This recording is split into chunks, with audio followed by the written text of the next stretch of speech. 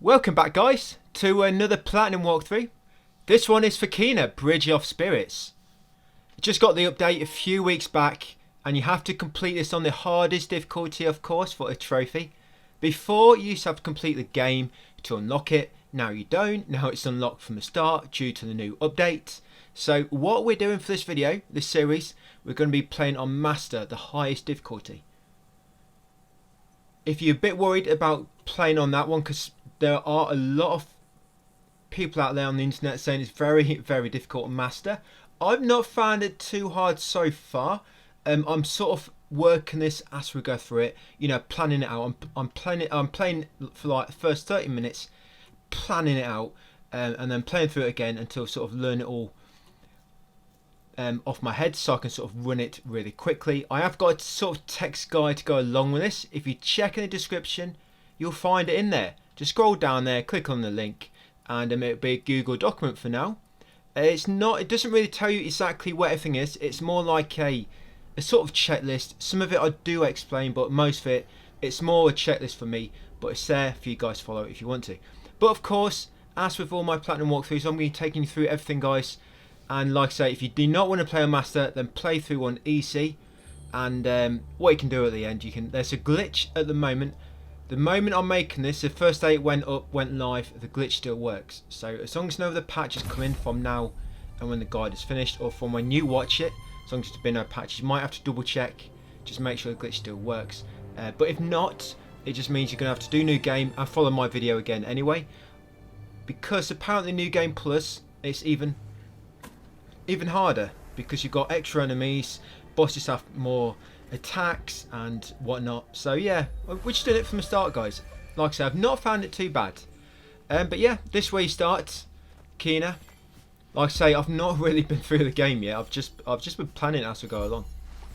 Some bosses, they do take me probably a few tries, and I've seen a lot of players say this is similar to Dark Souls in terms of difficulty.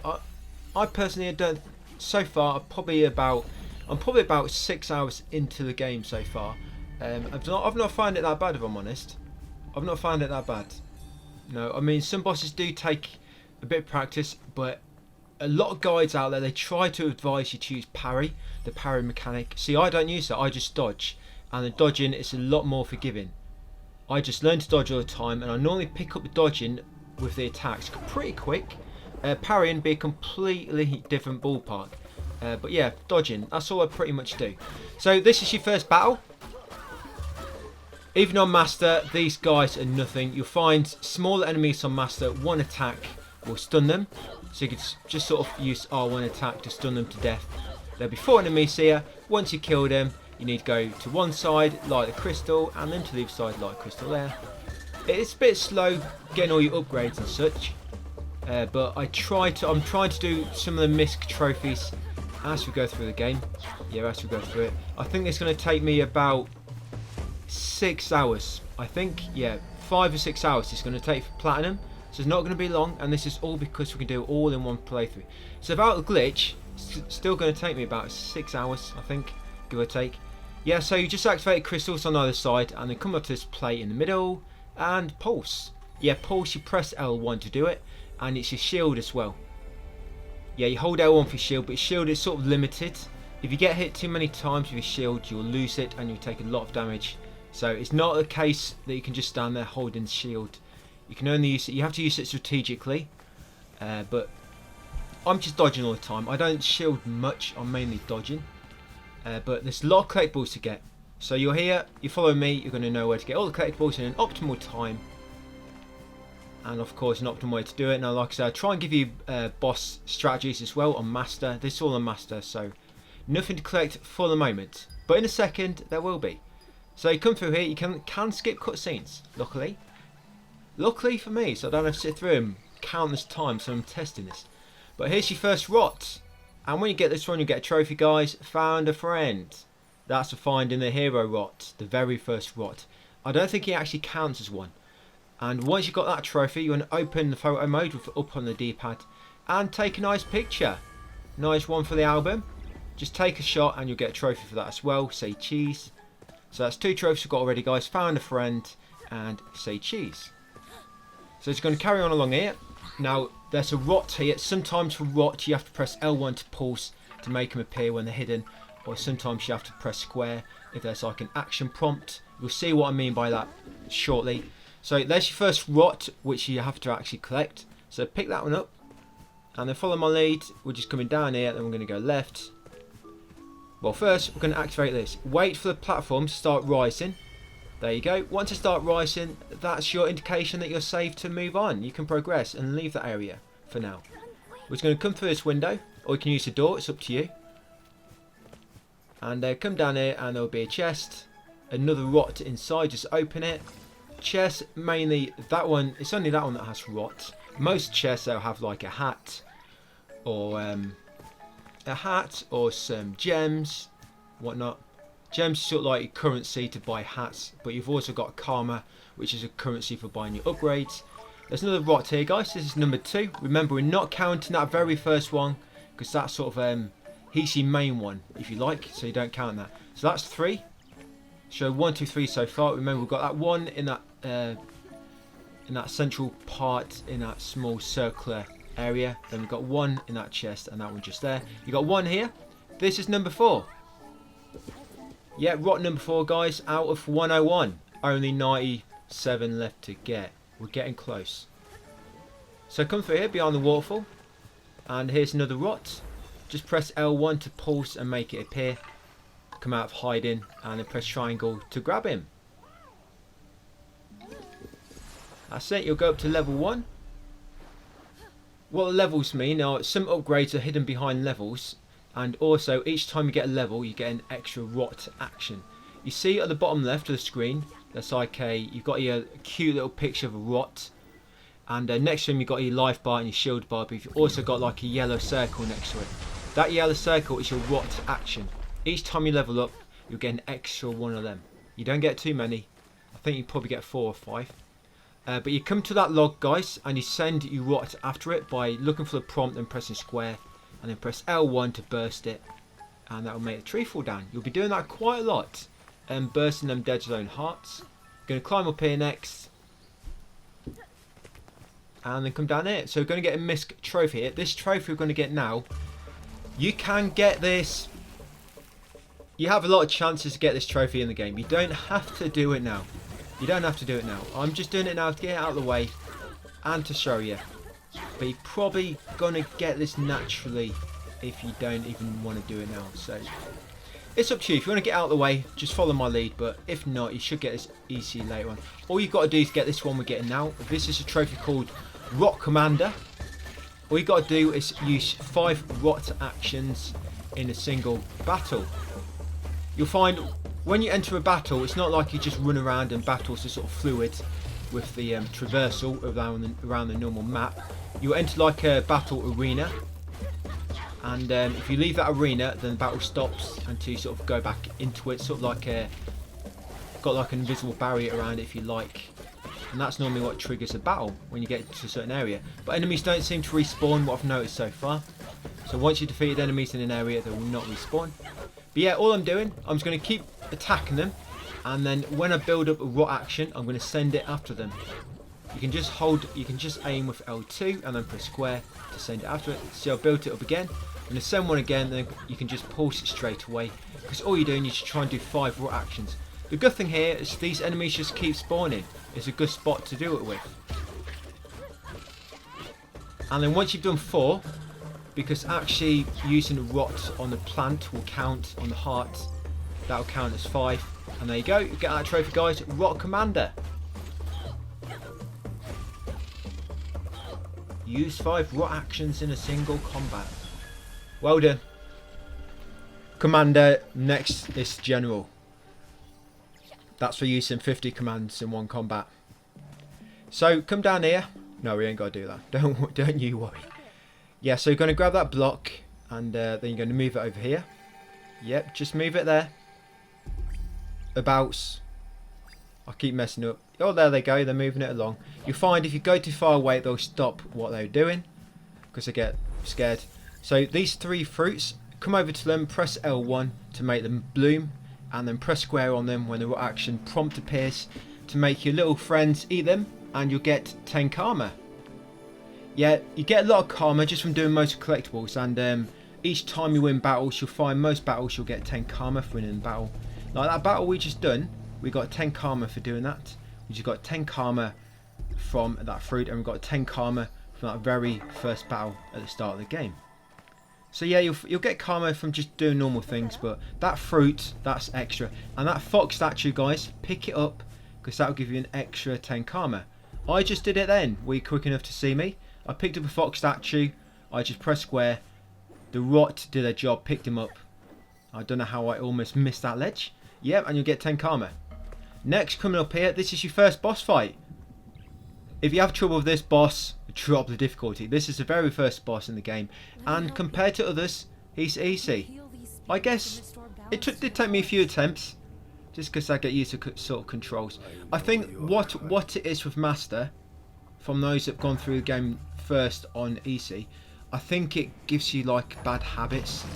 On Master, you have to learn the combat. You know, you can't just stand still being a tank, spamming attack like you can on easy. Master, you have to just treat a battle like a normal battle in real life. I don't mean run away. I just mean you can't just run in there and get hit. You have to play like you're playing, I guess, Dark Souls in a way, but it's a lot easier to get used to, I find. You'll find you can send your rot after loads of different enemies that will bind them. Different enemies will react differently. I mean, this one, for example, you saw, he curls up into a ball for a few moments, but eventually he will counter-attack. So you normally, if you do bind an enemy for your rot, get a few attacks in, but just be ready for the counter-attack, depending on what enemy it is. That one's quite easy. You can bind it, get a few attacks in, and you can use a shield like I did to block his attack, and then start pummeling him again. Yeah, pummel. You can start pummeling him again. But like I say, he's one of the easy ones. And you've just got some more rot. You just got extra 3 rot from a story. A lot of bosses you have to fight, you'll get rot from them as like a reward. It is normally about 3 rot. There's a lot of bosses later. You get 3 rot from killing one, 3 rot from killing another. Well done, guys. You've reached the credits. What's everybody saying about Master being so difficult? Easy peasy. If only. That's just the start of our journey. That's the prologue, I guess. The little intro. You see I'm dodging. Yep, I have endless amounts of stamina. I can just roll infinitely. Yeah, rolling's a little bit quicker than just running, but you have to get sort of like the rhythm down. If you just spam circle constantly with no rhythm to it, you'll roll a bit slower. But you press roll again as you sort of hit the ground and start to turn, and you can roll again quicker as opposed to just keep spamming it. And if you can get rhythm going, I mean, I still can't quite do it properly. I'm getting there, getting a bit better at it, but yeah, if you want to move a bit quicker, you can do that, but it just kind of pull you out of the game a bit when you keep running around and just rolling everywhere, or for Resident Evil, like running up the stairs and keep aiming. You know, just little things speedrunners do to move quicker. Yeah, I do think it ruins it. It kind of ruins the gameplay a little bit. I don't know. It's a hard thing to say. I mean, I'm obviously getting used to it, so it's not too bad for me. But it doesn't allow you to enjoy the games you're too worried about spamming circle everywhere. So yeah, just run around normally. I'm just doing it to be a bit quicker. So once you kill them enemies, you're going to purify that dead zone heart, and you'll discover a hat cart. And we've purified this part of the village. That's a warp shrine. They'll come in very handy later. They let you fast travel around, obviously depending on other ones you've located and activated. So yeah, we've purified this area, and you'll get that mushroom hat. You don't need to buy all the hats, but you need to make them all available. So that's mushroom. That's for clearing that area. In that first chest, we've got clover, the clover hat, and in the second chest, we got the pot hat. And over here, guys, it's rot number. Yeah, rot number 9. So make sure you get rot number 9. So what we did there, you got the mushroom hat for discovering the hat cart. That always happens when you find a new hat cart. There's 5 in the game. You automatically get a new hat. You, like I say, you don't have to buy all the hats. You just need to get them all available in the shop for a trophy for them to count. Another rot here, guys, underneath the rock. That's number 10. And then come over here to this plate, pulse, and you'll get Taro's mask. Yeah, we'll use that to see some hidden things.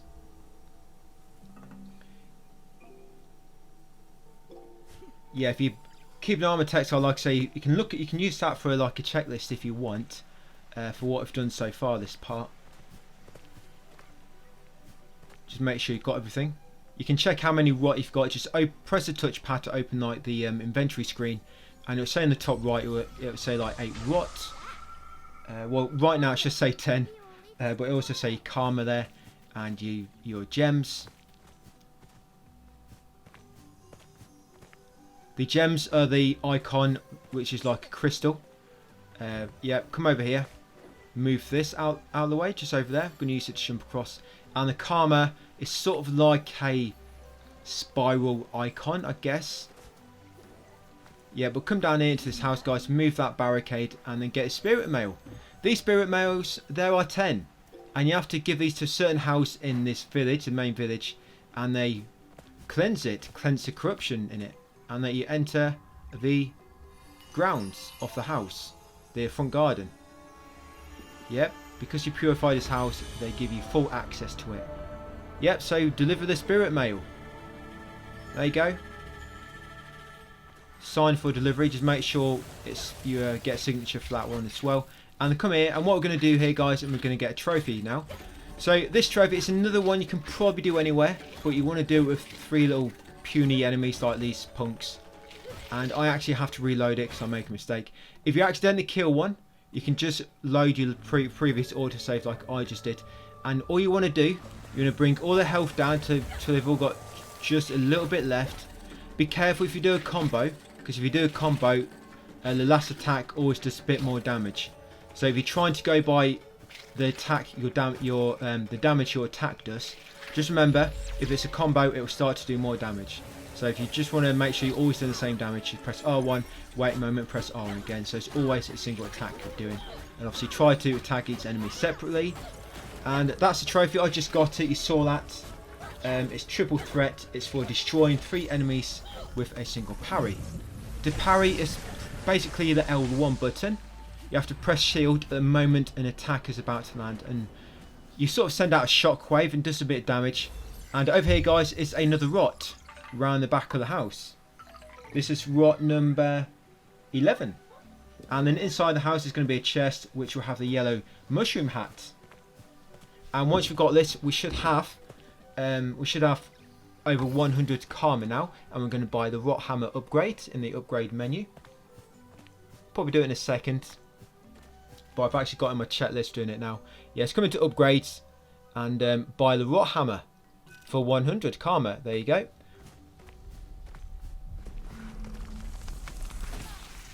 Yeah, that parry one. Sorry, the parry. Yeah, you just press shield the moment you're going to be attacked, and you'll send out like a shockwave dealing damage to enemies.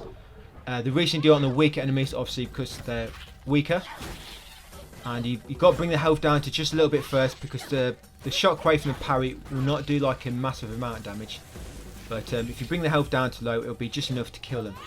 And obviously, make sure they're all sort of close to you when you do parry one. But them little guys are quite simple to parry anyway. They've got sort of very basic attacks because they're very basic enemies. That's what basic enemies do. They give you basic attacks. So yeah, triple threat, guys. If you can't get it now, just get it later. There's quite a lot of these plants around that spawn these little enemies.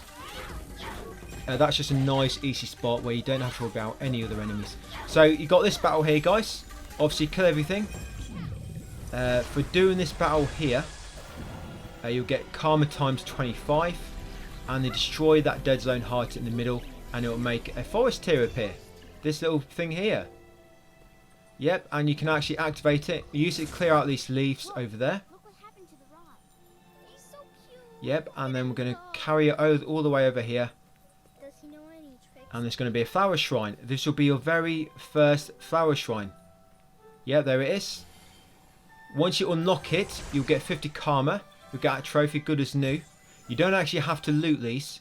for them to count. You just have to sort of unlock them by cleansing the corruption on it. But when you cleanse it, you'll get 50 karma, and when you interact with it, you'll get 200 gems. So you want to go and interact with it anyway, just get gems in case you want to buy hats for your little cute friends. So come over here, guys. It's another rot. This is rot number 12 out of 15. Just 5 more minutes for this video. Yeah, 5 out of 15.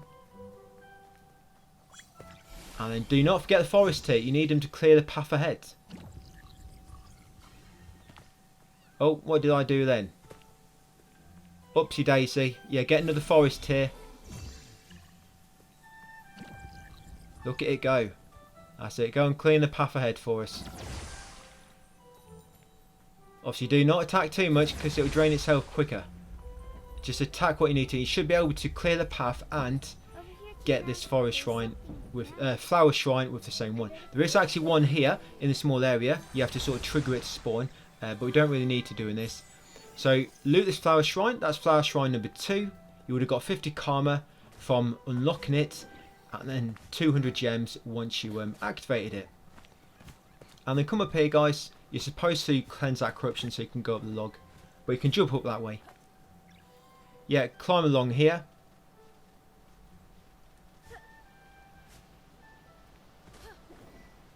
And just carry on. Is this another battle? Can't quite remember.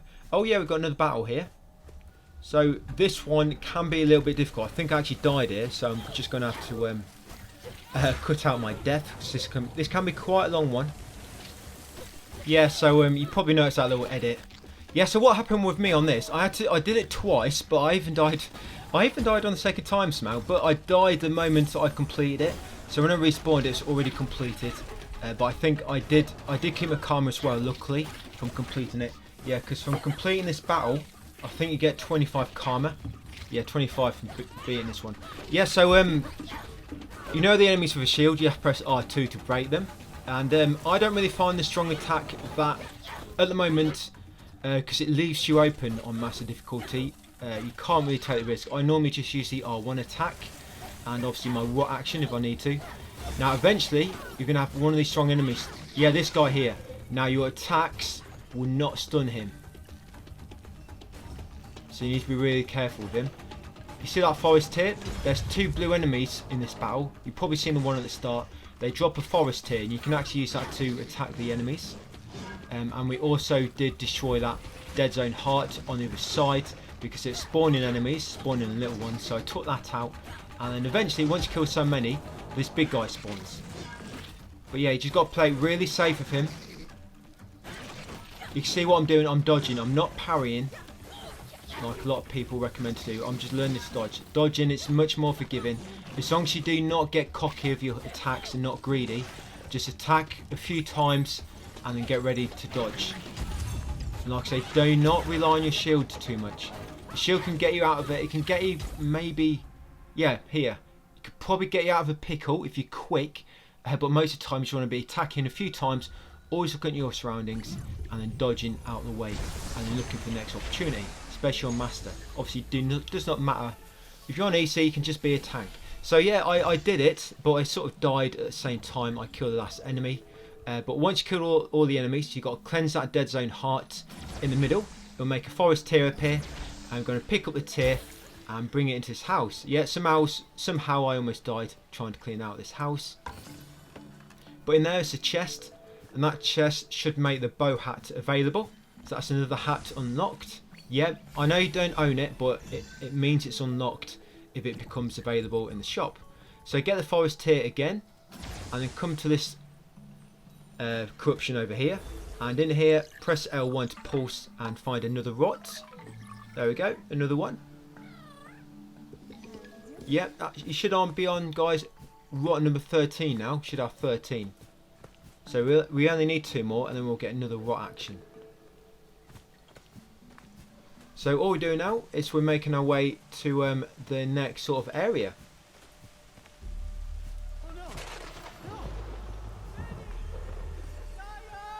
Yeah, so just make your way through this sort of gloomy looking forest. Looks pretty cool. It's just very wet. Yeah, and this is part of the story. This will update the story and it'll also pop a trophy. The trophy you're going to get now, guys, is called Into the Woods, and that's for discovering the forest. If you've done everything I've done so far in terms of the combat trophies, you should be on 7 trophies at the moment. But yeah, that'll be it for that one, guys. Thank you for watching, and we'll pick up from here on the next video.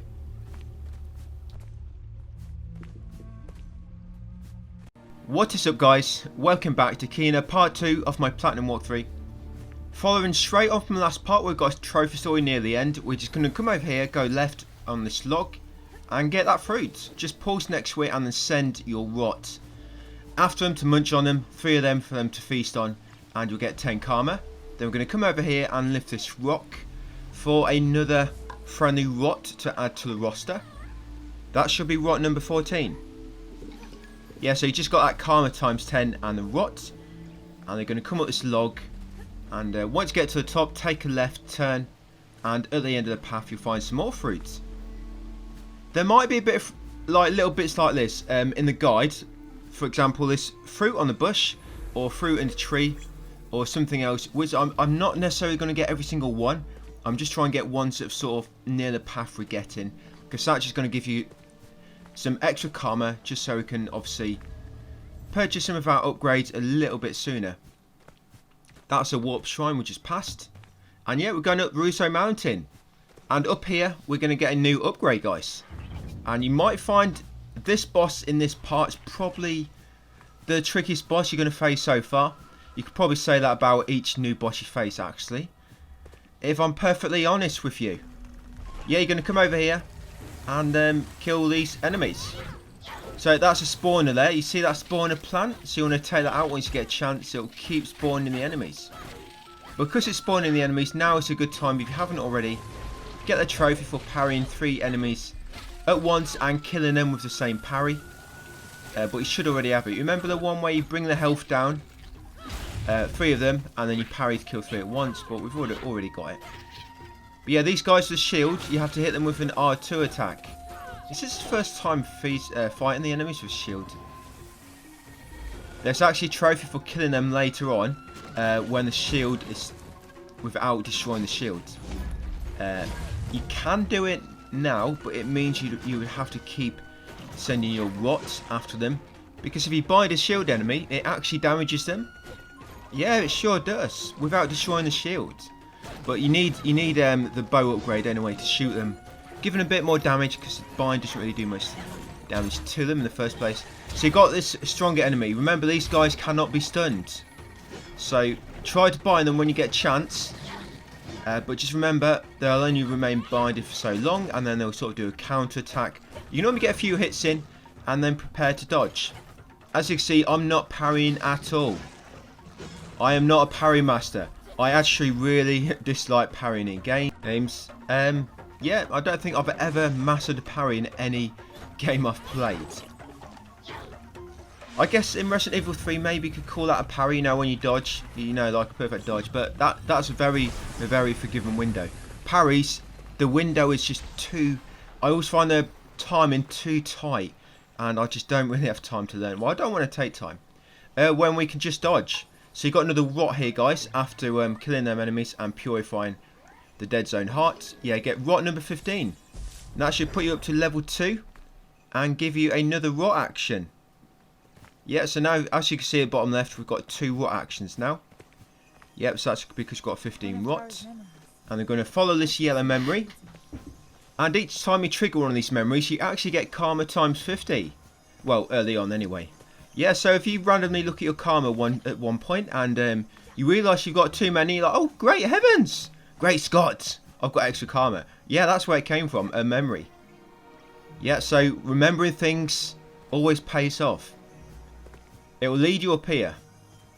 And then you just pull out your mask, put your mask on. Or take your mask off that you've already wearing and then put that one on. There you go, and that will trigger it. Yeah, like I say, karma times 50. And then that should activate this forest tier as well. You should have 245 karma if you've not missed anything. Yeah, so to get this forest tier, we're going to clean this corruption on the left. This is going to lead us to another flower shrine.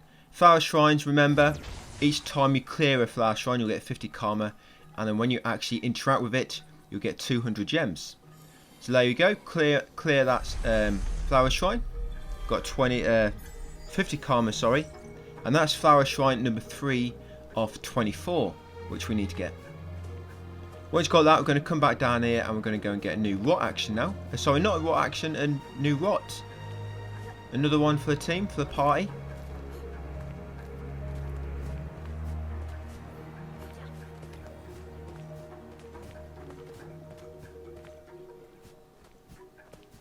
Yeah, you come over here and you need to sort of...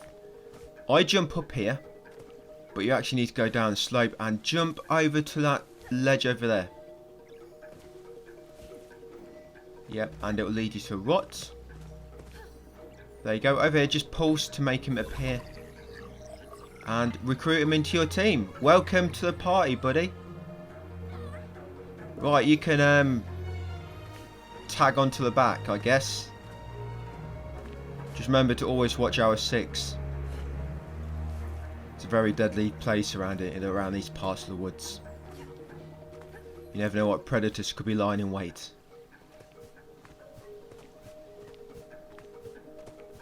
Yeah, so once you've got that, you need to come back around here, and then you're going to climb up. I'm going to get 10 karma now from some fruit. Yeah, after climbing up, I've seemed to have described the bits of fruit you get. I seem to actually have described them in the guide. Like here, I put after climbing up the slope on the right, you'll find karma times 10 from the fruit. Yeah, and then unlock that upgrade, guys. Enter the fray. Sorry, that was a little bit quick. Just go into the upgrade menu and unlock the upgrade called Enter the Fray. That's for karma times 300, and what that does, it gives you, each time you start a battle, you automatically start with one more action available, which is a great help, especially for cursed chests, which we'll see a bit later. So down here, it's another rot, 17, hidden down here at the side of a cliff. Just drop down there and release him. And yeah, I get a nasty glitch here. I'll leave this in and let you see. Yeah, so I was jumping across here, just minding my own business, platforming, just trying to enjoy the sights, I guess, and having a bit of adventure. And here, watch this. Look what happened. It teleported me. No, that was not a clever edit. It actually teleported me back over there somehow. Weird. I don't know why that happened. But it did. But I'm over it now.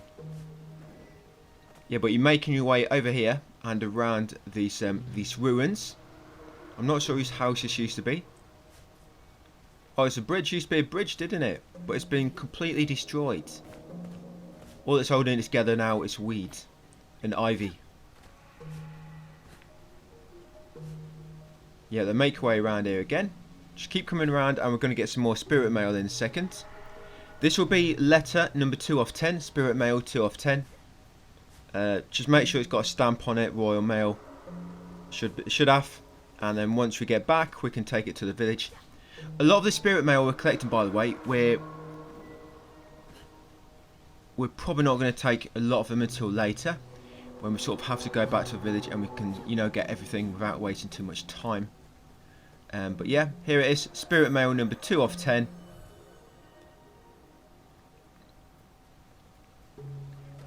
Yep, and then back onto the handholds and make your way over to the left. This feels a little bit like Ghost of Tsushima, kind of, in the way you climb and with the meditation spots and such. I'm not sure that's sort of the inspiration behind this game. I don't know, the gameplay. I don't know, it's a bit more simple than Ghost of Tsushima, I guess, but yeah, the climbing's very similar, the traversal. And but yeah, we're climbing up here. Just keep climbing up and you'll find a big block of stone. Send your rot after it and have to move it.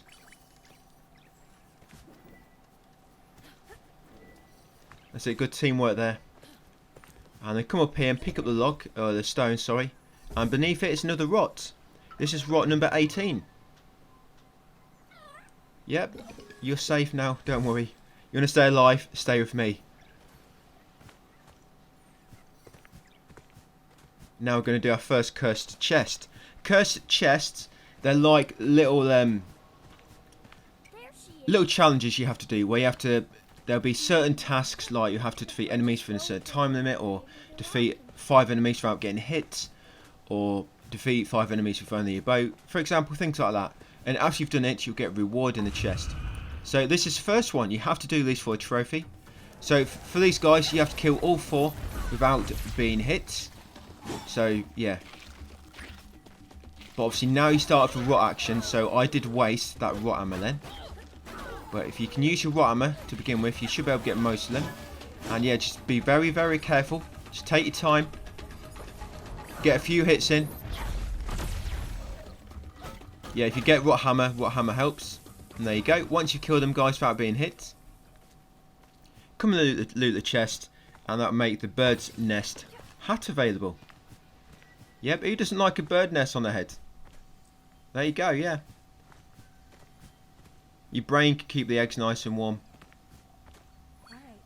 And then you come over here and send you rot after the rope for the bridge, and they'll pull it up for you. And once it's up, quickly run across before they release it and let go. And over here, just interact with this rock, and you'll release a memory, and we're going to chase after it. But we're too quick. The memory's actually chasing after me. Yeah, it should stop around here. That's a warp shrine, just got close enough. Warp shrines, I'm sure you've realised by now, you just have to be within the proximity to activate them. And yeah, get that memory guys, that'll be memory, another memory, get you 50 karma. And over here, just got to kill these enemies now. Now I think these enemies keep spawning until you destroy all the plants. So the plan here is you just keep killing the enemies, building up your your courage. Building up your courage, and then destroying the dead zone hearts during the battle. The blue guys, you can actually, they'll drop a forest here, you can actually use that to destroy a heart. Yep, these guys here. Yeah, you can send that after a heart, and it'll save you having to use a rot action.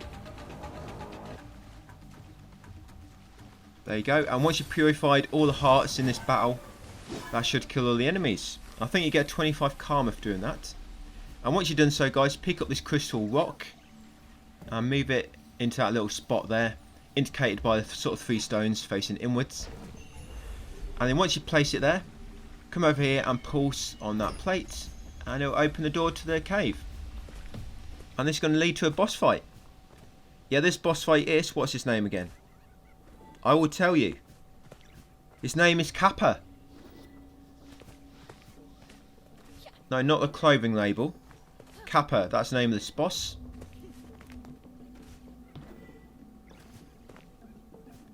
Yeah, so this is probably going to be first, perhaps, tricky fight, but you can completely ignore its second phase if you do what I'm going to do. It's not too difficult, by the way, but you see his health bar at the top.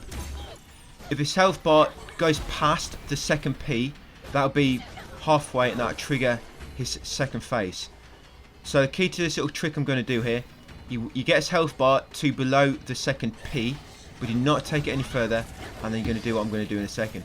But what this boss does, it will just keep popping up and lobbing these little bombs at you. Just make sure you roll out of the way, because eventually they will detonate if they don't hit you on the initial throw, and they'll do some damage. And once detonate, they spawn a little enemy, and it will just keep popping up and lobbing them. And you can use them to build your rot action. And if you're quick enough when he pops up, you can get a few hits in before he goes back down.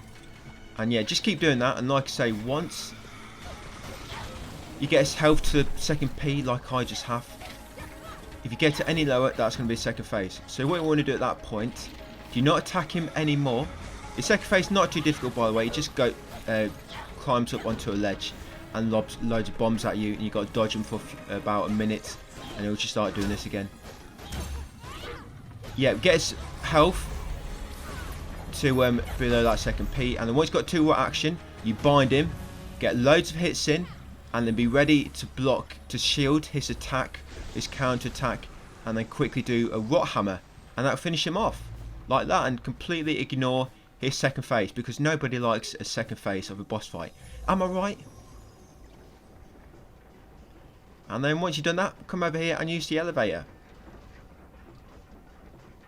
Yep, you can relax for a second now. No more bosses for this part of the video. Or this part. No more bosses for this video at all. So once you get up the lift, keep an eye on the left and you'll find a fox statue. Get your rot to pick it up and that'll get you 10 karma once you've done it. Yeah, once you trigger them to start doing it, you can run off and you should see a karma. There it is. It just was rewarded to me. 10 karma.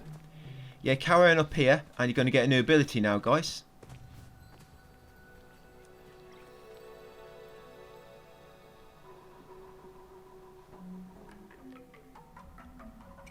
Yep, hunt it in the forest. That's for getting the bow. We've got the bow ability. So now you can shoot things with your arrows by putting them in your bow and drawing it back and releasing the button.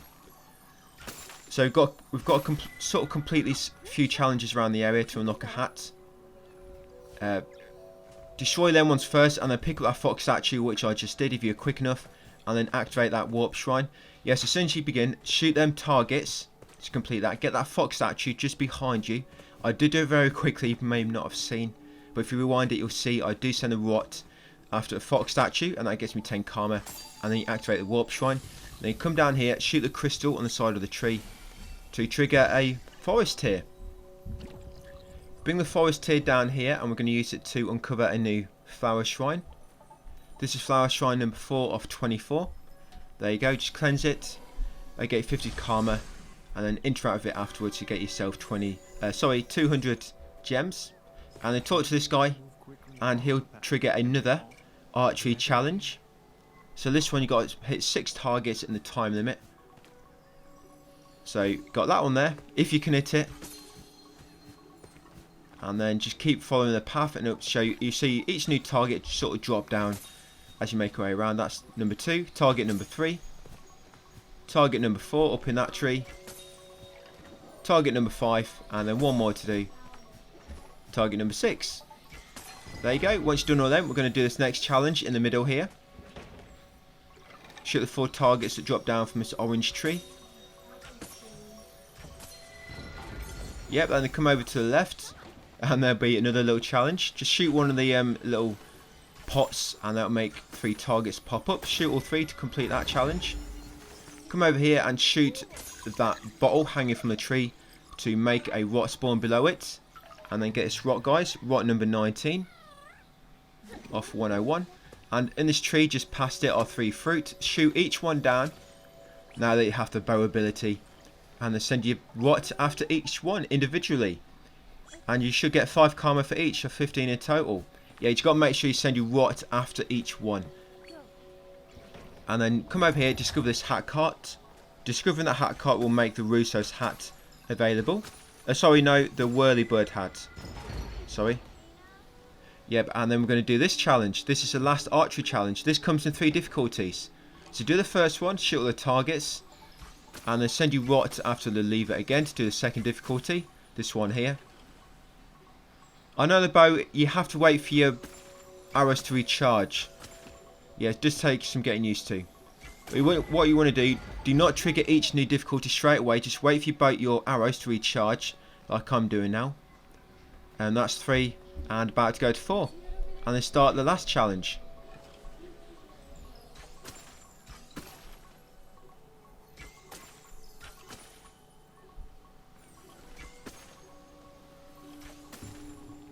Yep, and then once you've done this one, guys, because you've done every archery challenge, you should make Russo's hat available.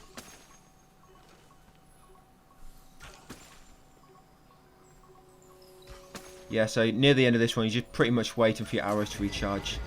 Yep, Russo's hat should become available. You'll get karma. Sorry, Russo's mask, should I say. Yep, and that's it, guys. That'll be it for that part. That part. Yeah, it's quite a short one, that, but it's because I recorded this part and the last part actually together, but I split them up. But yeah, that's where we are, guys. I'm just showing you sort of my collectibles we've done at the moment. If you want to check with your own on the map, make sure they sort of tally up, because if not, obviously you've missed something somewhere. But yeah, that'll be it for that one, guys. Thank you for watching, and I'll see you on the next video.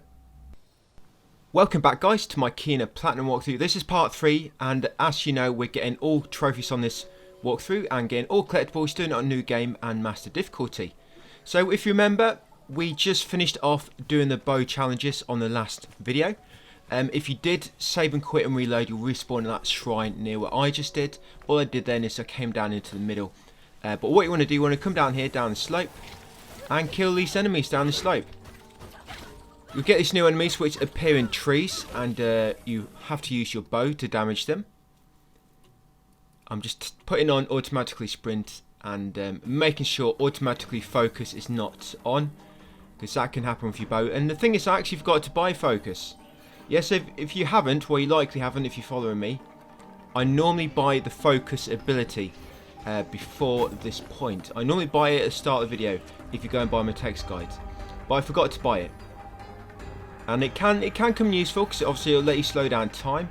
You just press R3, I think it is, and it lets you slow down time while you're aiming your bow. So yeah, if you haven't already guys, go into your upgrades and purchase the focus skill for the bow. I do purchase it just a bit later because I forgot about it. It's not a big problem, so I sort of know what I'm doing anyway. Yeah, that will cost karma times 150. You can also jump in the air and aim your bow, and that also slows down time. So either way, yeah, you can do that like that. So yeah, you kill these guys in the trees, and once you kill them all, you need to send your rot after the dead zone heart. Shoot it again to break it, and then shoot that target. Come over there, there's a fox statue. Get your rot to lift it up, and that'll give you karma times 10. You should see it trigger in a minute, there it is. Yeah, karma times 10. So just make sure you pick up that rot statue guys before you cross over the bridge. And then come down here and we're going to get our first meditation spot. Yeah, this is obviously took a bit of inspiration from Ghost of Tsushima. Or maybe they copied these guys. There's somebody in the know working on the development team and they knew. But yeah, the meditation spots, they refill your... They extend your health bar so you get more health. And you come down the slope, and we're going to get our first charm stone. As you're coming down, jump up and shoot that flower, and it'll pull you across. And then over here, guys, is our first charm stone. I don't really purchase any of these charms, and don't do that. Yeah, you'll die. I couldn't remember if you can make jumps when you're jumping onto a slope, but as you can see for there, you can't. Yeah, I took one for the team then. I just showing you what happens if you jump too far, especially if it's on a slope. But yeah, charm stones, you want to keep all your karma for sort of key upgrades later guys. So don't unlock any charm stones. Any good ones we get later on, I will advise it to you and we'll likely unlock it. But yeah, for the time being, save all your karma because there's going to be important upgrades we're going to need to buy later. Okay, so this is actually a boss fight. And before you actually trigger the boss, you have to kill these. There's 2 enemies in the trees, and then once you kill the first 2, another 3 will spawn. And then once you killed all 5, the boss fight will trigger, the Wood Knights. And this, if I'm honest, probably the first difficult boss I've faced on Master. And I've watched a few guides on this, and they all seem to parry the boss. I don't know why, so that's like the hard way to do it. And each time you die, the annoying thing is that you have to kill all these enemies in the trees again before you can even trigger the boss fight. That's one nuisance about this. But yeah, there is a way to cheese this boss fight. I'll be doing this for all boss fights. I'll be trying everything in our arsenal. You know, all possible actions we can take and try to figure out what's the easiest way to do it. Parrying would be probably the hardest way. So yeah, again, I don't know why guides are getting you to parry. It's probably the hardest way to do it. Yeah, but this boss, it's a simple way. You need to bind. So before you go into the boss fight, you want to try and make sure you've got at least 1 rot action ready. Yeah, you see I've got 1.5 almost, and here it is, Wood Knight. He's got critical spots on him. You see the orange parts. They do a little bit of damage and they drop courage, but it doesn't like change the tide of the fight or anything. So first I tried to shoot the critical point off on his head, but you don't really need to worry. But all you're going to do, you're going to bind him, get a few attacks in, then he's going to do like a 2-hand combo in front of him. And then he'll pause for a few seconds and then he'll do like a ground pound in front of him. And what you're planning to do is you bind him, get a few attacks in, and then dodge out of the way for his first 2 attacks, and then get behind him and start punishing him again. Remember, his third attack, when he's binded, he'll only attack in front of him. And the key here is to try and build up enough courage for another rot action during that bind. And as you can see, quite an easy way to cheese him. All you've got to really do is dodge this 2 combos, but easy to do. And obviously build up a rot action on each bind. So again, binding him, a few attacks in, dodge out of the way, or just use your shield if you can time it right. And then once he's done this 2-hand combo, get behind him, because he'll always attack in front of him. Yep, that easy, guys. I had a lot of trouble with this until I obviously worked this out. There you go, so simple. I think there's one boss so far which you can't really cheese, but yeah, not been too bad so far. So once you killed him, the Wood Knight, you'll obviously get some karma. You'll get karma times 75. You'll send you rot to that big flower on top of the house, and then shoot it to cleanse the area.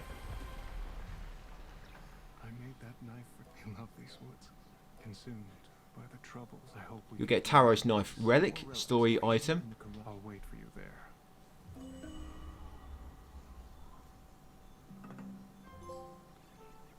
Right, and that trophy, Taro's Sphere. Once you've got that, turn around and we're going to come over here. You'll get 3 extra rot there, story related. So you should get 20, 20, and 21. And then come over here, guys, and pulse on this sort of rot running around. And then pick him up. That should be rot 23. Then we're going to shoot that heart on the owl statue. Hopefully you're better aim than what I am. Don't know why I just can't seem to hit it. Probably should have bought focus by now. Yep, and then send you rot after that cog, and then shoot that crystal, start the cog going, and then get his forest here and take it through his tunnel and cleanse all the corruption, and then get the flower shrine at the end. You probably just noticed we've got a flower hat as well become available. I think that's for getting 23 rot altogether, or something like that. But yeah, eventually you get through that tunnel and you get his flower shrine. You get 50 karma and then interact with it to get 200 gems. That's flower shrine number 5 out of 24. And then jump up here, and now you can jump up onto this. Yeah, if that's not there, you need to shoot that crystal at the bottom to rotate it into place so you can jump up to it. And then come onto here and shoot that target to make the lift go up. And then make your way over here by shooting the plants. And loot this chest, which will make the feather hat available. And then get back across and then go back down the lift. You'll find when you jump in, if you jump once, then aim with the bow and then jump again, you get a little bit more distance.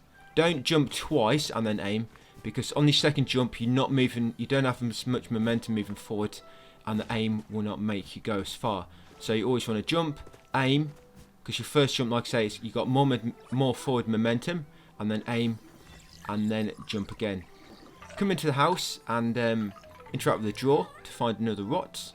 This rot number 24 out of 101. Come outside into the back garden and shoot the dial at the back, spin it around and spawn a forest tier. Sorry, not a forest tier, a crystal I guess, and then place that into a flower over there and that will spawn a forest tier. Now you need to use this forest tier and make it go over all these sort of seeds on this patch of soil. You know if you've got all the seeds because you'll get some karma. And once you've done so many, a rot will appear in the middle. Just make sure you pick up that rot. That'll be rot number 25. Yeah, you know when you've done all the seeds because you'll get karma times 10. I don't think I've got it. You can see there's a seed there just on the bottom left. There it is. And there you go. I've got 10 karma. So just make sure you also got them particle effects. Yeah, you get that squash hat. I think that's for getting 25 rot altogether. And then we're going to come down here, guys. I'm going to get another charm stone now. Again, do not unlock this charm stone yet. We're just going to collect it. And yeah, you don't need to come down this way. You can just go down the normal path to come down here if you want. Probably not much quicker, actually. Yeah, loot this chest, a charm stone. Mended strength, there you go. And pick up that fox statue on the left. Did you see it if you're quick enough to see me? On the left, yeah, there's a fox statue. And I don't know what I did here. For some reason, I aimed and then let go of aim. And you cannot aim twice in the same jump. So yeah, don't do that. Yeah, but I died. I'm just going to make my way there. Yeah, so just on your left here is where that fox statue was. Just there on the left. Just make sure you pick it up for another 10 karma if you didn't do so already. Yeah, so just going to make your way down here. Just shoot these flowers to sort of grapple down to it, I guess, with your arrow. And once you're down the bottom, just carry on down the slope and you'll find some fruit in a bush. Pulse it to make it blossom. And then send your rot after it to get 10 karma. There's no more boss fights on this video, by the way. I don't think there is. I think there's a few battles. But yeah, no more boss fights. Yes, I finally realised. Yeah, unlock the focus skill. And also unlock the bind multi-shot. Important. We need that bind multi-shot for a trophy nearer the end of this video. If you don't have that. Also for a cursed chest. If you do not have that, it will make this cursed chest a lot more difficult. I tried doing this cursed chest without it. You can do it, but it's just difficult to do the challenge within the time limit. But having that, it just allows you to obviously kill more enemies quicker, because you bind one and then shoot that one with your arrows, and it'll actually damage the others. It just makes it a lot easier. So what we're doing now is making our way across here and getting a rot. In some of the speedrun videos, they do get down here a quicker way. You know, near that charm stone, a buff which we last got, that charm stone, was it mended strength? They jump across rocks here, but it's very tricky to do, because if you jump in the wrong spot, you die. It's like dead zone. So I just come down a normal route. But yeah, here you got a rot. That should be rot number 26. And then we're going to go and get rot number 27. Got to make our way back to the bridge. Yeah, unfortunately, Kina is not a very good swimmer. She's very, very slow. Yeah, very slow. She needs to do front crawl to be a bit quicker. But probably a bit difficult with that staff on her back. Yeah, I've tried doing front crawl with my staff on the back before. It's quite difficult to do. So, yeah. I understand why she's doing breaststroke. Yeah, over here, there's rot 27. Just shoot your arrow to a grapple across. Pulse. And there you go, 27.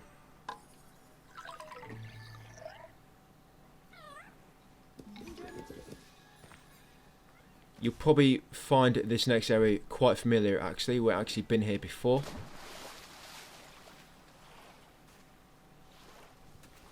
Yeah, I think there's no, was it first video or second video? There's a warp shrine there, by the way. Oh yeah, some fruit here on the left. Yeah, the 3 fruit hanging up. Just shoot these down with your bow. And then send you rot after them, and you should get 15 karma altogether. Over there. Right there. There you go. I think one glitched up or something. I don't know. Because it seems, I mean, I shot 3 down, but it seems like my rot only went after 2. So I'm not sure with that, if sort of one glitched up. I don't know. But yeah, come through here. This encounter is the first one with pass, which you don't have to actually kill the enemies. You can just sprint past and they'll despawn once you get far enough away.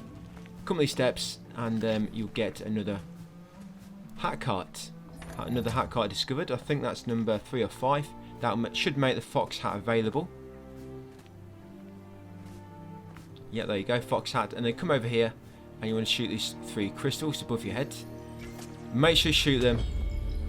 Yeah, you need to shoot them in order, otherwise it won't work like that. Just shoot the one first, which is glowing.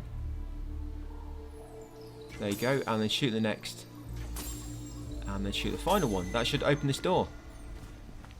Coming here, this is going to take us to the Forgotten Forest. Come over here and talk to this chap. No one knows the truth. The people who built them. For some dialogue and a little cutscene, I guess. Now, just behind you, after a cutscene, will be a fox statue.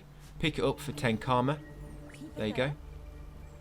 And then make our way over here. Now we're going to get a misc trophy in a second. This trophy is for killing a shield enemy without destroying their shield. You can either shoot them through the shield, but what I do to begin with, I just shoot the critical spot on that enemy, and then bind him, and then try to shoot some of these ranged enemies around him while he's binded, because he's the one you've got to worry about. Yeah, them 2 enemies which are on top of that big tree log, which is acting as a bridge. You shoot their heart and it kills them in 1 hit. And obviously you've got these sort of dragonfly enemies. So once got rid of all the ranged enemies, you can take care of the big guy. But yeah, there's a shield enemy. So yeah, you've got to kill him either without destroying the shield. Like I say, you can use your bow, or you can send your rot after them. Because sending your rot after actually does damage them, and it will actually trigger the trophy. But yeah, there you go, between the eyes. These extra enemies spawn once you go near that slope, which I did by mistake, but never mind.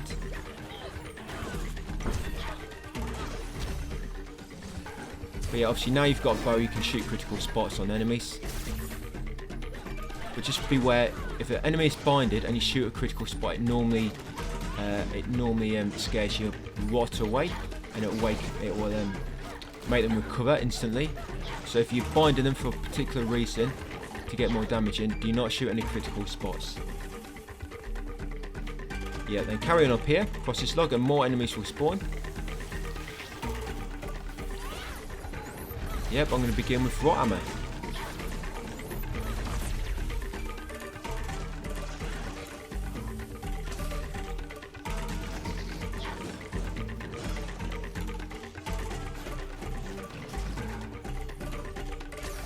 There you go, got him. Just going to finish him off with rot hammer now. There you go. Yep, so for killing them, you should get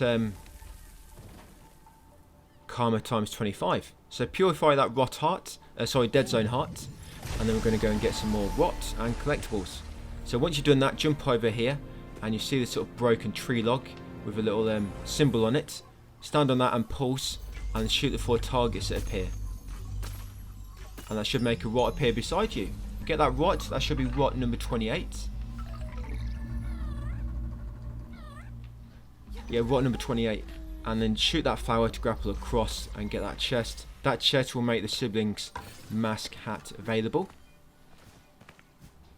Then we're just going to make our way back up to where we just were, so we can get another chest. Yeah, so make our way up here.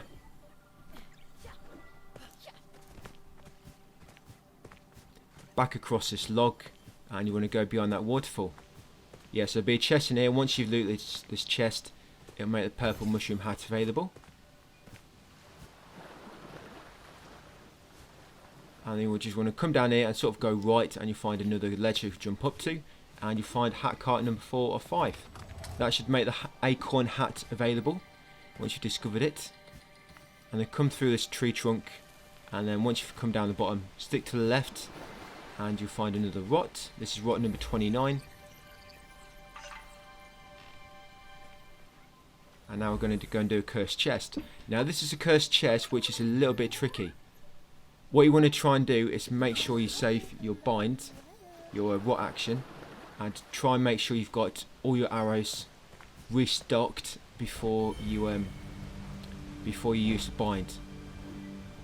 Because the enemies only bind for so long, and you want to be able to spam all your arrows very quick in the hopes of dealing as much damage to all the other enemies as well. Because it's your bind, when you shoot a binded enemy with bind multi-shot upgrade unlocked, it will make that arrow sort of break off and into smaller arrows and damage other enemies nearby it. So I'm just going to wait for my arrows to build back up. There you go. Then I'm going to bind one of these and then quickly shoot that same one a few times. There you go, and it killed them all really quick. And you should get that trophy, guys, Bowmaster. There's only 2 remaining. I think I actually messed this up the first time. Yeah, I have to do this cursed chest again. Yeah, but next time I do it really, really quickly. Yeah, you want to make sure you actually pull your bow back. You know, hold the button in so you do more damage. The longer you draw your bow, the more damage you do. You'll see what will happen when you draw in the bow. You see the arrow sort of flash, and that sort of indicates it's charged up fully. You get full damage. So you see me there? See, now it's fully charged.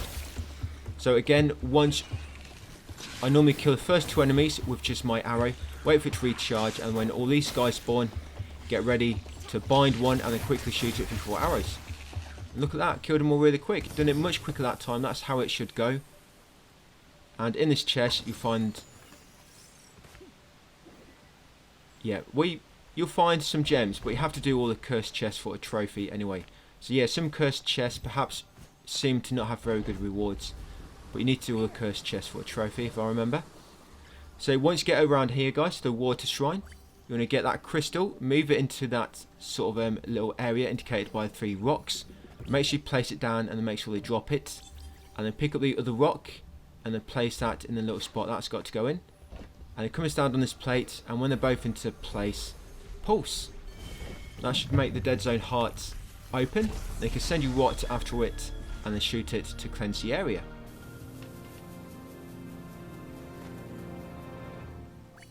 So now we're going to get that forest here, which is triggered. We're going to bring him over to us and cleanse this corruption over here, which should make a big rock, big square block appear. There you go. And you want to move this over here. Yeah, move that about there. So we're going to use it to jump up there. Just be patient. It'll take a bit of time to carry it over there. Quite a long way to go. But yeah, up there, we're going to first move the barricade out of the way, and then we can bring the forest here up to this next, upper area. So yeah, move that barricade by sending rot after it, and then come through once the doorway is sort of open. Yeah, and then grab that forest here, and you want to bring him up to you.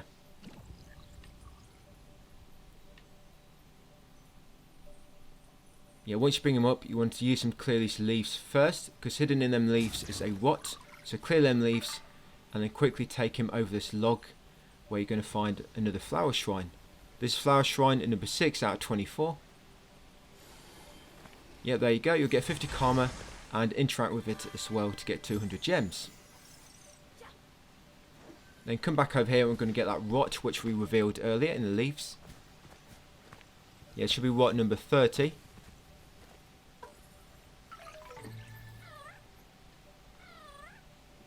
Then we'll turn around and we'll shoot the three blue flowers. You've got one there, just grapple across. You've got one there as well. And a third one over there, which will take you to another spirit mail. This is spirit mail number 3 out of 10. And in this chest, just below, is the Changing Tide Charmstone. I'm hoping, I've been looking at Charmstones. I'm hoping this one which helps you build up courage quicker. Because as you can imagine, courage is very, very important in this. I mean, a lot of my strategies so far has involved in courage and using what actions. So if we could build up courage much faster, I think it make the lot of bosses going forward much easier. So that's what I'm going to try and look for. I'm either going to look for something which increases our damage.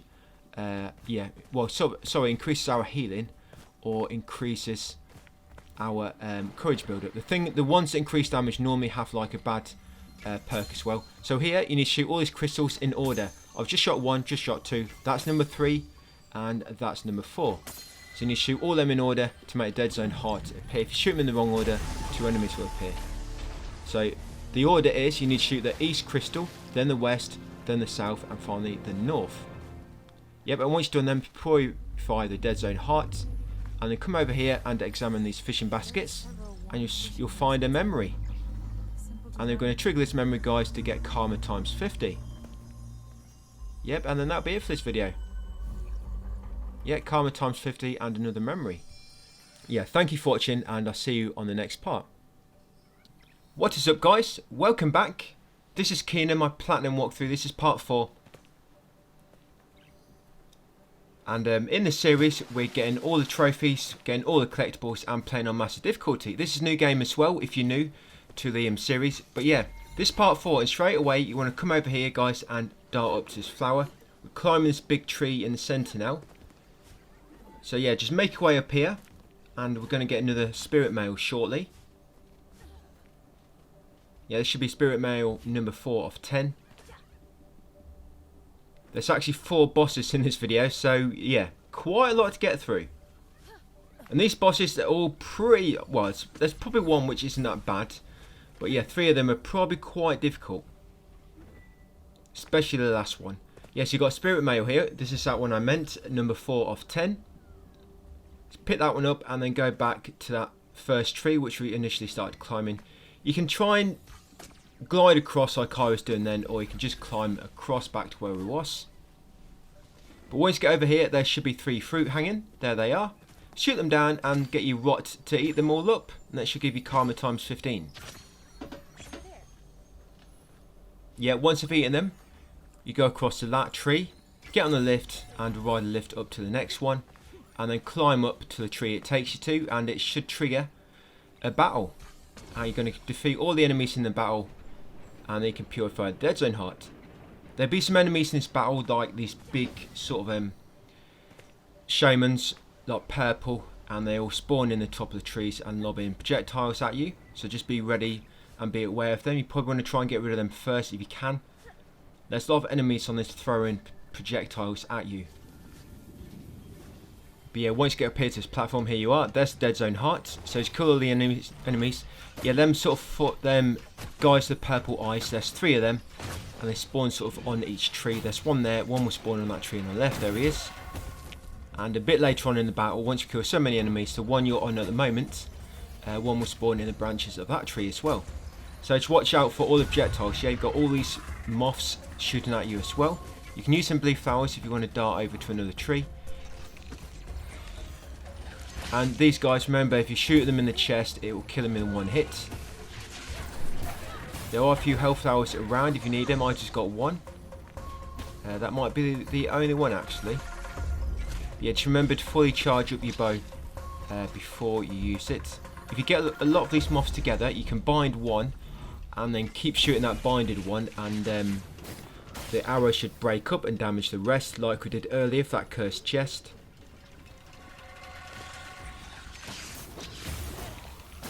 Like so. Yeah, the thing is they die so quick, so it doesn't really work that effectively on these. And there we go, the other one just spawned. And yeah, they lob that sort of dart at you, and it will stick in the ground, and it'll shortly detonate. So if you see one, just make sure you're not close to it, because it will explode and it will sting.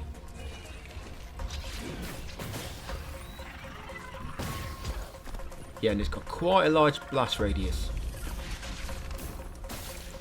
as I was just reminded.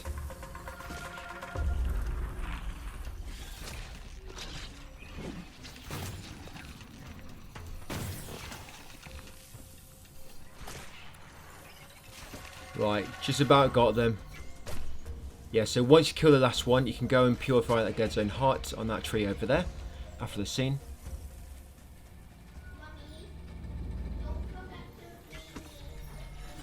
You should have got karma times 25 as well for killing them enemies.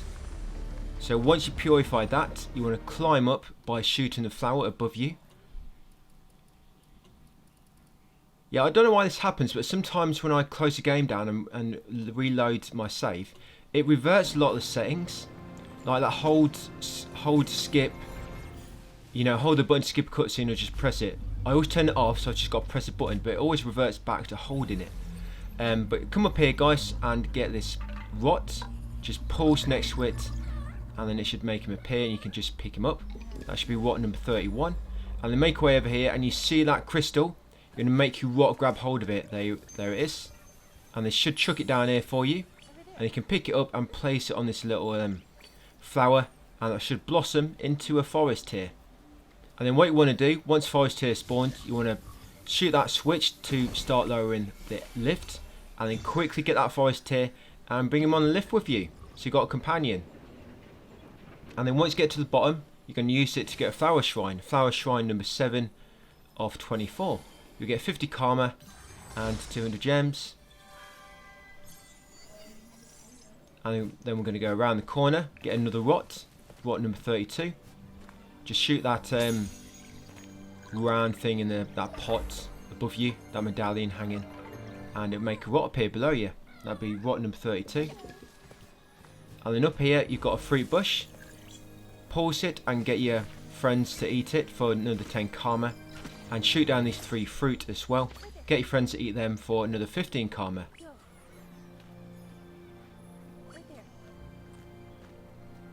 We've got a boss coming up shortly. We're going to make our way over here, and there's going to be 3 owl statues. We're going to place them all.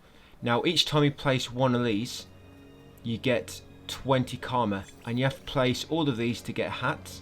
That's why you have to do it for. You can actually engage. This doesn't unlock the door to the boss. Yeah, you have to do these to get a hat. It makes a new hat become available. So yeah, and do not get too far away, because you find if you get too far away when you're rot and moving something, They get all them lonely and they'll come running after you, and whatever they're doing, they'll just drop it. So yeah, don't get too far away. Yeah, just place one owl onto the little glowing spot you'll see. Yeah, make sure they put it on properly. Let's try a different spot.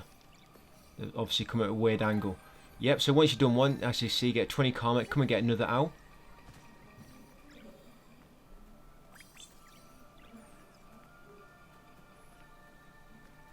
And then you place them on another spot.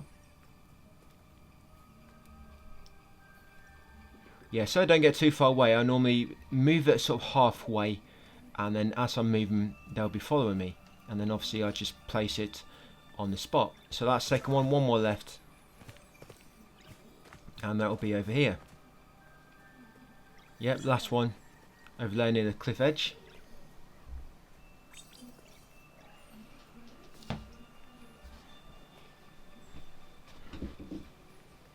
Yeah, 4 bosses, quite a lot. And I think the next part, I don't think there's any bosses in there at all. But as soon as we place all these owl statues, we're going to go and trigger a boss.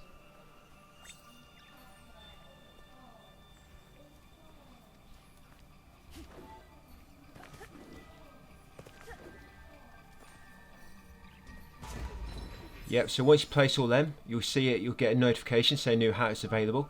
And we're going to purchase them 2 upgrades, guys. The parry counter for 150 karma and shield health.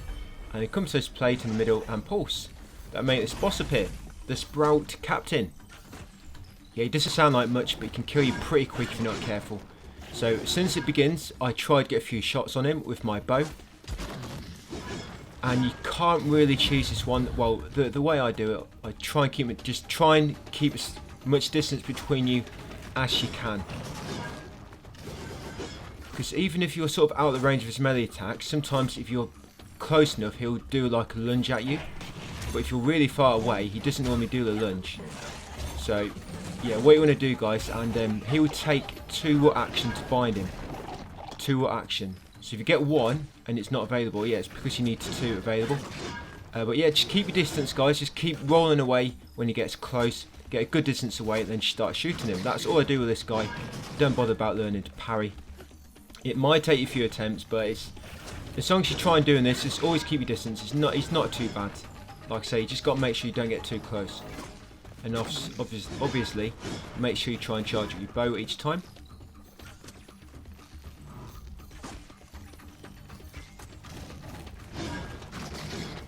Yeah, if you look above there, you know the health bar on the top right, you can see a little rot action, a little icon. That indicates how many rot you need to bind them. I believe that's what it's for anyway. Because some bosses will have 1, some will have 2.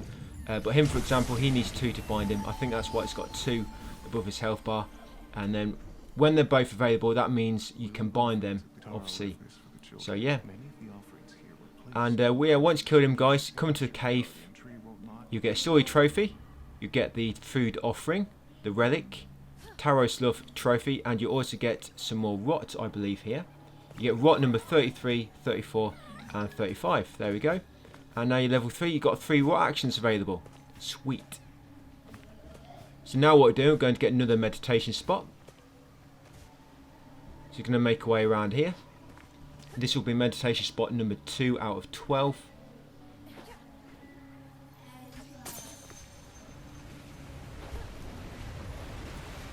We've only done 1 meditation spot so far. Wow, I feel like I've done more than that. Maybe it's because of the amount of different times I keep playing this. Yeah, meditation spot number 2, and just to the right, you've got another rot. That should be rot number 36. And now we're going to fight another boss, a mage boss. This boss isn't actually too bad. He can die really, really quickly. But the thing with this boss, he's quite gimmicky. He will heal himself.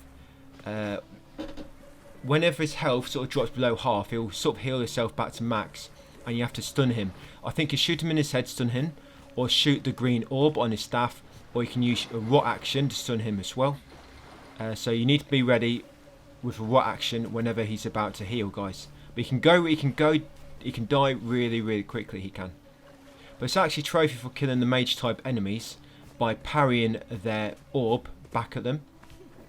Yeah, occasionally they'll try to like fire a like orb projectile at you, and you have to parry it back at them and kill them with that orb for a trophy. But we're going to do it on a later one, not this one.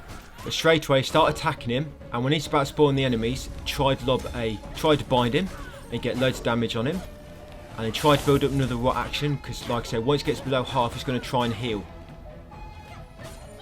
There you go, he's healing, and if you're quick, when he's going to heal, bind him again, and you can finish him off.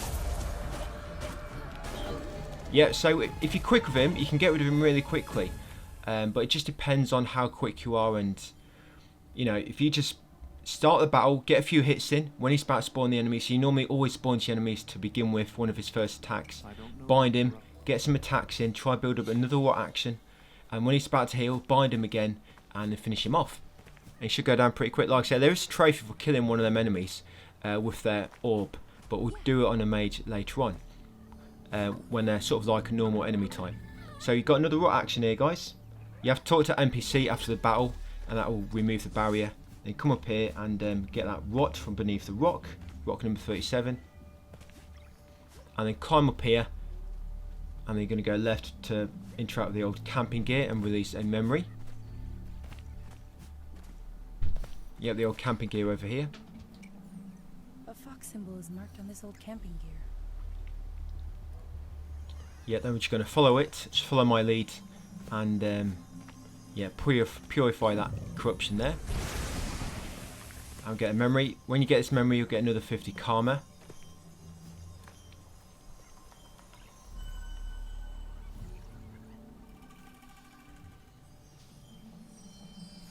We're not doing too bad trophy-wise. I think at the end of the next part, I think we're halfway through all the trophies, so not doing too bad. Once you get here, shoot the crystals in order to make a forest tear appear, or a crystal, and then place it on the flower to spawn a forest tear. Then you're going to use the forest tear to cleanse the corruption on the left and get another meditation spot, number 3 of 12. I think at the end of this video we've actually complete 100% 2 areas. I forget the names. I think Russo's Mountain, 100% that one, and I think is it the Forgotten Forest? That's 100% as well, while the forest. Once you've got that meditation spot, guys, like I say, 3 of 12 that one is. Yeah, you always want to unlock Rot Infused Arrow. Yep, unlock that. I think it's 300 karma. Yeah, Rot Infused Arrow. We're going to use that to get a trophy in a minute. And you're going to get the forest here and come up here. So you can kill. There'll be a few enemies to begin with, which is going to get rid of them. Don't worry about the Rot Infused Arrow to begin with. There's a trophy for killing. I think it's for hitting 3 enemies at once with a Rot Infused Arrow. I did try it there, but don't worry, there will be a better spot in a few minutes. So just get rid of them few enemies, and come over here and a few more will spawn. Get rid of these guys. I guess this might be a good spot because you got them 2 don't move. You could just line the other one up in front of them 2, and then yeah, maybe that's a nice easy spot actually. To use the Rot Infused Arrow, you aim with your bow, and then I think you hold R2 to pull your arrow, and then you press square to turn it into a Rot Infused Arrow. But then once you get the forest here, use it to clean them leaves. There's some rot in there later on, and clean this corruption. And then once you open this path, this leads you to the last part of the battle. A lot more enemies will spawn here, and it's actually a spawning flower there as well. So this might be an easier way to do it. Lead them all over here, where it's like a bottleneck, and it'll make it easy to line them all up. Like I say, you've got to hit 3 at once with a single rot arrow. There you go. You've got to pull your bow first, and then press square, and there you go. Get that trophy, piercing blow. That's another combat trophy done. And then just finish the enemies. And then once you kill them all, you can cleanse the corruption. There you go, by popping the dead zone height. And then once you've done so, come back over here to where the forest tier was. And this is under them leaves, which we cleared earlier. If there's leaves here, just get the forest tier and clear them. There'll be rot underneath, rot number 38. And then there's the fruit on a bush over here. Get this fruit to give you another 10 karma. And I'm going to get a forest here. I'm going to bring it over here, so we're going to get another flower shrine. Flower shrine number 8 out of 24. And then we're going to go and fight another boss. This boss, I think, Yeah, so Forest here, sorry, Flower Shrine. You got 50 karma and 200 gems. Yeah, this boss coming up, it's a Shrine Guardian. And a lot of players have said this is probably one of the hardest fights on Master. Just because of he's massive and he's always spawning enemies and he's got massive attacks. But I've not found him too bad actually. But maybe that's mainly if you're trying to parry every boss, he's difficult just because of how big he is and all the other enemies around the area. But yeah, I've not found him too bad. I mean, it did take me a few tries, but yeah, not too bad. But yeah, stand on this plate, pulse, and say hello to the Shrine Guardian. Yeah, I think I actually killed him first time on this go. Didn't get no deaths with him. Save them for the next boss. Yeah, so he's got a few critical spots which you can shoot for a bit of extra damage and obviously get a bit of extra courage. But like I say, he's always going to be spawning little enemies around him, so you need to always be aware of your surroundings. But all I'm doing, I'm just dodging out of the way when he uses attacks. Eventually he will sort of crouch and that flower behind him will open up like so. And when that opens up, you can actually, if you've got 2 rot action available, you can bind him. You can't bind him normally, you have to wait for his flower to open up. But you can only bind him once. But what I normally do is I wait till he's sort of below about half health. And then I wait for him to crouch and then I bind that. But in the meantime, all you're doing is attacking him, guys, watching for the enemies, watching for his attacks. And all I do, I just dodge away. I don't bother learning to parry, just dodge away. If you get a rot action, you can use a rot hammer. Yeah, I do that sometimes, use a rot hammer, because that's good because if you try to aim it in the direction of some of the little enemies as well, it can kill them at the same time.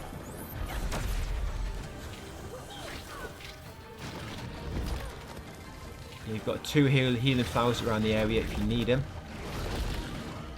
Yeah, you can shoot the critical spots on him if you get a window. Yeah, you might have to learn his attacks a little bit. I mean, not to the point where you're going to have to learn them pinpoint with pinpoint accuracy, so you know, pinpoint accuracy to the frame, so you know exactly when to parry and whatnot. But you just got to know when they're roughly coming, what attacks coming, when it's going to land, so you can sort of dodge out of the way. If he looks like he's going to do an attack, just start rolling away. Yep, and then once you do that, yep, you can get ready to bind him. I think it only takes 1 rot action to bind the flower on his back. Yeah, but once you bind the flower on his back and then pop it, that'll stun him for a good sort of 10 seconds or so. And then there you go, finish him off. Yeah, no, it's not too bad. And once you killed him, you get karma times 25, you get a lantern relic, and you'll get another trophy, Tara's Regret. That's a finding the lantern relic. And don't forget them flowers just in the boss arena. There's some fruit on the bush there. That should give you another 10 karma. And you get rot number 39, rot number 40, and rot number 41, which is story related.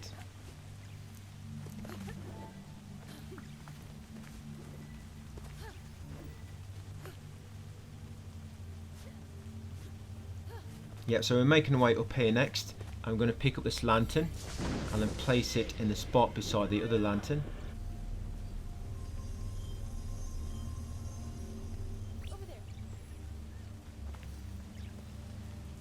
Yeah, the boss at the end of this video, that is probably the trickiest boss I've had to face so far. Yeah, that big guy, I didn't have much trouble with him. But this next one, yeah, you have to learn his attacks quite well, because he's very fast and he can cover a lot of ground with his attacks. So it's not a point where it's not a case of you can just get far away and dodge his attacks and just keep shooting him. You can close the distance between you very, very fast. So here, once you place that lantern, guys, you need to shoot all these crystals on the tree in order. We sort of know which ones, because once you've shot one, there'll be particles leading to the next. And eventually it'll lead you to this dead zone heart, and you can shoot it to purify all the corruption. And then once you get control back, come over here and there'll be a chest we're going to loot. Loot this chest and it will make the pine cone hat available. And then you're going to come left and drop down here. And this cursed chest. This cursed chest can be a bit tricky, but just remember you've got your rot actions if you need them. You've got to kill all the enemies within a time limit. But the problem is one of them is a stronger type, which you can't stun with your basic attacks. So you need to try and get him first, but try to lure all the enemies around as well. And then I just try to use rot hammer. So yeah, just try to focus on the big guy because your attacks will not stun him unless it's rot action. And then when all the other enemies are closer, you can use rot hammer then, trying to kill more at once. If you seem to have killed them all, but there's still one remaining, it's because sometimes they don't all aggro to you. But I luckily just finished this guy off in time. But as you can see there, when you're doing rot action, it stops the timer for a second or so while you're doing the rot action, so that's good. Yes, just remember, I think if you focus your bow, that might stop the timer as well while you are focused. But yeah, get that cursed chest afterwards, and that will make the tarot hat available. I actually forgot a fruit bush here. And I think I just remembered, and I ended up going back. So what we're doing now, we're heading to a warp shrine to warp to the next boss, the last boss of the video. But I just remembered that fruit bush. Yes, it's literally just next to that cursed chest we just did. So yeah, just coming back down here. There it is. Just make sure you get that fruit, and that'll give you 10 karma. So let's go and kill the next boss, guys. I won't mention his names; it might spoil it. I'll just let you see for yourself when we get there. So you want to go to Warp Shrine. This actually taking us back to where we fought that boss earlier, the Mr. Sprout Captain of Sprouts. What a title! Yeah, and once we've done here, as you can see, I'm just showing you. So Rusa Mountain with 100% that area, and also Forgotten Forest, that's 100%. And then all we're going to do, we're going to warp to the closest fast travel point. You see that yellow icon on the map? That yellow circle, that's where we're going now. So you're going to warp to the Forgotten Forest, that's the closest place, and then let's go and kill this next boss. Like I say, it's quite a difficult boss. I always die a few times on this guy, so I've not obviously mastered it yet. But you're going to have to learn some of his attacks, but you can dodge out of the way. You don't have to dodge every single attack, so don't worry about that. But yeah, come over here and interact with this. Yeah, this might be the hardest fight so far for you. So, to begin, you see that necklace around his neck, the small little lamp. If you shoot that, it will sort of explode and stun him for a moment. But eventually he will sort of do a 3-hand combo. So you can normally get a few hits in and then dodge out of the way. And then once he's done his 3 combo, closer distance on him again and get a few more attacks in before he recovers. And that lamp around his neck, over time it will regenerate. So you can sort of use it again and again. But if you bind him, you want to save the bind for when you enter his second phase, because his second phase he goes pretty nuts. So yeah, do not bind him until his second phase. And in the meantime, you probably just want to build up your 3 rot action. Having 3 rot action going into his second phase when he goes into half HP, it helps a lot. You see how quick I almost kill him just from having 3 rot action available. Yeah, the key is, do not bind him, guys, until he enters his second phase. He goes pretty nuts. Yeah, so just keep dodging away. Look for your openings. And what you can do, you can just keep dodging away from him, shooting him, wait for that lamp to regenerate, and then get him then when he's done from that.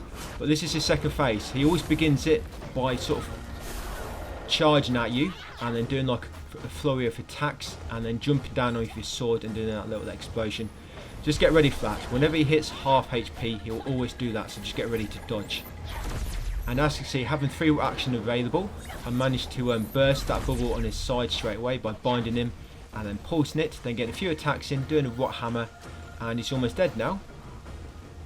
So when he runs at you like this, you either need to dodge out of the way, so he'll grab you, do a lot of damage, or if his necklace is currently active, you can shoot it and detonate it, and then that will stun him, let you get a few attacks in. But yeah, like I say, he can be a bit tricky, guys. You just got to sort of learn. You're going to have to learn his attacks maybe a little bit unless you get lucky. But you don't need to parry. As you can see, you're completely fine just dodging. You do not need to learn pinpoint frames of each of his attacks. You know, for that parry, just dodge. Spirit Guide, you get that trophy once you've beaten him.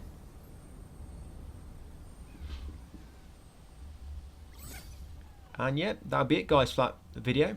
So 4 bosses. We're probably about halfway in terms of bosses and such. But yeah, that'll be it for that one, guys. Thank you for watching, and I'll see you on the next part. Hey, what's up, guys? Welcome back. This is Keenan, my Platinum Walkthrough Part 5.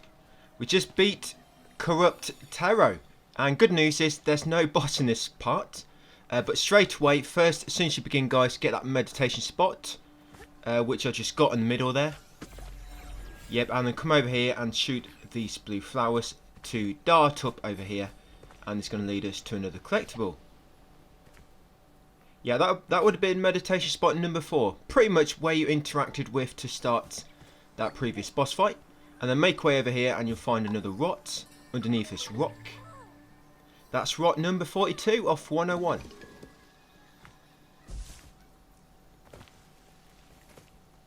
Once you've got that, you're going to sort of make a way over here. And we're going to get another chest now, which is, once we loot the chest, it'll make the butterfly hat available. And we're actually sort of 100% in every area as we go through them. Except for the village, you know, the main village at the start of the game. Yeah, you can't really 100% that until you've got all the spirit mail. But yeah, everywhere else, we're sort of 100% in them all as we go through. Which is pretty good actually, because it keeps you, rather than leaving it all to the end game, it really helps on master. There's also some fruit just before that, beside that chest. Do you see me get it? Just beside the chest, there's a purple piece of fruit in a little basket on the right. Just make sure you get that as well. You get karma times 10. And then come back over here. And this middle rock, there's 3 rocks. The middle one's got a rot hiding underneath. That'll be rot number 43 off 101. Yep, let's get that cute guy. Come over here and shoot this little jar in the tree. That'll make a rot fall down below. Get him, invite him into the team. That'll be rot number 44. Now I'm just trying to remember where we are. I forgot for a second. Nearby, there's actually a fox statue and fruit on a bush. Yeah, it's back the other way where we just came. Yeah, up here, there's fruit on a bush and a fox statue. The fruit on the bush will get you 10 karma. And picking up the fox statue will get you another 10 karma. So that fruit just there, and up here, get you rot to pick up that fox. Once you've done so, come around here.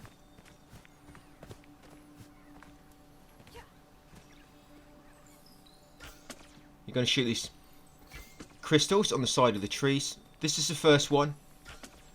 Shoot this one, then you'll see some particles leading to the next. Number 2.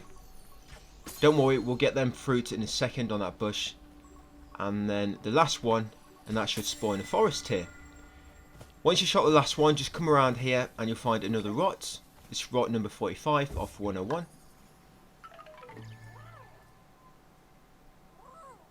Yep, then we'll go and use that forest tier and use it to clear a flower shrine. Flower shrine number 9, that'll give you 50 karma and also 200 gems. And while we are there, we'll get the fruit on the bush, and there'll be another single fruit, and there'll be more fruit on another bush. So we should get 30 karma after getting this flower shrine. So get a flower shrine, interact with it to make sure you get the gems.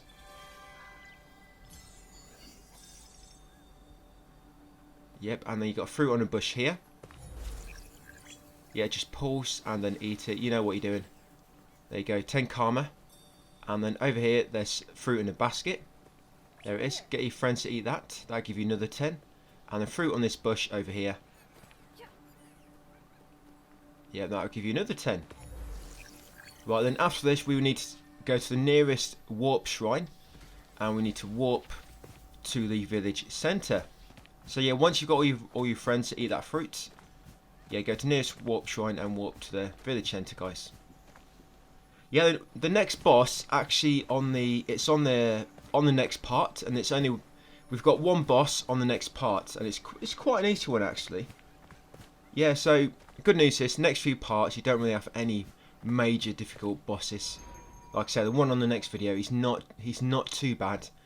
And as you see there, we have 100% Taros Tree, that region now as well. So yeah, back to the village centre. Yeah, we're not clearing this area out yet, don't worry.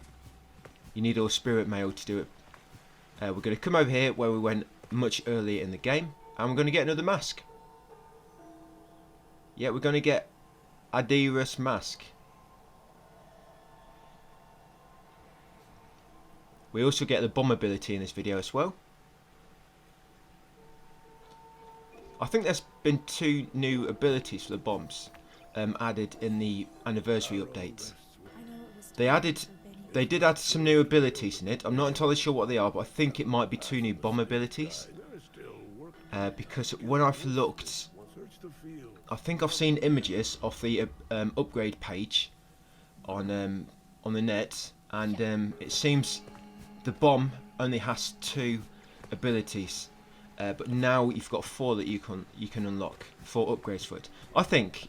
Don't quote me on that, but I think the bomb has 2 extra. I might actually have a look into that, so I can actually mention it on the next part. But yeah, come over here, guys, and now you've got a Dearest Mask. You can clear that barrier and make your way to here, the farm, the fields.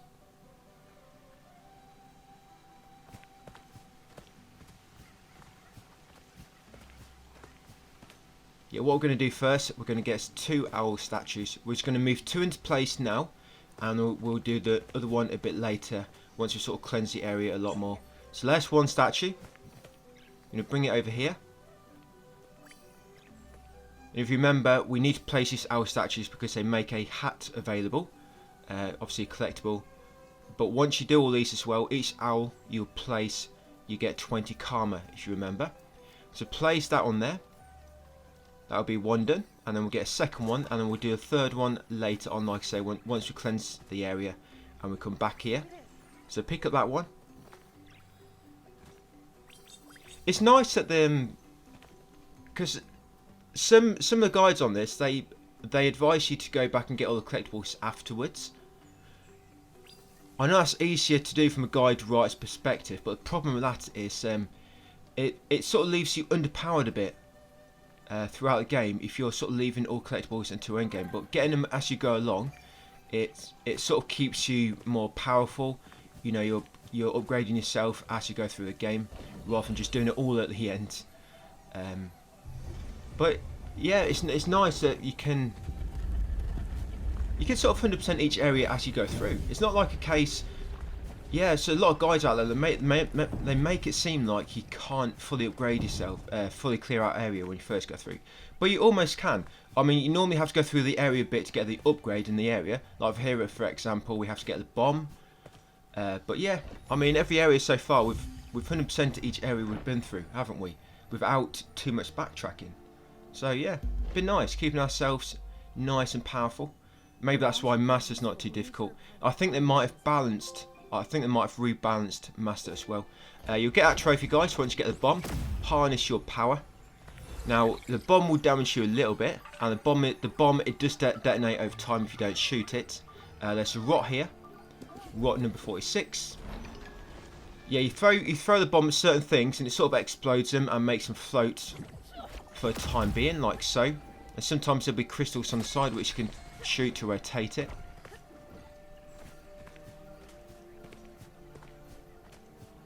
Yeah, that's a bomb for you.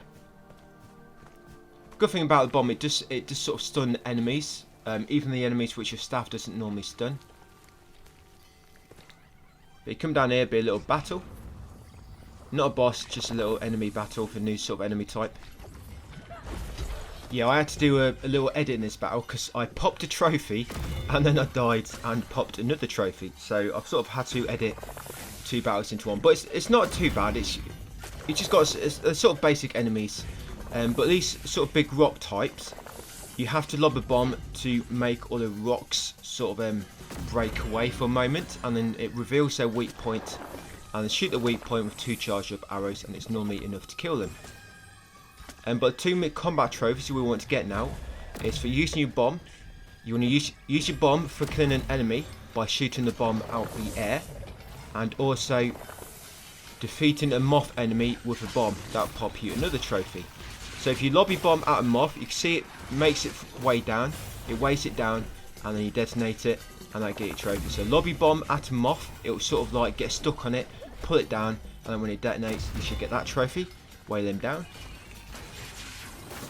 And then the other one, which you just saw me get, is Sharpshooter. That's for killing an enemy by shooting a bomb out of the air. So just lob your bomb near an enemy, Not too close, otherwise it'll get stuck on the enemy. And then shoot the bomb before it lands. Or get stuck to the enemy, I guess, if it's too close. And that'll get that trophy. So 2 combat trophies you should get in this one, guys. And then just finish the enemies off.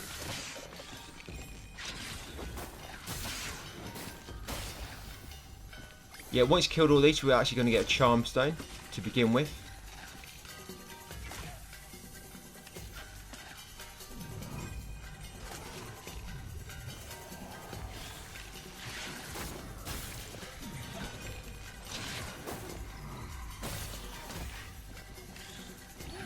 Yeah, just make sure you get rid of this flower, because if you don't get rid of this flower, the moths will keep spawning, as you can see.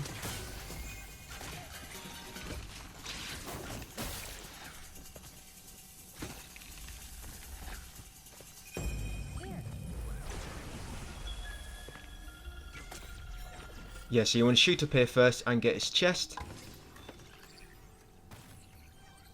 Yeah, in that chest is another rot.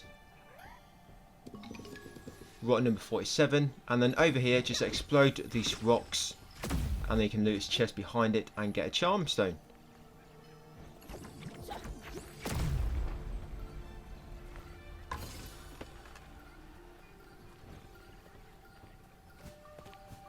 Yeah, it's another charm stone. We're not really going to be using this charm stone. But it's there if you want to get it. Yeah, reckless strength. And you want to come over here and bomb these sort of platforms. And they'll rise up and you can use them to climb up. Hopefully better platforming than what I am. I don't know why, I just can't seem to get to grips with the platforming and the shooting in this game. I am sort of getting through this quick, if I'm honest. Probably not taking much time to practice it and get good at it. But there's another chest.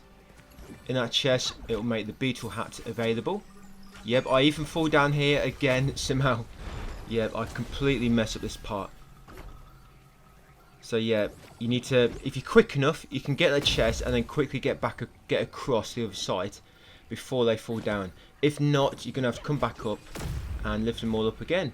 Like me, because I like to do things twice. Once here, you can shoot that to rotate that platform. Explode the rock on the right to make a flower appear for you to grapple across to it. And then you've got a dead zone heart up here to purify. Yep, and then what we're going to do first before we activate the power crystal is you're going to come over here and do a archery challenge. Get another rot number 48. Yeah, so just come over here to the little etching on the floor and pulse, and very easy archery challenge. Yeah, I'm thinking they might have rebalanced the game, because I've not seen, I just don't understand how almost a ton of players are finding massive difficulty so hard. Because I've just not had too much trouble so far, and you can see how bad I am at the game when it comes to accuracy and platforming and stuff. Yeah, some bosses do take me a few attempts, but it's not like I'm getting stuck for hours, you know, hitting a wall. So yeah, I don't really get it. Maybe they have rebalanced it on this new update, you know, Anniversary. They've rebalanced massive difficulty. Yeah, so this power crystal, just lob your bomb to make all the rocks stand up. And then shoot the crystals to rotate it all into place. I think that one, you have to shoot the bottom and middle once. Sorry, that's the first one. You shoot the bottom and the middle twice. And then shoot the top one once in order to line it all up. And then we're going to make our way over here to the second crystal. But we're going to get a spirit mail in a second. So come over here and kill these enemies. Yeah, these enemies, once you kill them, you'll get karma times 10. And that battle we just did, from that one you will get karma times 25. Yeah, sorry, I forgot to mention that. Yeah, each of these story battles you always get some karma from doing it. And then you want to purify this dead zone heart so you can get into this little house and spirit mail inside. That's spirit mail number 5 of 10.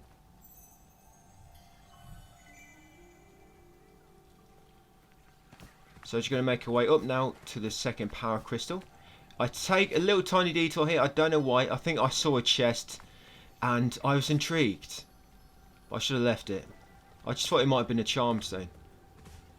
Yeah, so there's a chest up there. You don't need to get it, guys. It's just some gems which you use to buy hats.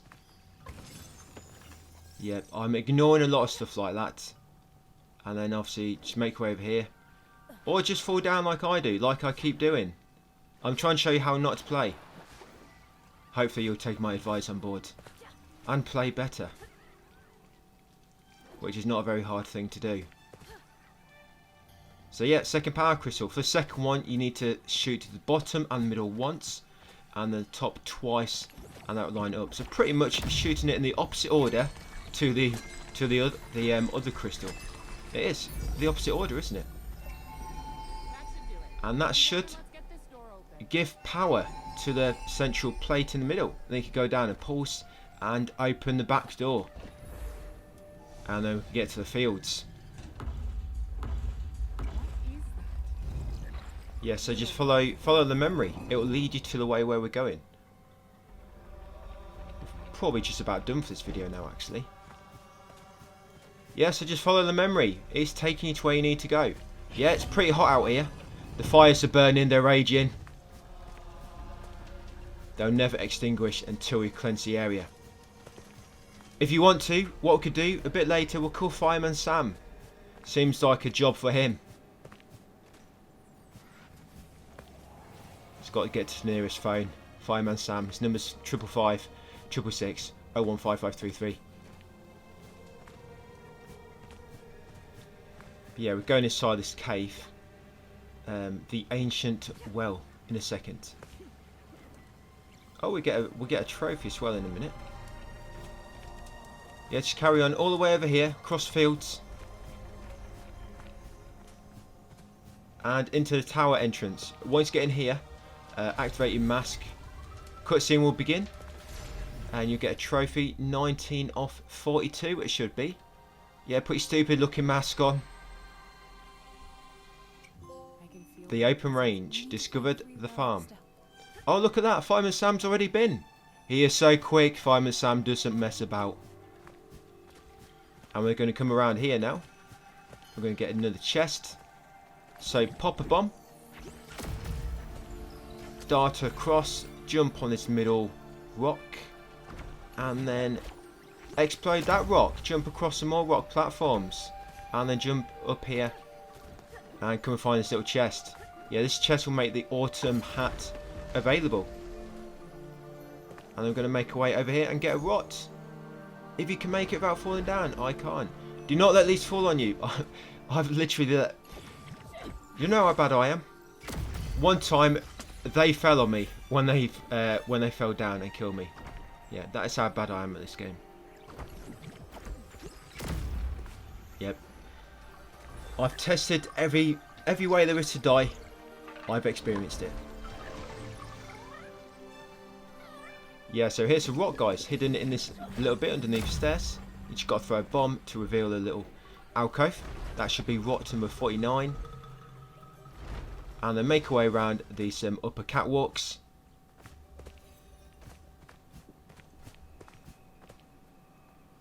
And it'll bring you around here. So what you need to do here, lob a bomb to make them platforms float in the air. Floating platforms. Rocks. And then once you're on the top one, lob a rock onto that big...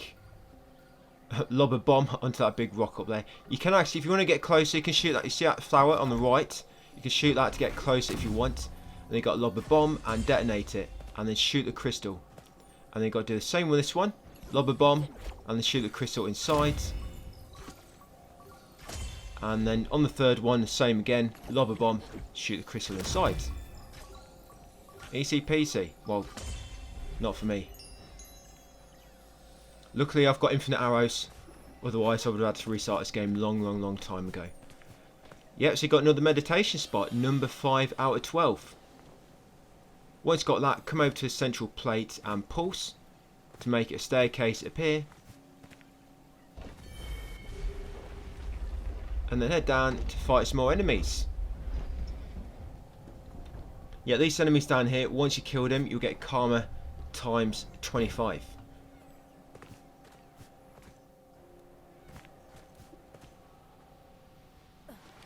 Yeah, believe it or not, I didn't actually die in this battle. Yep, I'm telling the truth. I swear. Can you not tell? This is my true face. Yep, I did not die in this battle. I was actually ready to edit the death out, but I didn't need to. Yeah, this battle, you've got... What's his name again? Oh yeah, the Sprout Captain, the Captain of the Sprouts. Yeah, he's the basic enemy here. Yeah, there he is. Remember? So he's going to have very similar attacks. Just keep your distance and use range attacks from afar. Obviously, you can use your bomb as well. We do have the bomb now. I think I forgot that I've got the bomb.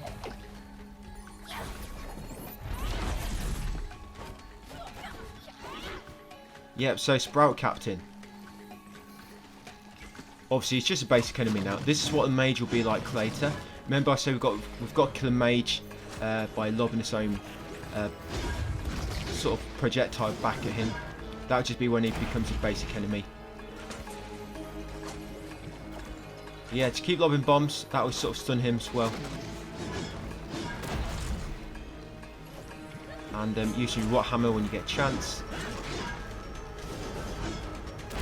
Remember to always keep your distance with this guy, because remember, if you get too close, he can do like a lunging attack, and it means you've got to learn the attack to dodge it. But if you don't want to learn his attacks as much, just keep putting range between you and him. That's always the safest option.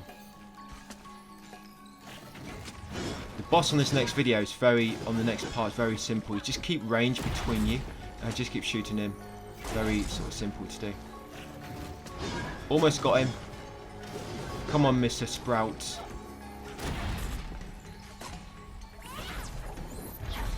There you go. Get back into your pod. Got him. So purify the dead zone hearts afterwards, and then over here, guys, pulse next to that flickering etching on the rock, and you'll get another rot. Rot number 50.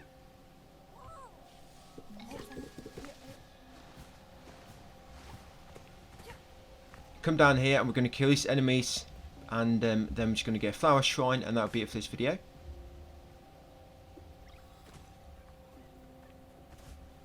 Yeah, so some enemies should spawn. You see that crystal above us? You might want to shoot that first, just spawn a forest here. Yeah, that crystal up there. The enemies normally spawn by now, that's why I'm a bit confused. But yeah, shoot that crystal down, and that should spawn a forest here. Now don't do this, kill the enemies first, because you can't cleanse a flower shrine while enemies are sort of active. That's why it's not letting me do it. You can see, it's letting me cleanse the corruption, but not actually cleanse the flower shrine itself, because that can't happen while you are in a active battle. So yeah, just get rid of these enemies first, which sort of spawn.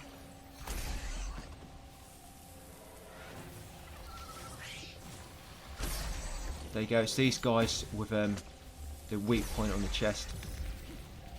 Yep. And get a forest here, guys. Cleanse that dead zone heart, and that should finish off all the enemies once it reveals itself.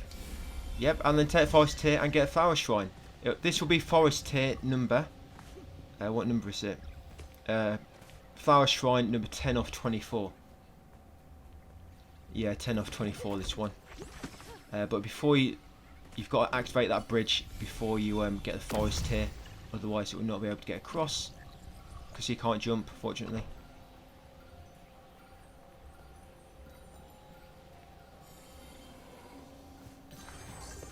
Yep, and there you go. 50 karma, 200 gems, and yes, we'll leave it there for that part, guys. That's part 5. So next will be part 6. Thanks for watching so far, guys, and keeping up with me, and I'll see you on part 6. Hey, hello guys, welcome back to my platinum walkthrough for Kena. This is part 6, and we're getting all the trophies on this, getting all the collectibles, and doing it all on massive difficulty on new game. Very first playthrough. So to begin, this is where we finished at the end of the last video, and what we're going to do first is buy some upgrades. We're going to buy the quick draw bomb for the bomb, and then we're also going to buy the multi-bomb. Quick draw bomb will make it so your bomb deals a bit more damage when you detonate it yourself, and the multi-bomb lets you throw 2 bombs at a time before they have to recover. So we're going to come down here and kill these enemies. It's only a few mobs, nothing to really worry about. But yeah, get rid of these. And killing these should get you karma times 10. 10 karma for killing 4 moths. And then once you kill them, what you need to do then, there's 3 dead... Oh no, I think it's 4 actually. Yeah, 4 dead zone hearts over here. So first you want to try not to die. That's always a good thing to begin with. Try to stay alive. Yeah, detonate these rocks. Almost died again. Detonate these rocks to make a float. Jump across them and use them to detonate the hearts. Yeah, 4 hearts in total. And then once you've got the big daddy in the middle, that should cleanse the area. And we're pretty much just cleansing all the smaller clusters around the area so you can reach that main heart in the middle. But once you've done that, you're going to come over here and interact with these rocks by this blue brazier, and it should make a memory appear. Just wait for the memory to appear first before you make your way over here. I find if you come over here a bit too fast, the memory does not come out. It's waiting for you. And then once you get over here, trigger your mask, and that should get you 50 karma and another memory. So once you've got that memory, we're going to come down here to a lift. But before we use the lift, we're going to get some rot just beside it. But you're going to shoot that flower first so you can grapple across. So that's pretty cool. Yeah, there's the lift. So just to the right, just past it, there's rot. Rot number 51 out of 101. Just lift the broken pillar. Don't worry, the lift still works. Lift up the broken pillar and then use the lift. Shoot the blue circle thing which activates it. It's a blue cog which acts as a lever. Then jump up here. And we're going to kill some more enemies now. Killing these enemies will get you 25 karma. But these enemies, it's only a general mob, nothing to really worry about. But you'll find if when you think you've killed them all, if the battle doesn't end, it's not glitched. It's normally because there's a flying moth around the outside of this ruined building. So yeah. If at first you think they're all dead, don't fear, because there's probably one around the corner. I think that actually happens here, actually. But yeah, just get all these punks. Yeah, quite easy to get rid of. Should not pose too much of a problem. We are a master, but we are slowly becoming the master of our abilities, aren't we? We're getting there. Yeah, see, this is what happens. The battle will not end because that moth is getting stuck. Like a moth to a flame. Yeah, once you kill them all, like I say, you'll get 25 karma. And then you want to detonate these rocks. And we're going to get a chest up here. Now, you're supposed to detonate some more rocks so you can get up here. But it's just like a little quicker way to get up. Jump onto that beam. And loot that chest, guys, and you get rot number 52.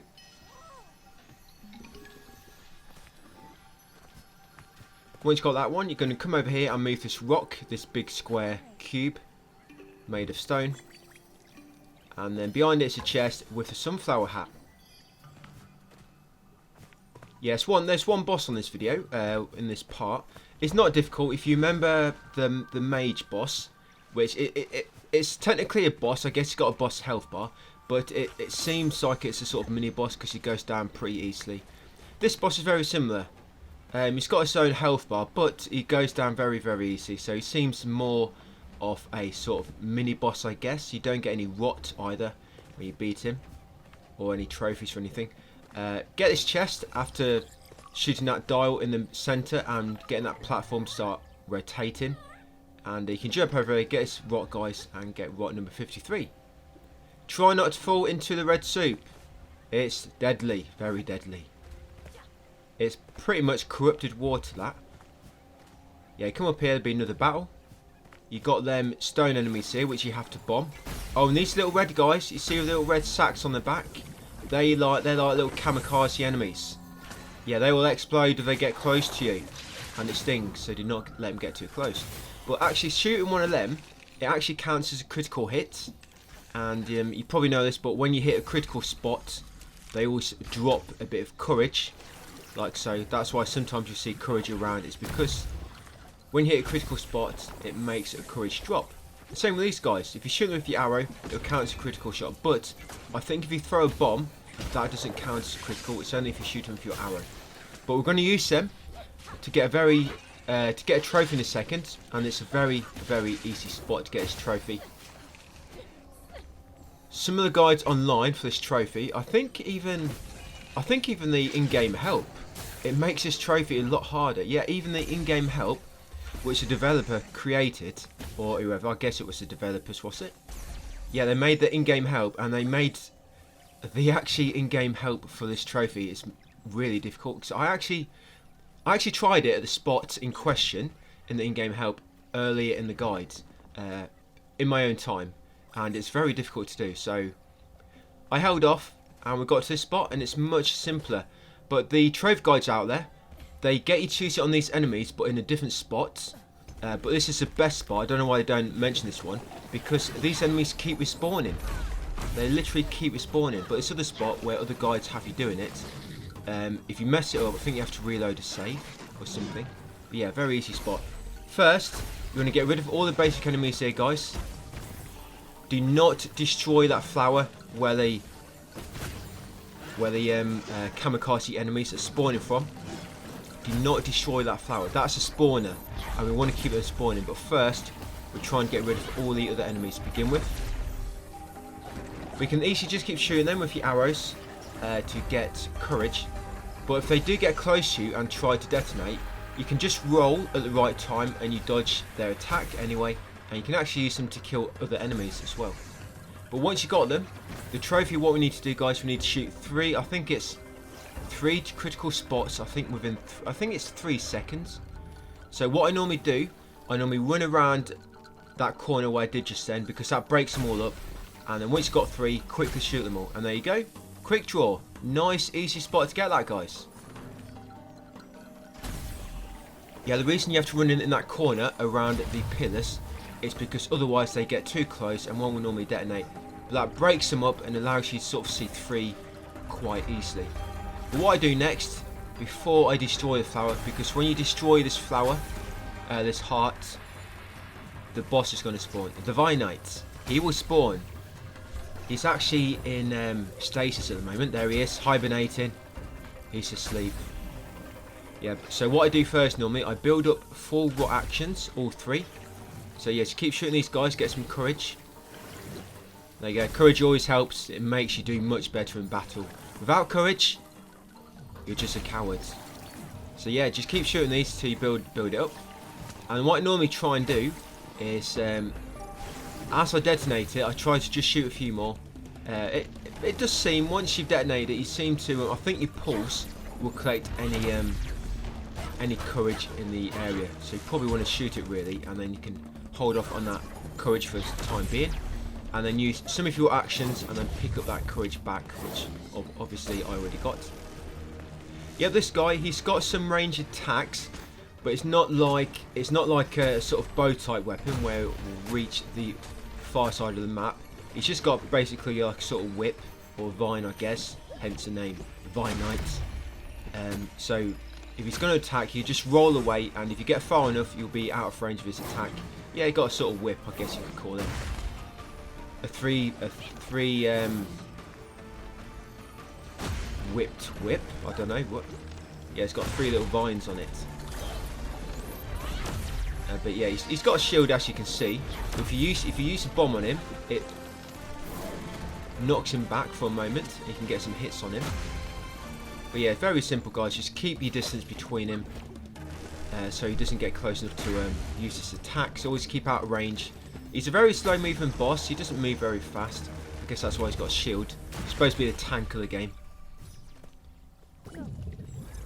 And then once you killed him, just purify this dead zone heart, and that will cleanse the area. And then you can pop. That's a heart back in the field. I think we can finally go and get that now. I think there's actually one more actually.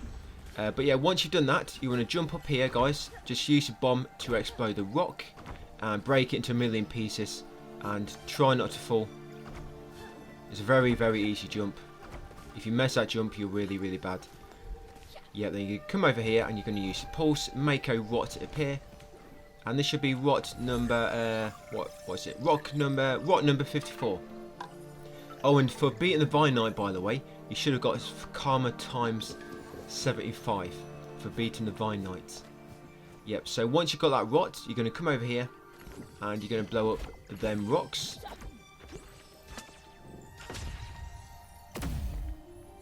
Yeah, you seem to have to actually lob the bomb on the actual rocks themselves to make it work. Yeah, and then shoot the crystal on the sides and then place a crystal on this flower to make a forest tier grow.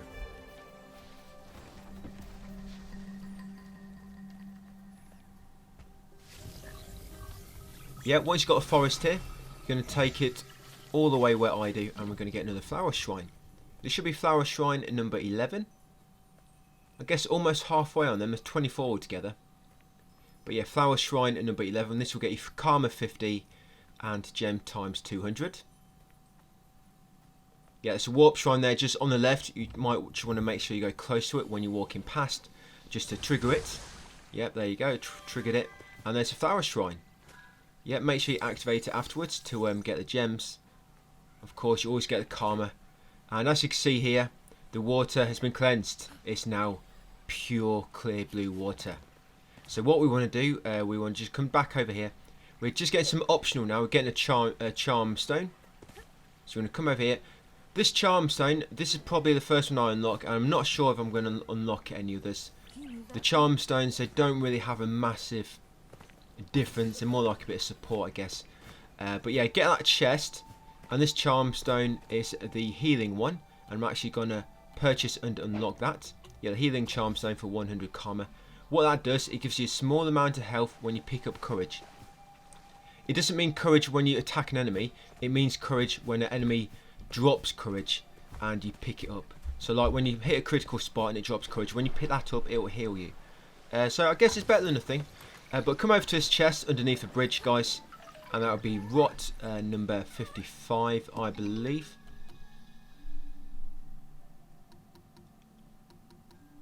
Yeah, rot number 55. So get that, and then come over here into sort of field. Oh yeah, some more corruption here. We're going to get rid of these enemies. This is like that boss from earlier. What's his name? I forget. But very simple. But yeah, he's sort of like a basic enemy here. So yeah, let's get rid of all these enemies. He'll have most of his attacks will be very, very similar to when you faced him in a boss battle earlier in the game. He'll sort of hide and lob bombs at you, which will spawn enemies.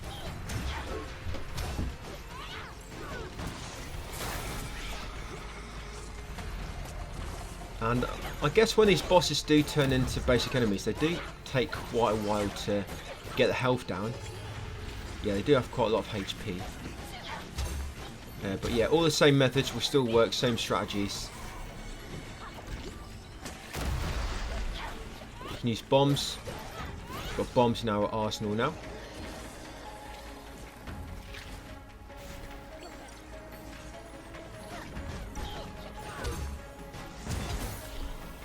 Yeah, so I'm just binding him like normal. But yeah, just be careful. I think I do actually almost die here. Right, he's not got much HP left. Come on, little jack in the box.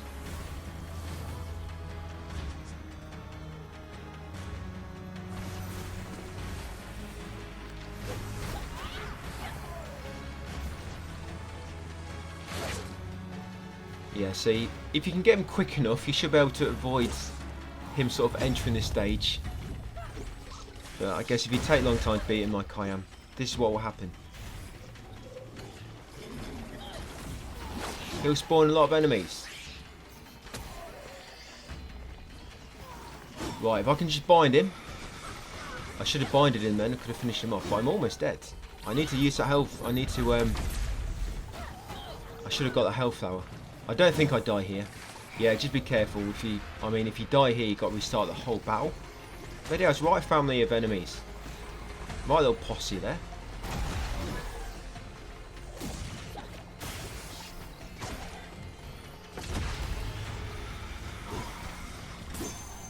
Yeah, I should get the health flower. Get the health flower, do it. Oh, but it looks like I recovered a bit of health when I picked up that courage. You see, my health was red. Now it's blue.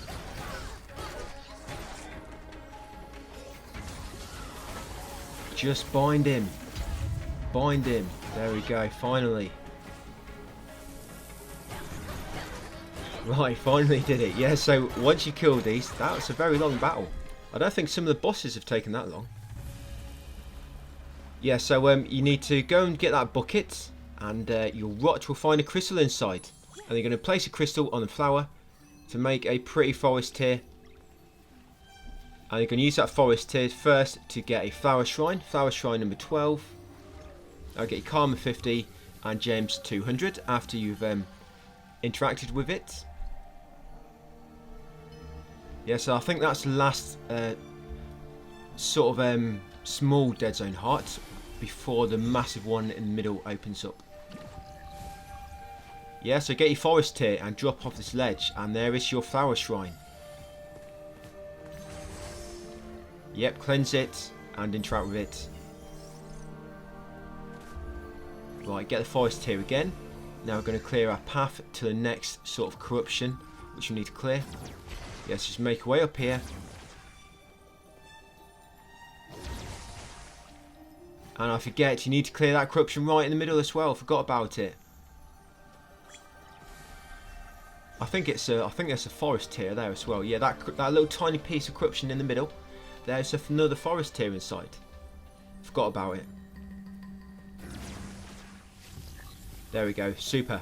Right, then once you've done that, you want to detonate these rocks to make some platforms. This is going to lead us to another collectible. I think it's a rot.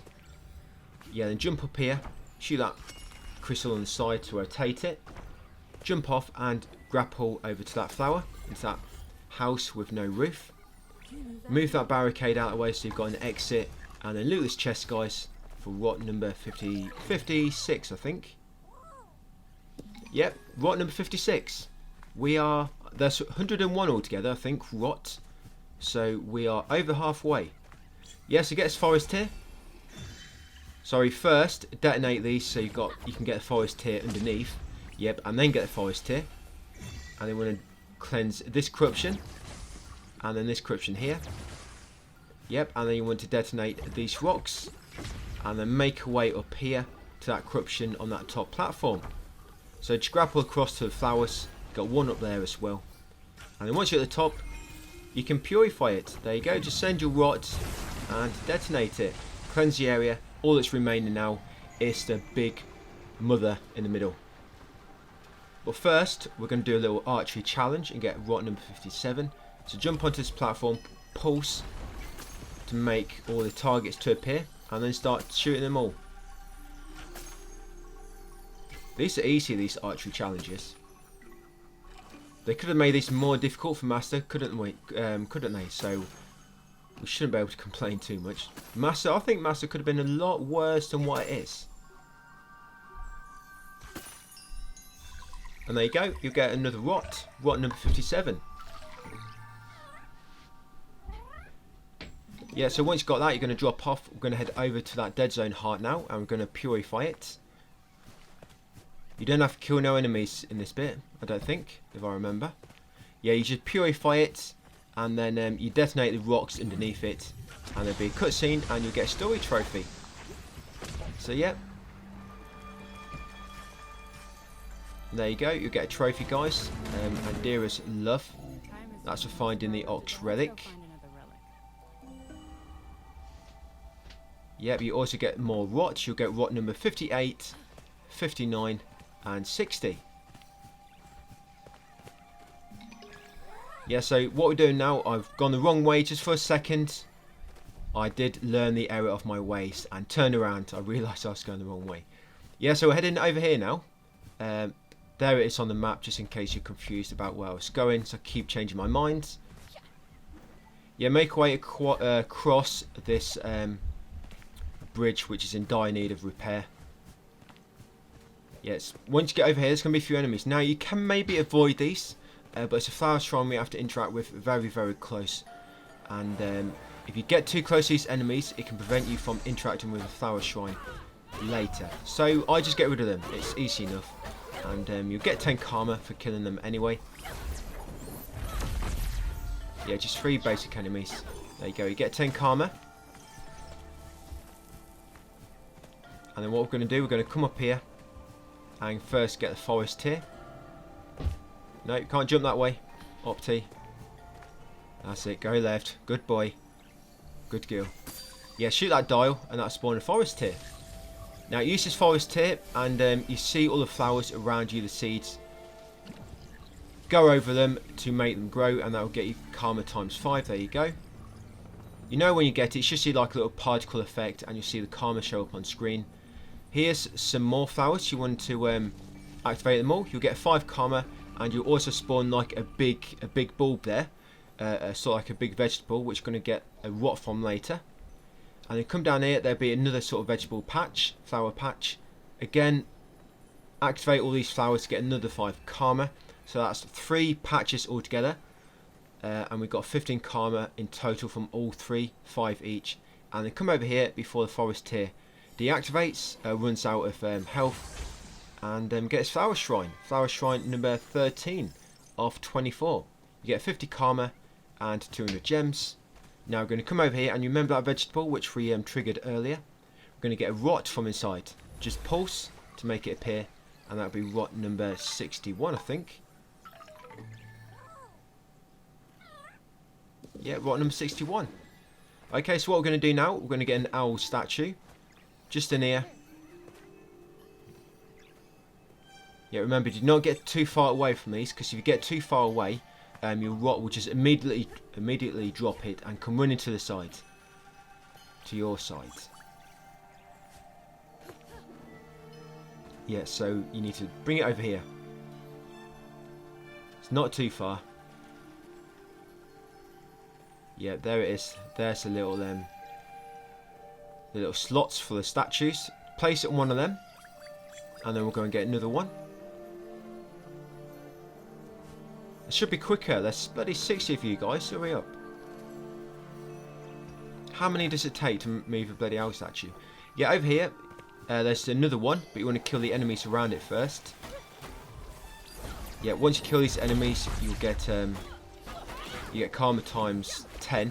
You got karma times 20 for placing that owl statue. But for killing these enemies, you'll get karma times 10. Yeah, so kill these and then pick up the second statue. Place that on the slots and that will give you 20 karma again.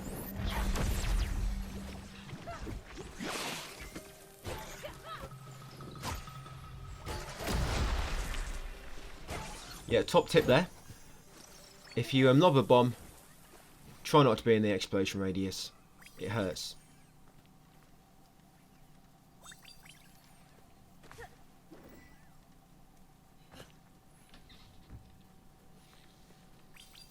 Yeah, we're gonna do a cursed chest next, before we get the last owl statue. And once you do the last one, yeah, sad to say that'll be the end of this video. Yeah, not much to do. We're halfway through the game, through the whole guide actually, halfway through the guide. So yeah, not much to do, guys. But yeah, come into this house. You need to detonate the rocks by the doorway to grant access. And this cursed chest. Yeah, for this one, you need to kill all the enemies within the time limit. It's only basic enemies that spawn, by the way. Yeah, only these sort of basic guys with a little axes. Yeah, so you got to kill 10 of these in 30 seconds. Remember, you can use your rot hammer if you need to. You probably don't want to use your bomb, maybe, because the thing with your bomb is it's going to be wasting time. But if you're using like your rot arrow and focusing, I think that slows down time anyway. But I think I did fail the first time and have to do it again. I literally get like one attack left from doing it. Yeah, look at this guy. So close. Literally 1 HP. So let's go again. Yeah, I think this time it goes much easier.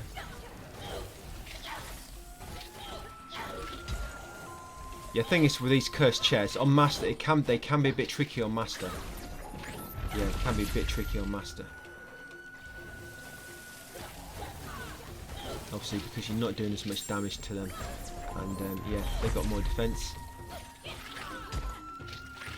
Just remember to use your actions if you need to. Rot hammer, I guess, can come in very useful for these guys.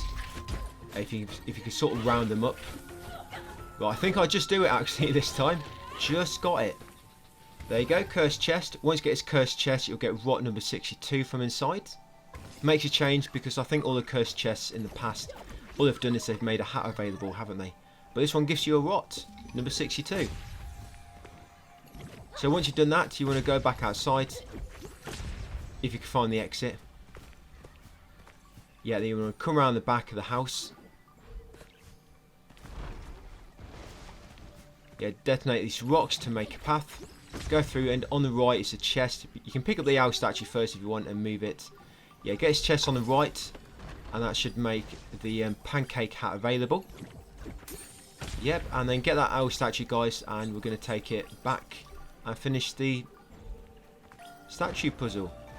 They get another 20 karma, and that make the egg hat available. Yeah, he wants to wear pancake for a hat or an egg. Yeah, don't all volunteer at once, guys. Jeez. There's many more hats available. Yep, so this will be it, guys. Once I put this into place, that'll be it. Yeah, 20 karma, and you get the egg hat. Yeah, so thank you for watching, guys. Like I say, we're over halfway through the guide, so not much more to go. But yeah, there's some karma, my egg, and my celebration. Yeah, so thank you for watching, guys, and I'll see you on the next video. What's up, guys? Welcome back to part 7 of my Kena Platinum walkthrough. Yep, so we are on the farm forge path. So we are going to begin by heading over here.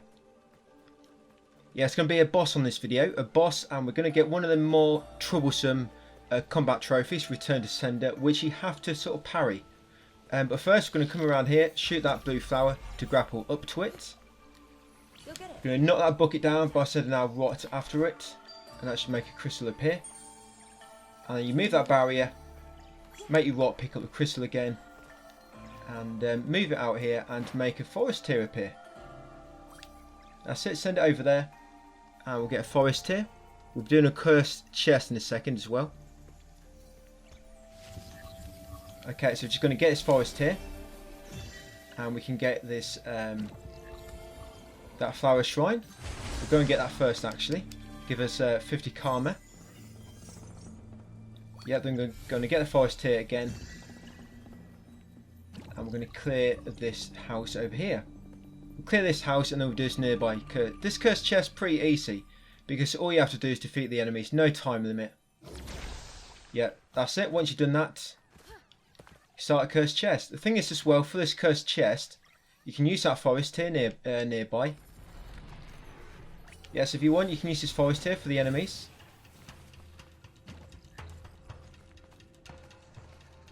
A lot of them, they spawn down here. Yeah, it kills them very quick.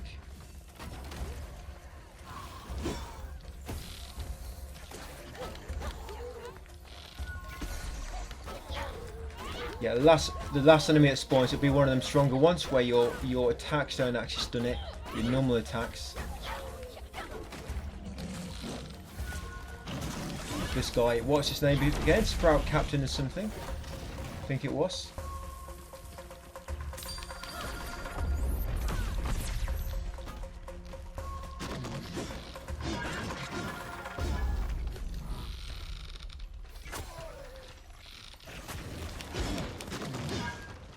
Okay, so I'm going to go and get the forest tear now. It'll make this a bit easier. Yeah, the forest tear will kill this guy really quick, and once the forest tear is depleted, if you spam square again, you can sort of get one again straight away.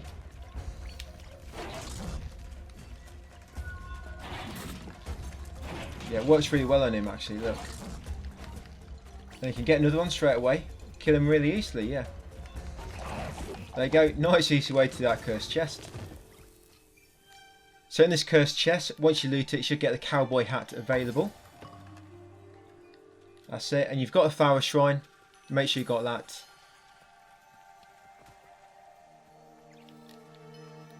And we're going to come in here next and get this rot. Shoot the blue flower to grapple across. Lift these pots. And hiding underneath is rot number 63. Welcome to the clan. Yeah, so I'm going to go to top of steps now and talk to the NPC, and sorry, top of the slope. Talk to the NPC, and that will block the path. Yep, we're going to make our way up here and kill the next bunch of enemies for karma times 10.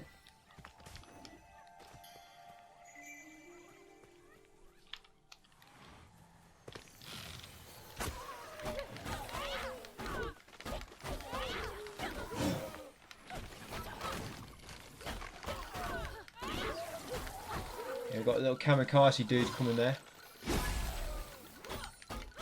Oh, another one. And we've got them all. Yeah, it looks like, so you can see there's like 2 of them that you have to kill. Yeah, so once you get up here, you can do this little archery challenge. These are very easy to do. The only drawback is you have to wait for the arrows to recharge. So you need to try not to miss so much.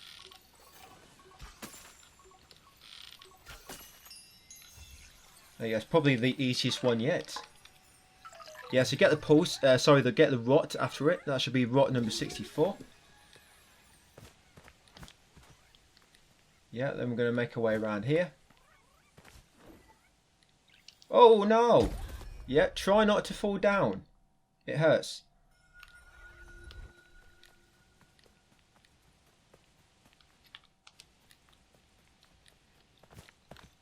Yeah, there's one tip I could provide. Yeah, one of the most useful tips. Try not to fall down. Yeah, so just drop down the slope.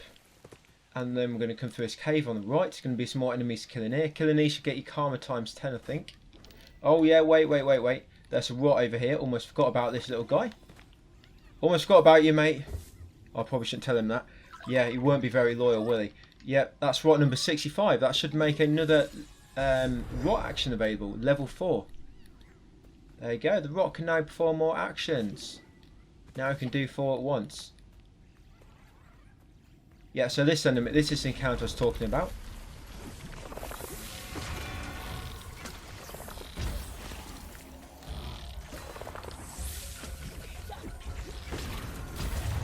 Yeah, looks like I'm almost going to die by those bloody little bombs.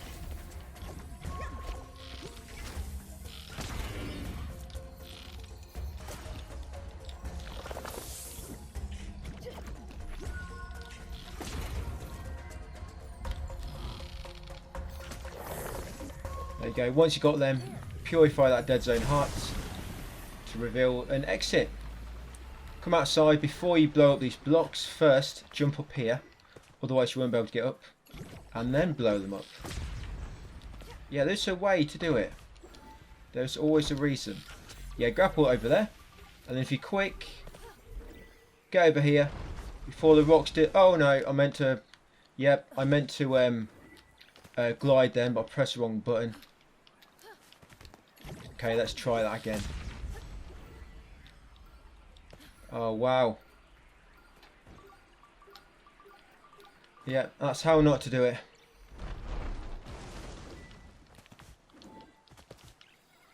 Right, let's try that for the 3rd time.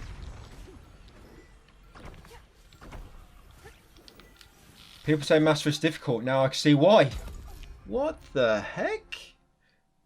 I can see why now. People say Master is difficult. Jeez. This has got to be the hardest piece of platforming in the game I've encountered so far.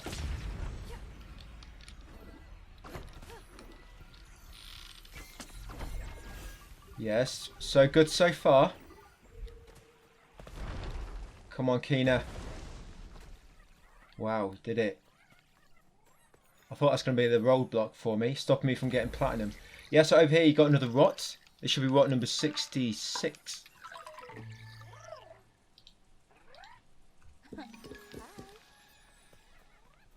Yep, get that rot and then come back along here into this cave.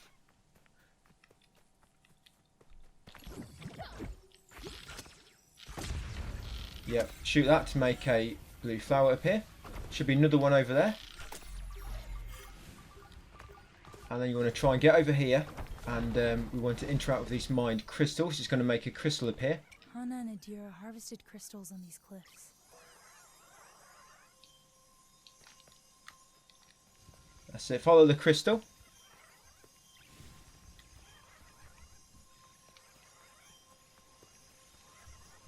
And we're going to get another memory, and this should give us 50 karma as well.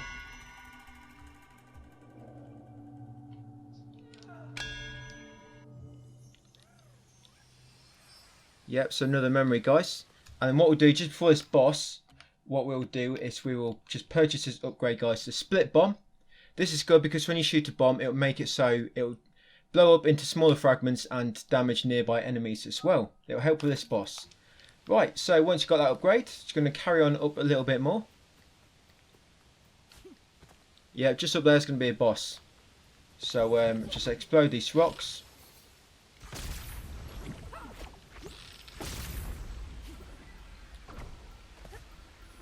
Got to shoot the crystal on the side here to rotate that.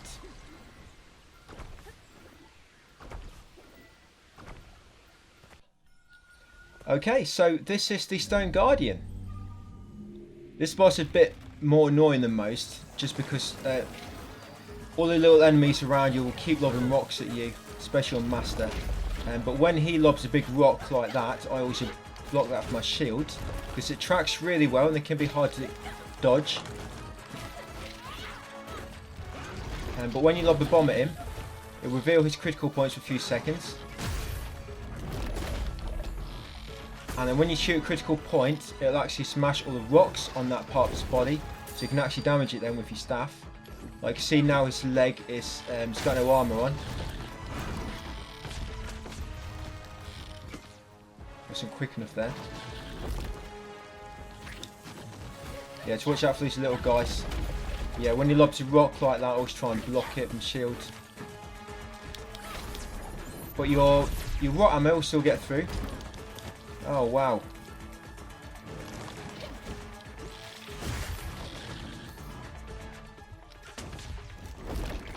Yeah, it's rocks, they normally track really well.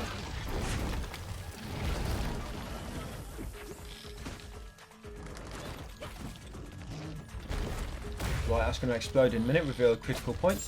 And I missed it. And I missed it again.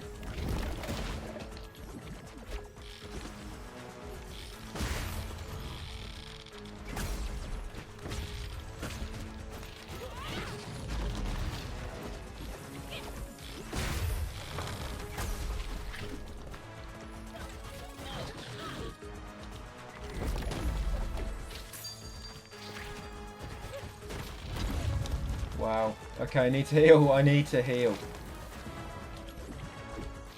Right, it's going to do another critical point. I don't like this when the rocks don't actually stun it. It looks like if he's doing an attack, the rocks don't really stun it that well. So just be careful of that.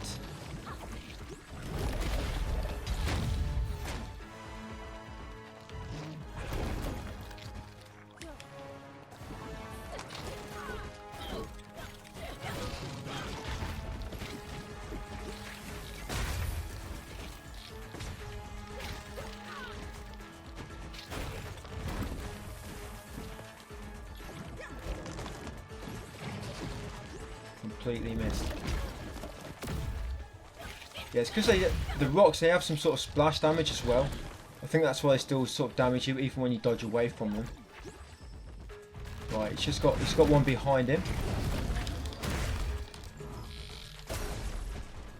Okay, I need could do with a flower now to heal. There's one over there.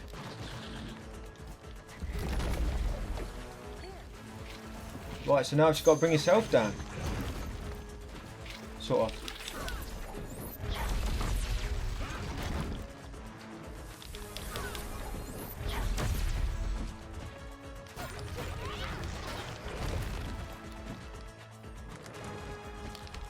Yeah, once you get to half HP, he should open this bulb on the back. There you go. We'll do that little explosion to begin with.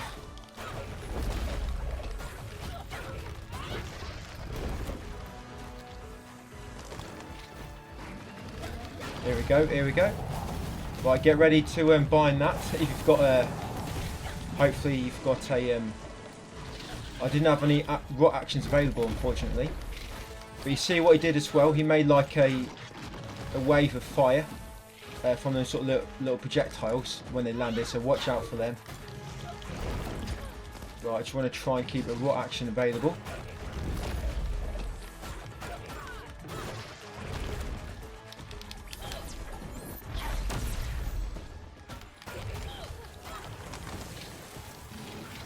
Here we go. Right, hopefully I can finish him off now.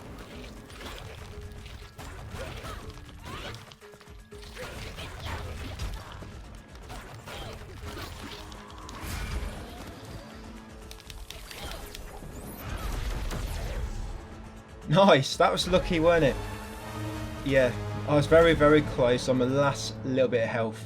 But I just got him in the end. Just got him. So beating him, you should get 75 karma, and you'll get the hammer relic, and you should get a trophy as well. Adira's Fear, and you should also get rot number 67, 68, and 69. Yep, so what we are doing next is we're going to shoot this crystal to get a forest here, and then we're going to get a flower shrine, guys. So we'll get that forest here first, and we use that to get a flower shrine, which is just over here. There it is. Flower shrine number, what's it? Number 15 out of 24. So you interact with that, make sure you get the gems from it. Right, then we're going to get a chest which will have the halo hat available. That's at the top here. I found my tools. Just where I left them. Yeah. Shoot up to that flower to grapple up to it and get his chest. Yeah, that made a halo hat appear. Right, once you've got that, we're going to come down here. We're going to go and get spirit mail now. Come around here, go left. And look down here, you see a platform. You want to drop down to that.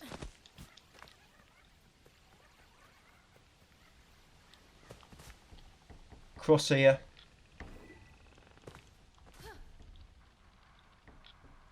Yep, and just over here should be a spirit mail. Yeah, spirit mail number 6, I think it is, this one. We do actually get another spirit mail in this video as well. Yeah, so that's spirit mail number 6. Yep, then we're going to go head back across, pretty much back up to where we was a second ago, where we dropped down initially.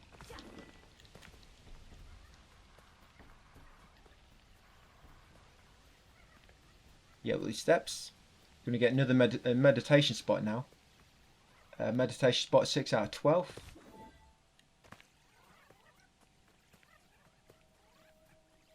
There's a warp shrine there.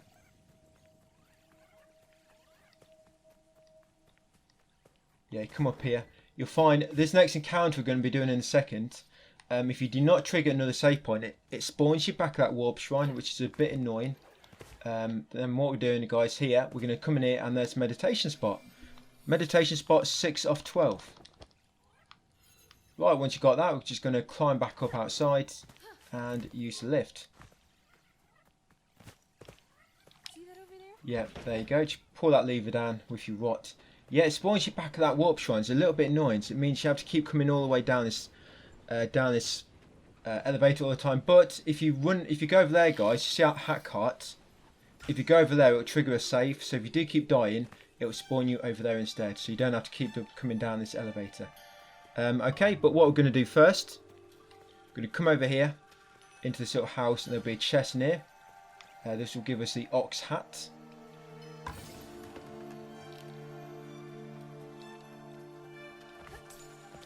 Yeah, that'll make the ox hat available. Didn't mean to drop down there, but anyway, don't matter. Yeah, so over here, and you want to explode this rock. It's going to make a rot up here, but just be ready to kill this little guy, this enemy. There you go. And then get the rot. That should be rot number 70, I think it is. Yeah, rot number 70. Alright, so this enemy, guys, this mage, yeah, you can change. If you wanted to lower difficulty for this, if you're having a bit of trouble, you could save your game and then drop the difficulty and then load that game back up. Just make sure you do load obviously the master save if you do that. But I tried to walk you through it. This mage, you know when they're going to heal, we actually thought it's a boss earlier, but now it's a basic enemy. And you know when they're about to heal, you can either use a rot action or you can lob a bomb at them. But lobbing the bomb at least isn't too bad because they throw it off, they throw it back at you, so it doesn't damage them, but it does interrupt any of their actions. And you'll see me doing it here. And then when you parry it, obviously you just press shield. You need to press L1 as soon as when the orb is about to hit your body. That's the timing. So don't press it when it's just on the outer side of your force field, as you can see here. You need to press L1 when it's about to hit your body. That is the moment you need parry. I know it's an annoying trophy, but we have to do this. Okay, so yeah, first I'm going to kill all the little enemies. Try and get that thing first. Yeah, they're the orbs that you have to parry. Yep, see, that's how not to parry. But it's easier in a minute when all the enemies are dead. Right, and once you kill all the smaller enemies, he will keep trying to spawn them. But you can interrupt this attack by lobbing a bomb at him like this. And then just attack him. But when you are meleeing him, eventually he will try to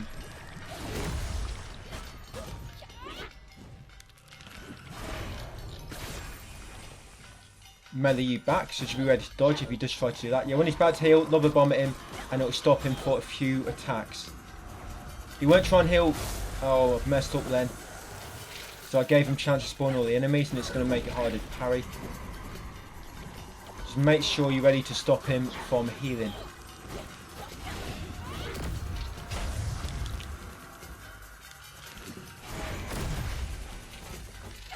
Oh no. Yeah. Wasn't quick enough. Yeah, a little bit annoying.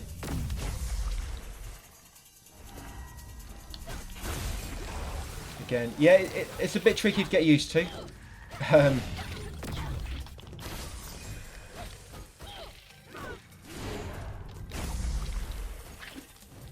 Yeah, and with the parry, the orb. Yeah. See what I mean? It's quite tricky to get used to, guys. Just got to practice it a little bit. But you've got to do this trophy at some point. And this is what it does. It spawns you back up here. It's annoying. So what I'm going to do, I'm just going to edit this bit out, guys, until I'm about to pop the trophy. You saw sort of how I try and do this. Like I say, if you're having too much difficulty, there will be more mages later. You can try and do this later, or drop the difficulty, do it on the EC, and then obviously change it back afterwards. Right, here we go, guys. See if I can get the momentum going now. So I'm going to keep lobbing bombs to interrupt his attacks. There we go, parried one. He's got to be ready to interrupt him with a bomb when he's about to heal. He's lobbing another one. There we go. Oh, I'm not doing too bad. Parried quite a few in a row so far. Here comes another one. Oh, there we go. And now he's healing. Lob the bomb back at me. Now he's going to try and spawn the other little basic enemies. Here we go. Come on.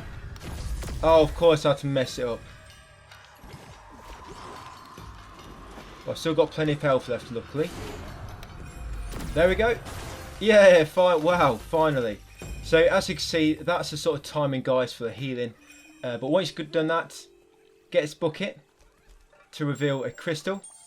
And pick it up and then place it on the flower.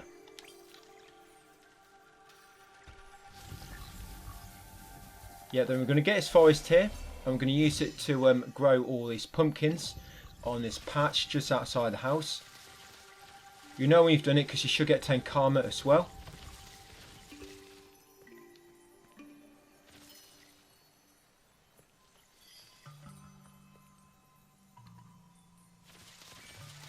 There we go. Yeah, I've got 10 karma, and then once you've done that, interact with the pumpkin with a rot action to make a rot appear. Yep, and that should give you rot, I think 71. Yeah, cute little guy in the pumpkin. Okay, so we're going to come over here now and just kill all these enemies. Yeah, that should make the pumpkin hat available. I think that's for getting 71 karma, I don't know. Sorry, finding 71 rot. Or for that specific rot, perhaps.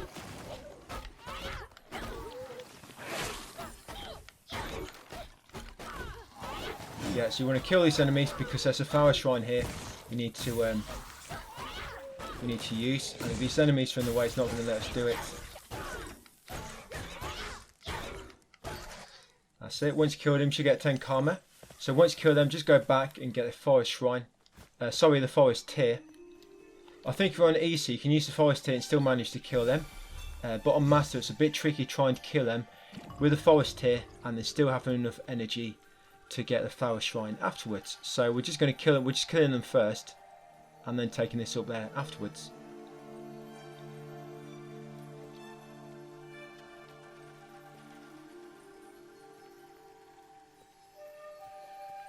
So yeah, there we go. You'll get 50 karma, of course, and 200 gems.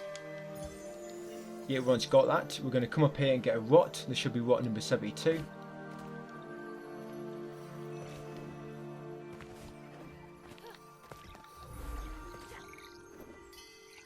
There you go. Right, number 72.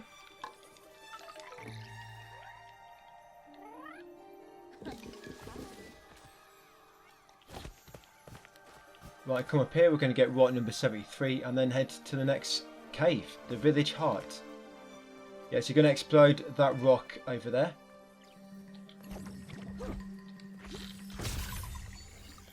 There you go, right underneath. Yeah, right number 73.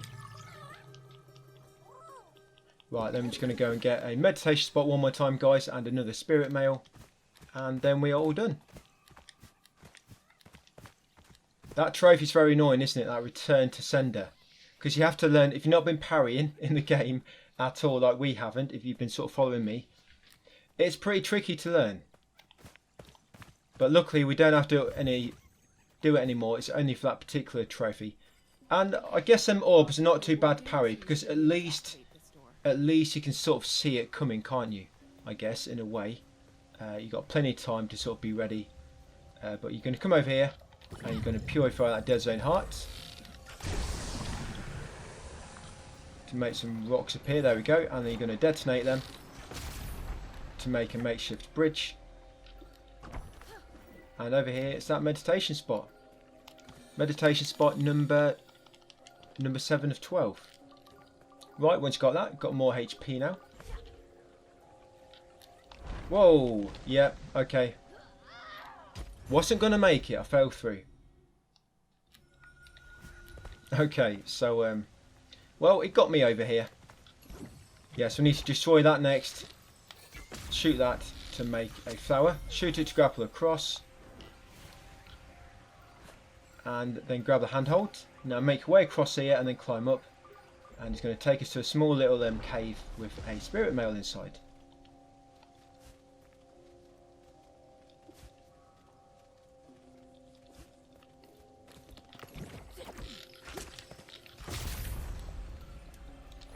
There you go, spirit mail number 7 of 10. And then get back outside, and then we're heading back to the cave entrance now, well, the village heart entrance. Yeah, so you just need to open the door first. So what you need to do for this little puzzle is you want to detonate these, make a float, shoot the crystal on the left, that one there to rotate it, detonate these ones. That's it, now they should all be in place. Now you just come on this plate and pulse, and that should open the door. Yep, there we go, and then you can head inside. It's going to get through here, guys, see a cutscene, and Foxtrot Oscar. Yeah, come down here. That's it, ready for the village heart in the next video. The village heart cave. Yeah, so I'll leave it there, guys. Thank you for watching, and I'll see you on the next one. Hey, what's up, guys? Welcome back to the channel. We're back on the Platinum walkthrough for Kena. This is I think it's part 8. I've not uploaded a video for a day, so I think I forgot what part we're on. But yeah, I think it's part 8. So to begin, we are in the Village Heart Cave. Just slide down the slope on the right. Don't worry, you won't die because you're going to fall in some water. And then follow my lead, and it's going to lead us to a rot. You can ignore these enemies here or fight them. Killing them, you probably get a bit of karma. But I just left that one. Yeah, just carry on through this tunnel. While we are doing this, I'm just chasing up where we are on my text guide. Okay, yeah, so you come at this rock in the middle, shoot that blue flower, and then after you fall, glide and shoot that blue flower in the distance. There you go, and get this rock beneath it. That should be rock number 74. There's a very difficult boss in this video, by the way, which I think I've read that a lot of people found this boss very, very troublesome on Master. But if I'm honest, I think I found Corrupted Tarot more difficult. Maybe it's just because I'm more experienced now. I don't know. But this boss, he didn't. Once I got down a sort of method, it wasn't too bad. I mean, I've probably spent a good few attempts on my other profile, but when I was recording this, I killed him on my second attempt, and yeah, so I don't think it's too bad. We're going to do this cursed chest. This cursed chest is a bit annoying because you have to fight this boss for it, but there's no time limit, luckily. Well, I guess mini boss. Yeah, there's no time limit. But you've got to kill him while there's other enemies lobbing projectiles at you. The other enemies will just randomly spawn. It's not a case of he spawns them. Just once all the enemies are dead, occasionally after a certain time has passed, they'll respawn. So it's not a case of you can quickly kill all the other enemies and interrupt him from spawning them. Like I said, they'll just keep spawning whenever some are dead. Others will replace them eventually. But yeah, so because of that, the aiming game of this cursed chest is to kill the Wood Knight as quick as you can, because killing him would kill all the other enemies. I think it's the next video. No, I think it's the end of this video as well. There's 2 cursed chests that I just can't do on Master. I just can't do them. There's one at the end of this video and one in the next video. I had to leave them because I can't do them. It's not because we keep dying. It's because you have too many enemies to kill in a short time, and because you do little damage, it's difficult to kill all the enemies in time. The enemies aren't difficult to kill themselves. It's just killing them within that time limit, which is difficult. So far there's 2 cursed chests that we're going to wait until we've completed the game, and we're going to go back and fight them after getting the Master Difficulty trophy, and obviously we'll just drop the difficulty then and do them all on easy. Very, very simple. But yeah, I've almost killed him, the Wood Knight. Yep, got him. Piece of cake. That cursed chest, I'll be honest, it did take me a few attempts. I think I did it second time here, but on my other profile, doing it for the first time, yeah, it did take me a few attempts. It's just annoying with them other enemies lobbing the orbs at you. But yeah, get the chest afterwards. That will make Hannah's mask hat available. And then make your way over here. Yeah, there's actually a hat. I know I've forgotten a hat here. There's a hat cart, which I forgot to go near. And what I did, that stopped the sun hat from triggering. Yeah, but if you notice that I've done it, I missed a hat cart, which we sort of ran past. I didn't go close enough to it.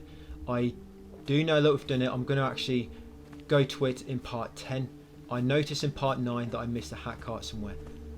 But yeah, if you notice it, it's a hat cart sort of in this region actually. So here, obviously making just way through the cave. Up here, shoot the crystal, tilt the rock, and it will lift this one. Then you can shoot this one so you can jump onto it. Just making way up, and then once you get to the top, follow the path behind you, and it will lead you to another rot number 75.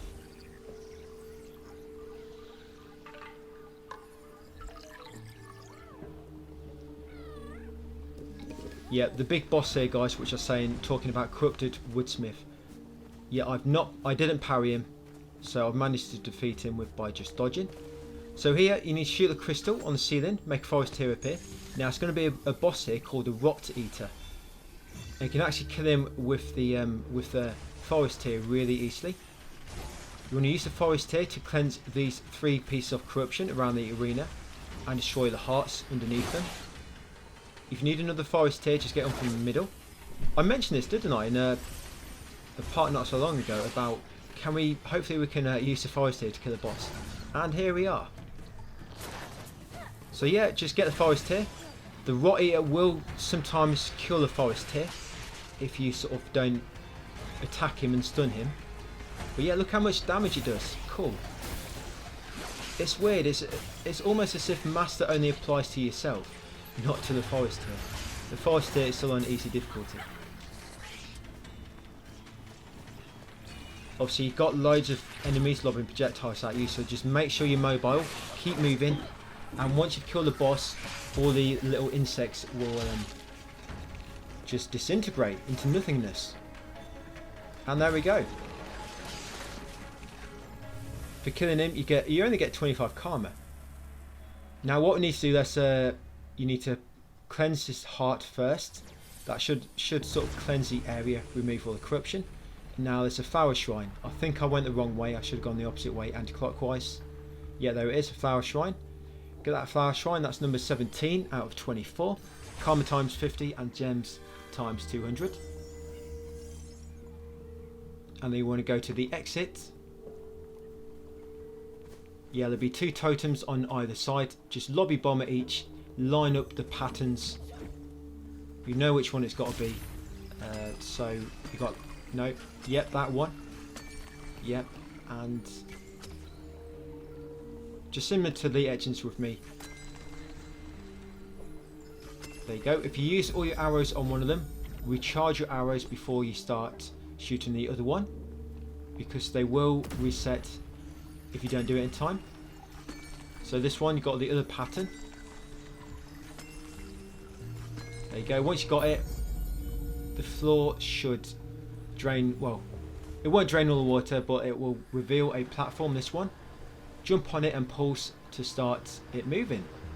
Now just be ready to kill these enemies. If these orbs run into you, they will likely knock you off. You'll land in the water and you have to restart this bit.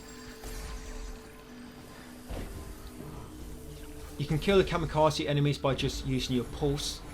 Obviously make sure they're in the actual range, and then use the arrow to kill the enemies lobbing the orbs at you, the projectiles, the fireballs I guess. Yeah, then make your way past here. You go through a corridor and then there'll be some more enemies.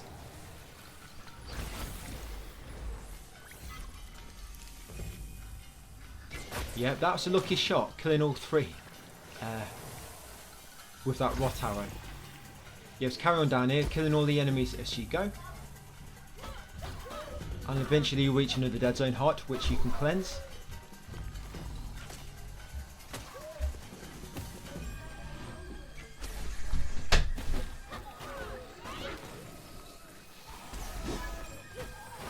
Yeah, there shouldn't be any really difficult enemies. I think one of them spawns at the bottom. Them that you can't stagger with normal attacks. But you get plenty of courage drop from these guys. Yeah, you got this guy here. But by this time you should have plenty of rot actions built up. And you've got 4 as well now that you can refill the meters on.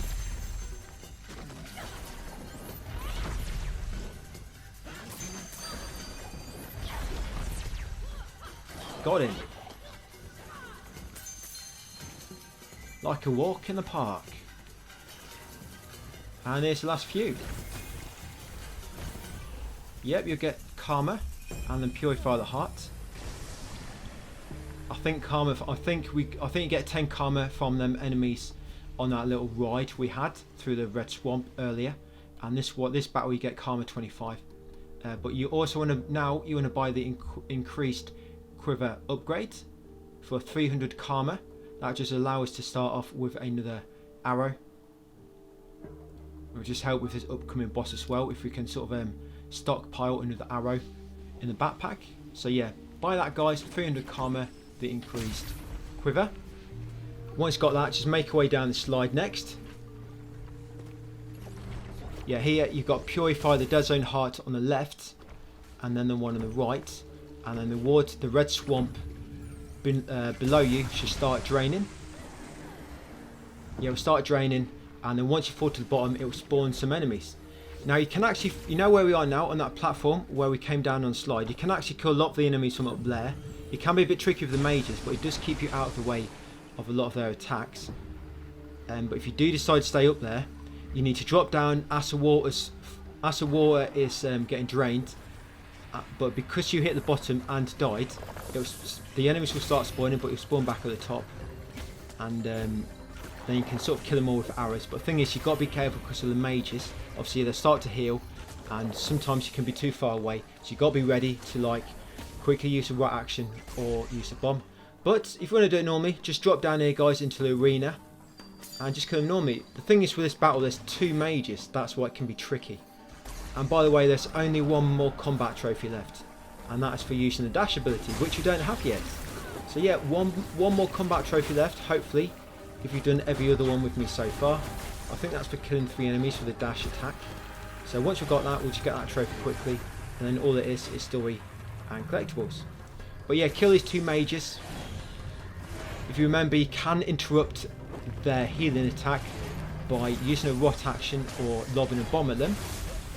You can also do the same actions to stop them from spawning the other enemies. You want to try and focus on one. at a time. The only problem is the enemies they spawn on them little kamikaze things. So you just got to watch it. Like I say, there's 2 of them. Yeah, I just stopped him from healing. So yeah, finish these guys, and I'll come back on afterwards.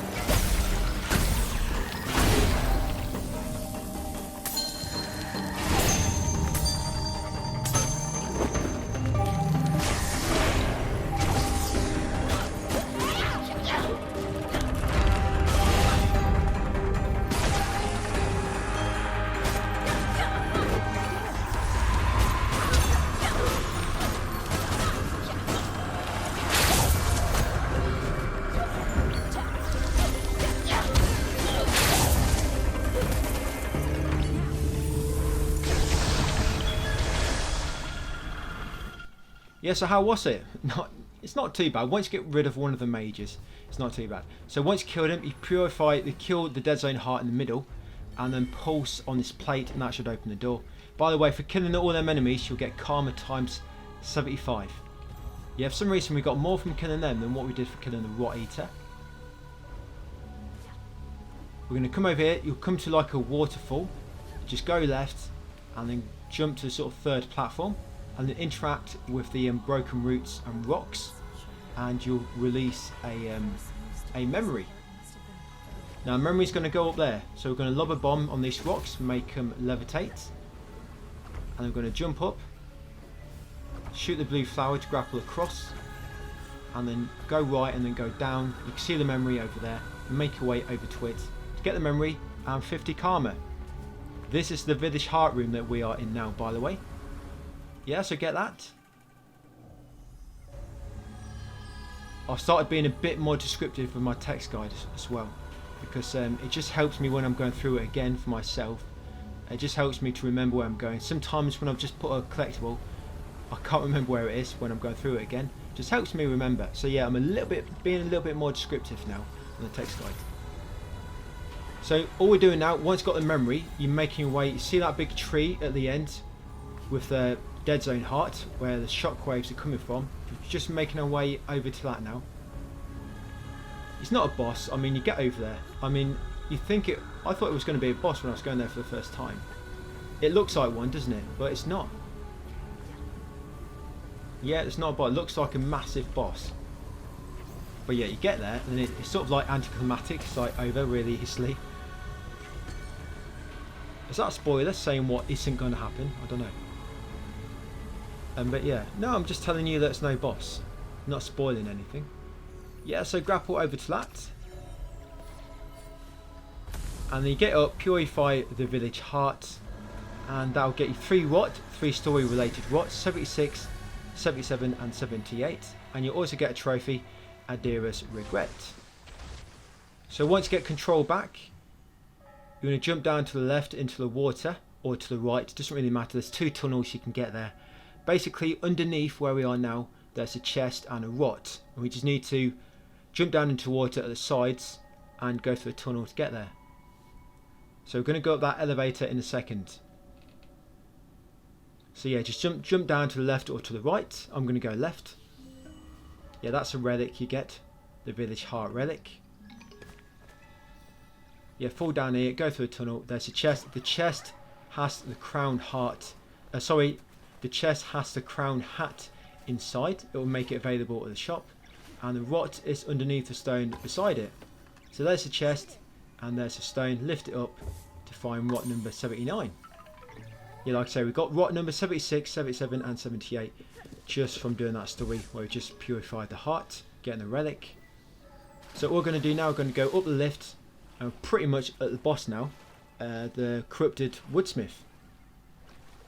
So once you get up the lift, we're going to get a spirit mail, And this is where that cursed chest is. You can have a go at the cursed chest if you want. If you're on master. If you're on easy, you can probably do it on easy actually. Yeah, if you're on easy difficulty, you can do this chest. But if you're on master like me, it's going to be very, very difficult. Just because you can't kill the enemies. I tried buying a lot of upgrades, which we haven't done yet. I'm out of the profile. I tried buying different upgrades, trying them with them ones, reloading, buying a different upgrade, and nothing really seemed to make it that easy. I think the closest I got, yeah, come at the lift, there'd be a little cutscene. I think the closest I got, I think it was using the rot arrow. Was it using the rot arrow? I think so. I was sort of shooting enemies, you know, trying to shoot 3 enemies at once, but yeah, or it might have been, I think I got close with the rot hammer once. It's just hard because on master it takes too long to kill him. But yeah, come up here, get a spirit mail. That's spirit mail number 8 out of 10. Yeah, this cursed chest, very difficult. You can try and do it if you want. There's a fox statue just there, guys. Pick up that fox statue and that'll give you karma times 10. Yeah, try that cursed chest if you want, see how bad it is. But that's one I'm going to come back to at the end of the game on easy. And then come in this house, shoot the blue flower to grapple up to it, and then get that chest to make the stinky fruit hat available. And then come outside, turn left, and then follow the path taking you around to the right. It will take you to a warp shrine. And then this warp shrine, you want to warp to the tower entrance. Yep, tower entrance. Yep, and you want to interact with the sort of floor, yeah, the floor pattern that you spawn on. Interact with that. There you go, and it will take you to the boss fight. So to begin with, you need to make your way up to the boss, and then whenever you die on the boss, you don't have to climb up all over again. You just interact with that floor panel again, and it will actually spawn you right in the boss arena. So you only have to climb up once. Like I say, if you die, you just interact with the floor panel again, and it will spawn you up there in the arena. Yeah, so make your way up. Yeah, so this is the corrupted woodsmith. I'm going to show you what worked for me. Something different might work for you. I'm sure a lot of players out there parry him, but I refuse to learn to parry. Parrying bosses are very difficult. So, to begin, yeah, we're going to be using the bow quite a lot in this one, and he will spawn them sort of basic enemies, not the little tiny ones, the sort of blue ones. So what you need to do, you can't damage him while this thing is active in the middle. You need to lob a bomb at the middle part, and then shoot the core 3 times, and that will like deactivate his armor, letting you attack him. Now you want to quickly attack him. Eventually he'll try to jump back, and when he's about to jump, you need to dodge away because that will damage you. And you can get a few attacks in while he's sort of restarting the core. You can get a few attacks in. What I normally do, I jump and attack, so that when he sends out shockwaves, they don't actually hit you because you're underneath them. Yeah, they're the enemies he sort of spawns to help him. And then do it again. Detonate a core of a bomb and then shoot it 3 times.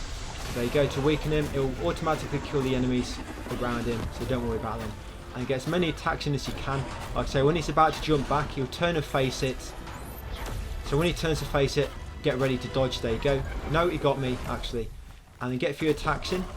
And then once he starts trying to restart it, jump and attack. Jump and attack a few times. Jump and attack a few times. There you go. Then get ready to dodge out of the way. Obviously, watch out for the shockwaves. And then again.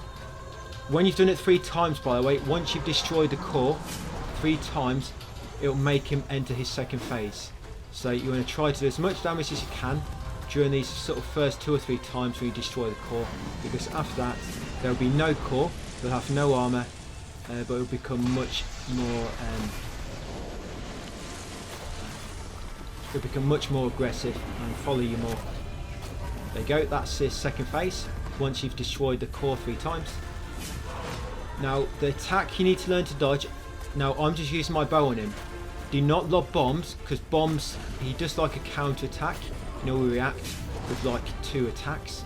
Yeah, so don't lob bombs at him. I probably should have said that at the start. Yeah, so all I'm doing, I'm just going to keep doing this now, shooting him with the bow. Sometimes you'll spawn enemies. I'm just going to watch out for the enemies as well. And yeah, just keep doing this. There's a few attacks obviously you need to try and look out for. He'll do this when the enemies are dead. When the enemies are dead, he'll sort of jump into the middle and he'll do this, and what that'll do, that will spawn 2 more enemies. So if you don't kill the other enemies, he won't do this attack where he jumps into the middle once he's in his second stage. I don't think he does anyway, I've not had it happen to me. I think that's what triggers it when there's no enemies left and he jumps into the middle to try and respawn them. Yeah, so you need to try and learn. This is what I'm doing, I'm running around, keeping him up with range and using my bow. This is a safe option, but you have to learn to try and dodge. He'll do like that lunging attack where he swipes at you, that attack there. You need to try and learn to dodge that. Wait till he jumps and then dodge. Don't jump, because when he pulls his weapon back, there's like a little pause. He runs at you, pulls his weapon back, and then he'll sort of jump forward. That's sort of when you want to dodge. You don't want to dodge too early, obviously, not too late. But yeah, wait till he's jumping forward and then dodge. So not when he's running, not when he's pulling his weapon back, but when he's jumping, that's when you dodge. And yeah, just keep it up, guys. There's a few flowers around the area, so you might want to save your what action to use them if you need to. Yeah, so I'm bringing down his health very slowly, but it's working, it's working. You can lob bombs at the smaller enemies, just not at the big guy. Do not lob bombs at the big guy, the corrupt woodsmith. Yeah, so that. It's not too bad, because all you have to do is learn to dodge that sort of lunging attack that he does. You've got to learn to dodge one attack pretty much, because that's what he'll do most of the time. And yeah, just keep it up and bring it down his health. I'm not getting attacked much now. I think I could do this no damage if I stuck to this method and just practice it more. Yeah, you don't need to parry to do no damage. You can just do things like this. Yeah, I am getting hit sometimes, but obviously I need a bit more parry to perfect this strategy. But it works. It works best for me. It's the simplest strategy I could come up with. I only have to dodge one attack.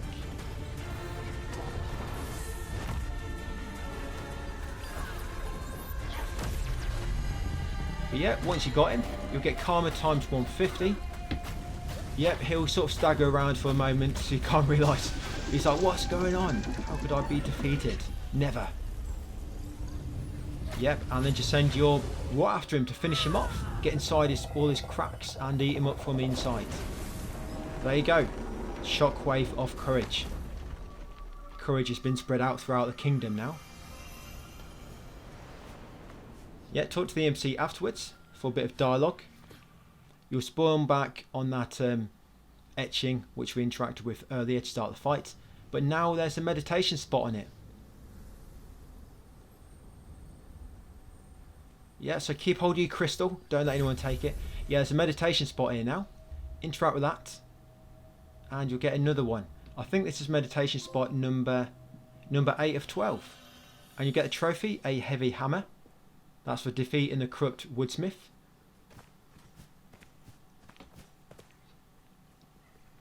Yep, then come over to this warp shrine, just round the corner to the left down the slope, and warp to the forge path.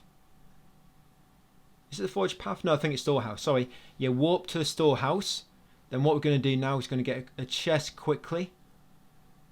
A chest around the corner, which will make the cat hat available. And then once that's available, guys, we're just going to warp to the village centre, and then we're pretty much done for this video. All the next video is going to be is doing collectibles. Yeah, it's not much left to do now. I think we've uncovered the whole map. We've just got to do collectible hunting and kill the last bosses, get a dash ability. So all we're doing now, we're going to go back to the warp shrine. That was not... No, actually, that death was intended. I just wanted to gather my rot back around me.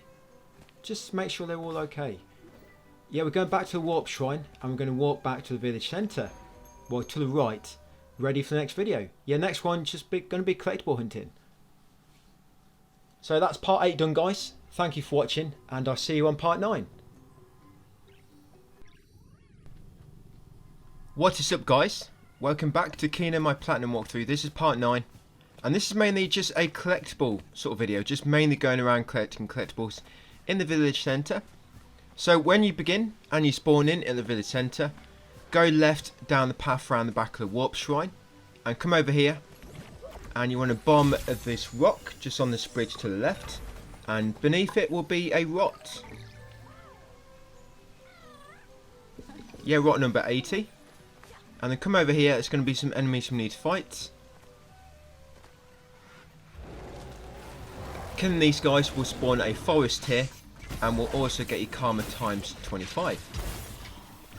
Yeah, we mainly go around village centre. You know all that spirit mail we've collected thus far. We're going to be delivering it. So yeah, we're a bit of doing a bit of work in this one, I guess. Delivering all the letters. But that'll open up a lot of houses which are corrupted and allow us to get all the collectibles inside. There is one sort of boss. I mean, it's got a boss health bar, but it's a boss from early in the game. It's more a sort of mini boss with more additional enemies to fight. Really, it's not too bad. There's another cursed chest which I can't do. I wonder if anybody actually managed that one in the previous video, which I said I can't do. Yeah, well, there's another one in this one. There's a house with 3 cursed chests inside, all at the bottom. And yeah, the first 2 are quite doable on master, but again, the middle one, it's just too difficult to kill all the enemies within the time limit. The enemy's not too difficult to beat themselves, but again, just too many to kill. So that'll be 2 chests. We're going to come back to when we complete the game, guys, and change difficulty to easy. Okay, so once you kill them all, like I say, you'll get karma times 25, and you'll spawn a forest here. We're going to pick it up and use it to grow all the flowers on this beautiful soiled meadow. Yeah, once you've grown all these flowers, you will get karma times 25. Pays to do a bit of gardening every now and then. Yep, karma times 25, there we go. And then once you've got it, you're going to get a forest here, take it over that bridge, and get the flower shrine nearby. No, not the owl statue, not yet. We will be doing that in a second. Yeah, if you remember this bit, we've done 2 of the owl statues. We did them probably 2 parts ago or so. Yeah, we're doing a 3rd one now. So yeah, over here, and there it is. That should be flower shrine number 18 out of 24 flower shrines. 18 out of 24. Yeah, so now we'll pick up the 3rd statue, which looks like an owl, and we'll place it next to his buddies.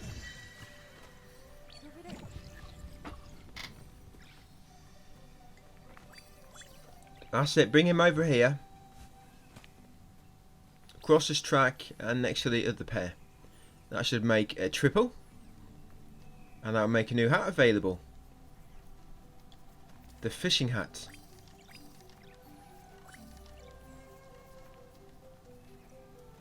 Thank goodness there's no fishing type minigame in this. I really hate those. Who likes fishing type minigames? Not me. Oh, sorry, I mean the dinosaur hat. Yeah, that'll make the dinosaur hat available, sorry. My bad. Fishing hat will be the next one. Yep, so once you've got that, come over here and deliver the spirit mail. It'll make the barrier disappear, and we can come into the corrupted dock. So you're going to kill all these enemies here. And believe it or not, you actually get 75 karma for killing these dudes.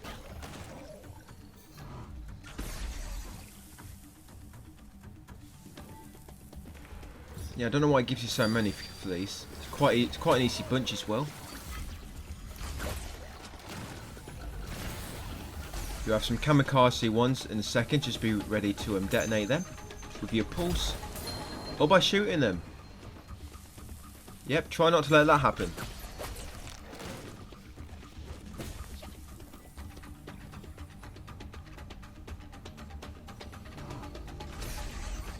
Yeah, 75 karma, get quite a lot.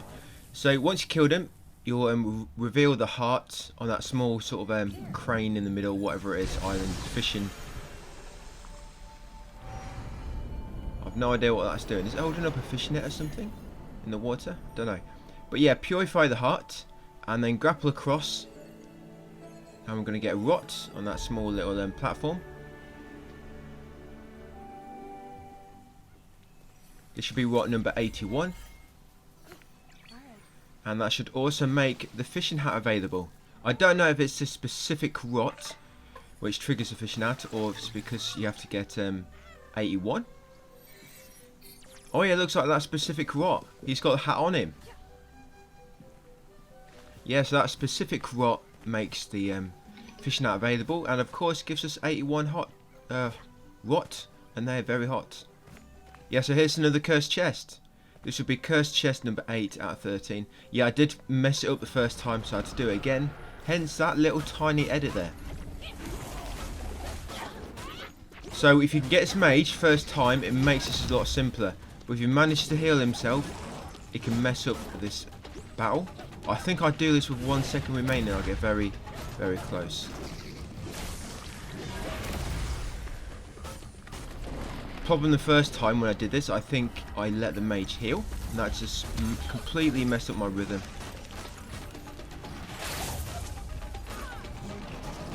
There he's about to heal. Go on. Just got him. Just managed to find him, and oh no, I didn't. He's still healed.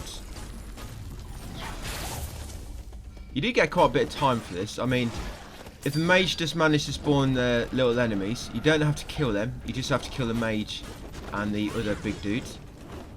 The juggernaut type enemy. Or brute, I guess you could call him. He was the boss, weren't he, at the start of the game? Forgot what his name was. Sorry mate, don't remember your name.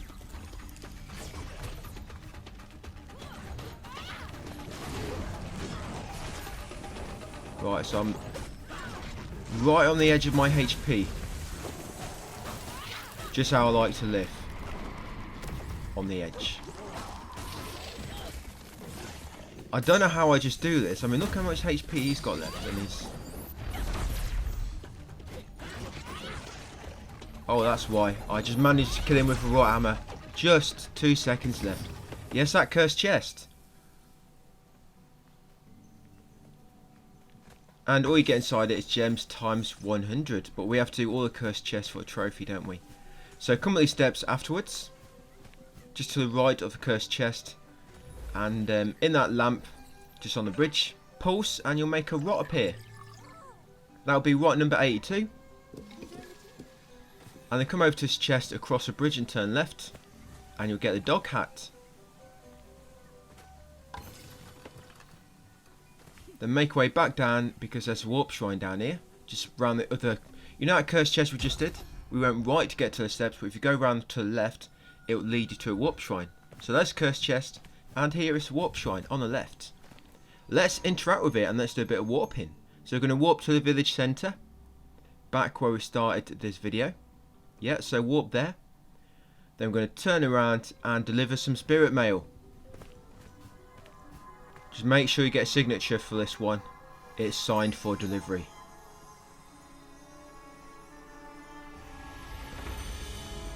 There we go. We've almost purified the area. All we have to do is go down the alleyway, around the back of the house, see what dodgy dealings are going on around here. Oh, it's just a dead zone heart. Let's purify that one. There you go. The house has been cleansed of all the demons. Yeah, you want to pick up that crystal, place it on the flower to make a forest here. And then take it with you. And we're going to get flower shrine number 19 of 24.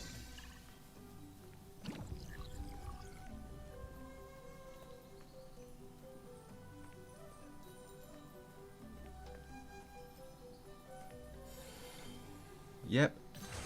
And they want to come inside this house because there's a rot hidden in the drawer inside. Yep, that'd be rot number 83.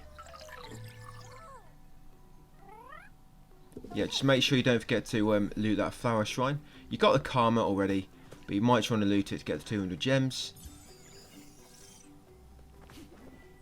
Right, then we're going to come up these steps behind the flower shrine and deliver another spirit mail. To remove the barrier, we're going to head inside. This is the house with 3 cursed chests inside it. Like I was saying. Yeah, so head inside, you'll find 2 smaller ones. After purifying the hearts, you'll find 2 smaller ones and a big one in the middle. The middle one is a problem. That's one I can't do. Yep, 2 cursed chests defeated me on master difficulty. We get the final ability in the next video, by the way. Just something to look forward to. Yeah, so the first chest, you just got to get rid of these enemies. Of these little guys, if you shoot them, they don't always spawn with a weak spot. But little guys, the one which they have like sort of like a bit of red to them. They have little red patches. Them guys sometimes spawn with a weak point on their forehead, like a little unicorn spike sort of thing. If you kill that, if you shoot that, you'll make a courage drop and kill him in one hit. But it can be a bit tricky sometimes, because sometimes you hit it, but it still misses. So I think the hitbox is a bit weird on it. Perhaps sometimes it somehow catches their weapon, even though it's not near it. I don't know. But yeah, the hitbox is a bit dodgy.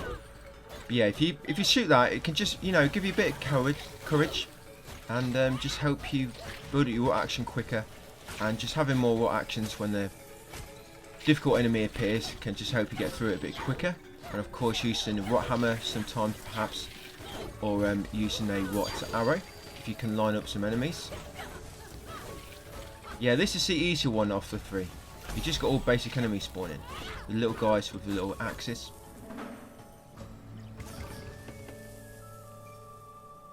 Yeah, so the first cursed chest, you get rot 84.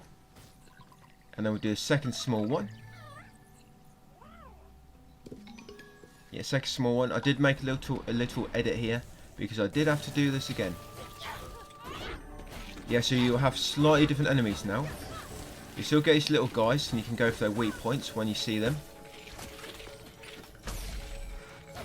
I think you also get some of the moths on this one. I don't think you have any stronger enemies. I know the middle one does spawn a brute. And near the end, that's what makes it tricky.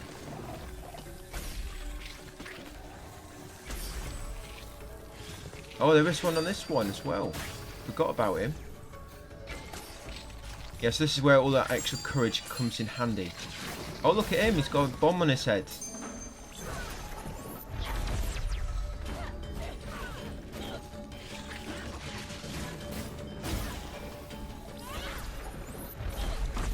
Yes, I'm just obviously trying to get rid of the big guy. I've got 4 watt action. I should be using them.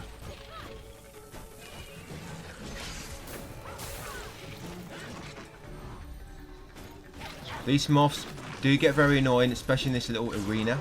Because even if their little projectile misses you, it sort of sits on the floor for a second, then it detonates. Just like a small explosion, which can sort of hit you when you're not looking at it. So you've got to be careful with these. Yeah, even if you miss their projectile, it can explode. Yeah, this is very lucky. 3 enemies remaining at about the 11-second mark. But I think I can just get them. Yeah, try to get used to jumping, you know, jumping and aiming. It does actually come in really useful. If you double jump. If you double jump, obviously you've got further to fall, so you'll slow down time for longer. But yeah, once you've done both your chests, obviously you'll loot the second one as well. You'll get gems times 100. And yeah, we're going to be leaving the middle one. It's too difficult. You're going to come over here and follow these buildings in the centre. Follow them around, and you come to another cursed chest. This one is actually really easy. I think you're supposed to do this one early in the game. Yeah, let's make it easy, this one.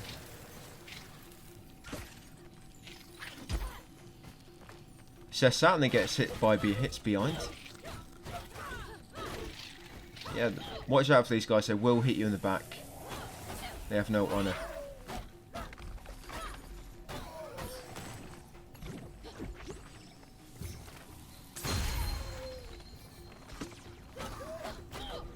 Yeah, you just got them little enemies to begin with, and then a few of these. Yeah, you keep jumping out of the way. Stop jumping, you bloody monkey. Right, he wants a what arrow? Nice.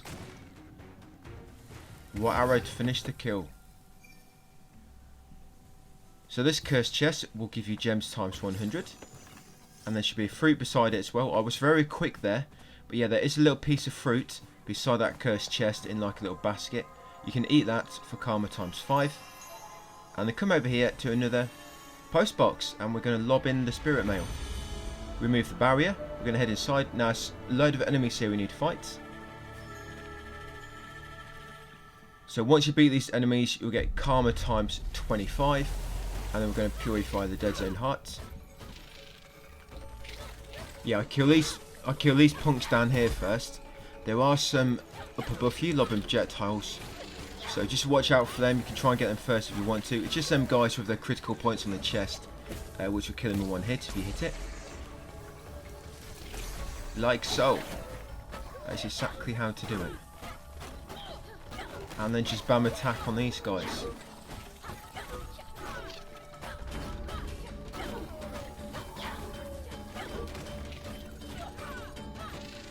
Yeah, it's going to be a sort of a little mini boss on this one as well. I think it's that guy. What's his name? Captain something. Captain Sprout? The Sprout Captain, that was his name. Yeah, I think you have to fight him on this one.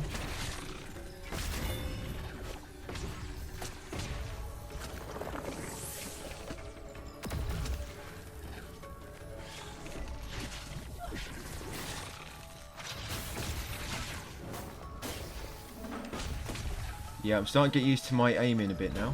Getting a little bit faster. Starting to finally get used to the controls.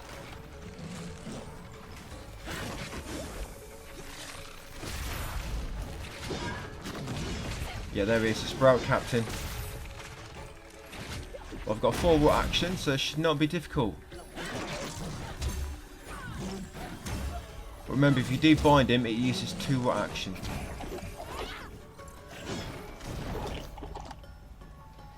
But the way we beat this guy much earlier in the game, when it's an actual boss, remember we kept our range and we just kept using the bow. Because if sometimes you get too close, you'll do like a lunging attack.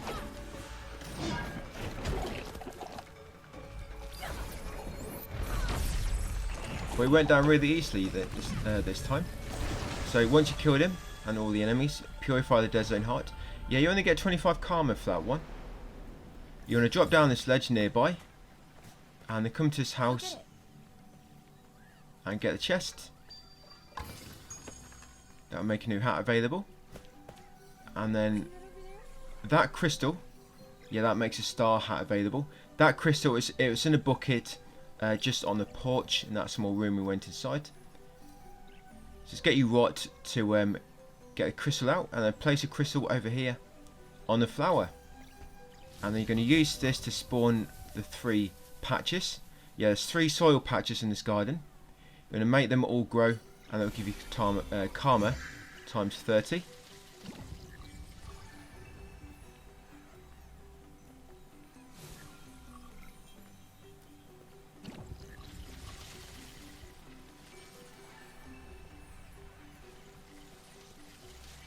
Yeah, you'll know once you've done them all, so you'll get karma times 30. Then you want to jump up back to where you were. Follow the path on the right, and you should see a rock in a second with a ledge you can grab hold to.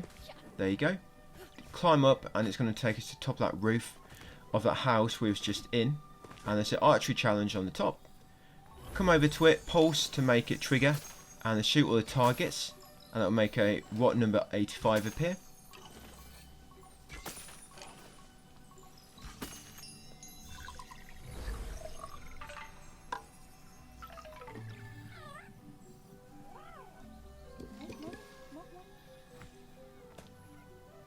Now we're going to go past that house with the 3 cursed chests.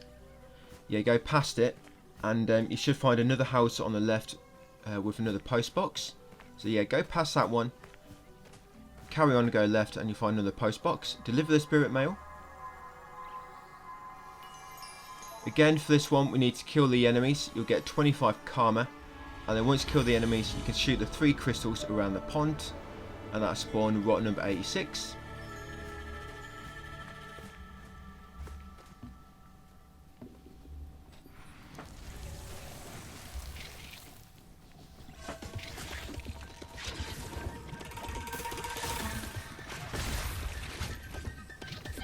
I'm thinking of doing a new game on this, you know, new game plus, you know. Yeah, so I've got this platinum walkthrough, doing master on new game, getting all the trophies in one place. But I'm thinking of doing a new game plus on master anyway, just to see what it's like. And I guess I'll sort of do like a sort of speed run of sorts on it, just for anyone that did decide to do new game on story difficulty, and the glitch has been patched. I'm just guessing here in case it does get glitched in the future. Just get patched in the future. Just get glitched in the future. Yeah, in case a glitch does get patched.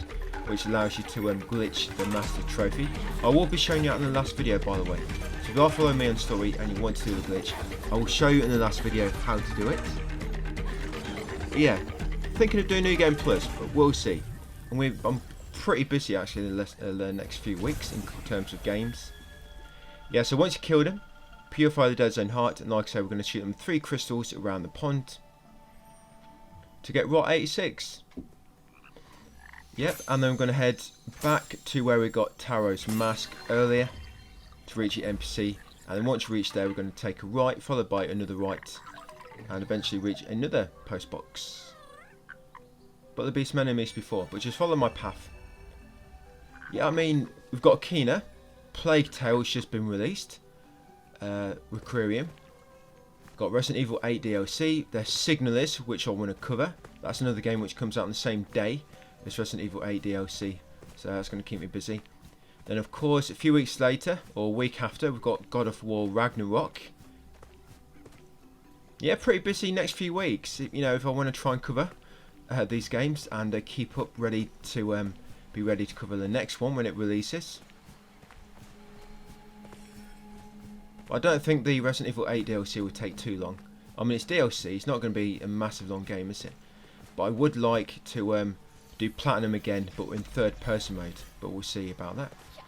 Yeah, so over here guys, another place to deliver the Spirit Mail. So yeah, head inside. I think this is one with Kappa, like a mini boss fight. It's got a sort of boss health bar, but it is a type of boss from early in the game. I know, probably the next one. So pop the Dead Zone Heart to begin with, and then come around the back and get that chest, and that will make the Ladybug hat available, and then get this Rot hiding beneath the log.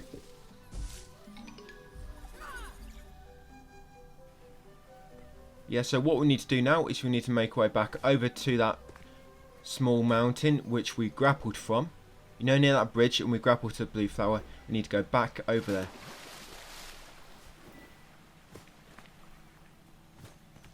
So yeah, make your way up here. And once you get to the end of that bridge, there'll be a rock on the wall that you can blow up. I just like to see on New Game Plus, I think, just see how different it is on Master, with all the well, not improvements, but they modified the difficulty a bit, didn't they? They made more enemies, gave the bosses different, well, extra stages. So yeah, I'd be intrigued. And there's also better charm stones. There's one which helps you generate courage faster. I want to see how good that is. So we'll see if I can fit it in somewhere along the lines. Yeah, so you're just killing these enemies here. I know you start New Game Plus before your upgrades and that. The thing is, the upgrades don't really make much. I mean, they help a little bit, but it's not like your upgrades change battles, is it? Fortunately, it's not like any overpowered upgrade. They're more just sort of support.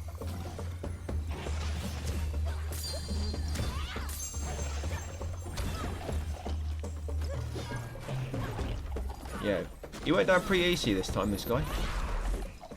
Brute. Yeah, so you get some more karma. After that, you want to get this crystal down the left side of the house and place it on the flower to grow a forest here. Yeah, for beating these enemies, you get 75 karma, believe it or not. Yeah, 75 from beating them. Yeah, so with this forest here, you can take it just up them bigger steps ahead. You're going to cleanse that rot, well, cleanse that corruption there, and then this one over here to get a flower shrine. That's flower shrine number 20 out of 24. And then come in here to get a chest, then that will make Zajura's mask available. Yep, and then come down here and deliver another spirit mail. This is the final one we'll be doing in this video. Yeah, this is one, guys, with a sort of boss at the bottom. Go through, turn left, and follow the path into the house. Once in the house, just follow the stairs down into the basement. Yeah, you got to fight Kappa again here, and he's very annoying because there's different levels. to the arena, you have to use your sort of the blue flowers to grapple around, and you always have these moths spawning. Pain in the ass. It will also spawn the enemies, which lob projectiles at you, the ones with a critical spot on this chest, so watch out for them. And yeah, so you know what you're doing. I mean, you know this boss, he'll keep hiding inside the puddles and respawning in another puddle. And yeah, you just got to keep chasing him. The enemies will keep spawning. You just want to focus on killing the boss where you can, because once you killed him, it'll kill all the other enemies anyway. Remember, you can bind him, and if you remember the strategy we did on this boss much earlier in the game is when he gets to below half HP, when the health bar goes below the goes past the second P in its name, he'll enter a second phase where he spawns and lobs all them bombs at you, and he just goes a bit crazier. And if you remember, if you've got some rot action build up, you can actually prevent him from entering this second phase altogether by binding him, getting a few attacks in, blocking with a shield, and then once you block him, do a rot hammer, and that's normally enough to finish him. Well, it was to begin with. I think I killed him pretty quick on this in this battle as well. I think there are some health flowers around the arena. But remember, you can heal with courage from that charm stone we have. If you pick up a courage, it'll give you a bit of health. You can actually get courage from these enemies if you shoot them on the chest.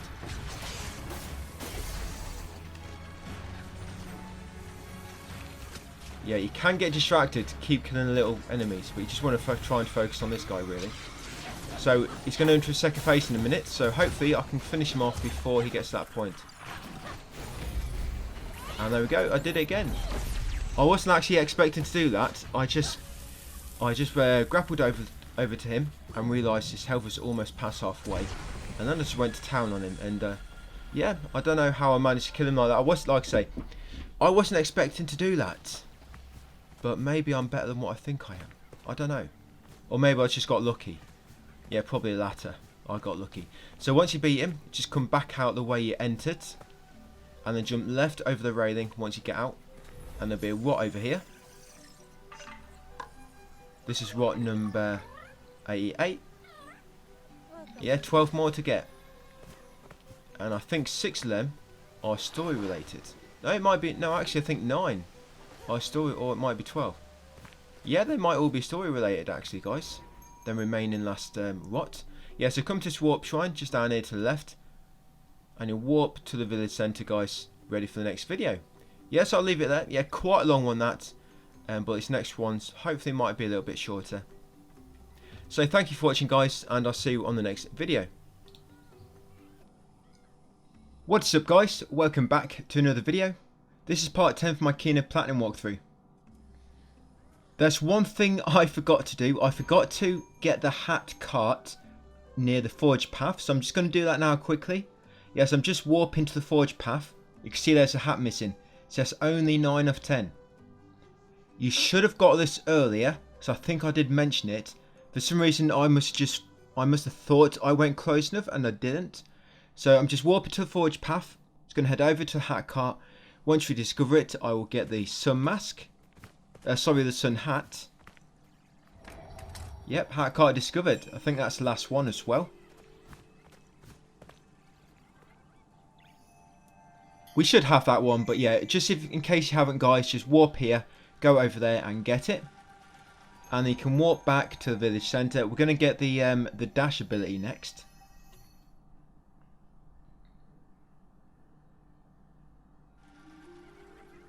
Yeah, and we're going to buy some new upgrades. We're going to buy the increased quiver plus for karma times 400. And we're also going to buy a splatter bomb for karma times 400 as well. I've completed this, by the way, and I've recorded every part. I've just got to add text. Add commentary and do a bit of editing on it. Just cut out a few deaths and a few pauses I had to make. But we're just going to come over here, talk to this NPC, and he'll give you a new mask. So we can head up into the snowy area, the village leader hall, the mountain shrine, which we'll lead on to later. And you can get a dash ability. He will not move on. Make sure you are prepared. Look for Toshi in the village. Yeah, we get to the end and we're actually short off one of the abilities. So we have to do a little tiny bit of farming karma. It don't take long. I think I have to farm about 200 karma altogether. And the spot which we use, you get about 10 karma every 20 or 30 seconds perhaps. Probably every 20 seconds get karma times 10. So it probably takes like 5 minutes. It's because we bought that charm stone. Remember, we bought the healing charm stone, and there's 2 new upgrades added. Two new upgrades added in the anniversary update. And because of that, we obviously had to level up 2 more upgrades. I'm not entirely sure of the trophy pops without getting them, but we're just getting them all anyway, just for completion's sake. And when it comes to the last boss, there's a warp shrine there. Yeah, when it comes to the last boss, there's actually like a little exploit that works on him, which has become a thing due to this new update. Yeah, because of this new update, you can do an exploit on the last boss. But I'll save it for when we get there, and we can try and keep that between the video series, and then hopefully it shouldn't get patched, and then it'll help anyone else following this in the future. So you'll get that trophy, guys, crossing over. That's for doing the dash, well, for learning the dash ability. This is the last ability, and this will get us the last combat trophy once we're ready. You can spirit dash through these spirit gates now, and some of them will just like, it'll be like a barrier, but then others it'll be like a portal. It'll warp you somewhere else. Yes, another cursed chest in here. We're going to do this one quickly. This one you have to do it without getting hit, but it's actually quite easy because you can't get hit because you're on literally you got no HP. But if you collect an orb from somebody, you know, like an orb of courage, and you've got that healing charm stone, you'll heal from it, and it actually lets you take a hit, and it doesn't void the chest, funnily enough. Yeah, look, I just got hit, and the cursed chest is still going. Yes, I guess that's another little useful exploit. Now, these sort of shadow-like enemies, these sort of phantasm type things, you have to spirit dash through them, and then it gives them like physical form, and then you can damage them. So yeah, just always spirit dash through them first. You don't have to make it so you actually explode next to them. You just have to spirit dash through them, or basically come in contact with them at some point while doing your spirit dash. Yeah, the trophy for killing 3 enemies with your spirit dash, I do it at the end after finishing the game. If you remember them 2 cursed chests that we left, one of them is very easy to do it, so we do it there, guys. So you can try and do it in the meantime if you want as we're going through here, but if you're having a bit of trouble, don't worry, because like I say, we do it. You remember them 3 cursed chests, and one of them we left. When we do that one, we do it then. There's literally like 8 enemies on the floor in the front of you, 8 little enemies, and it's a lot easier. Yeah, when I dropped it down to easy to do them last 2 cursed chests. I can't believe how easy it is on story. You just got your actions. I think your courage regenerates. That's what it seemed to be anyway. I mean, I can't really remember what it says in the actual difficulty settings. But yeah, I think your courage regenerates along with your health, and it's crazy. I mean, I was just standing there on them cursed chests doing rat arrows all the time, and I just seem to never run out of courage. It's, yeah, so much easier. I can see why players who play on story and then make the change to master at the end probably have so much trouble, because yeah, it's a massive jump in difficulty just in terms of I guess the courage, how it's built up, how you heal and such. Yeah, and I guess it just creates some bad habits playing on easy. You're getting too dependent on your courage regenerating automatically, same with your HP. But this battle, yeah, so you've got that mage, to try and get rid of the mage, and obviously you've got some smaller enemies. Once you spawn the forest tier, you can use that to kill the enemies a bit quicker. And once you kill these, you should get karma times 75.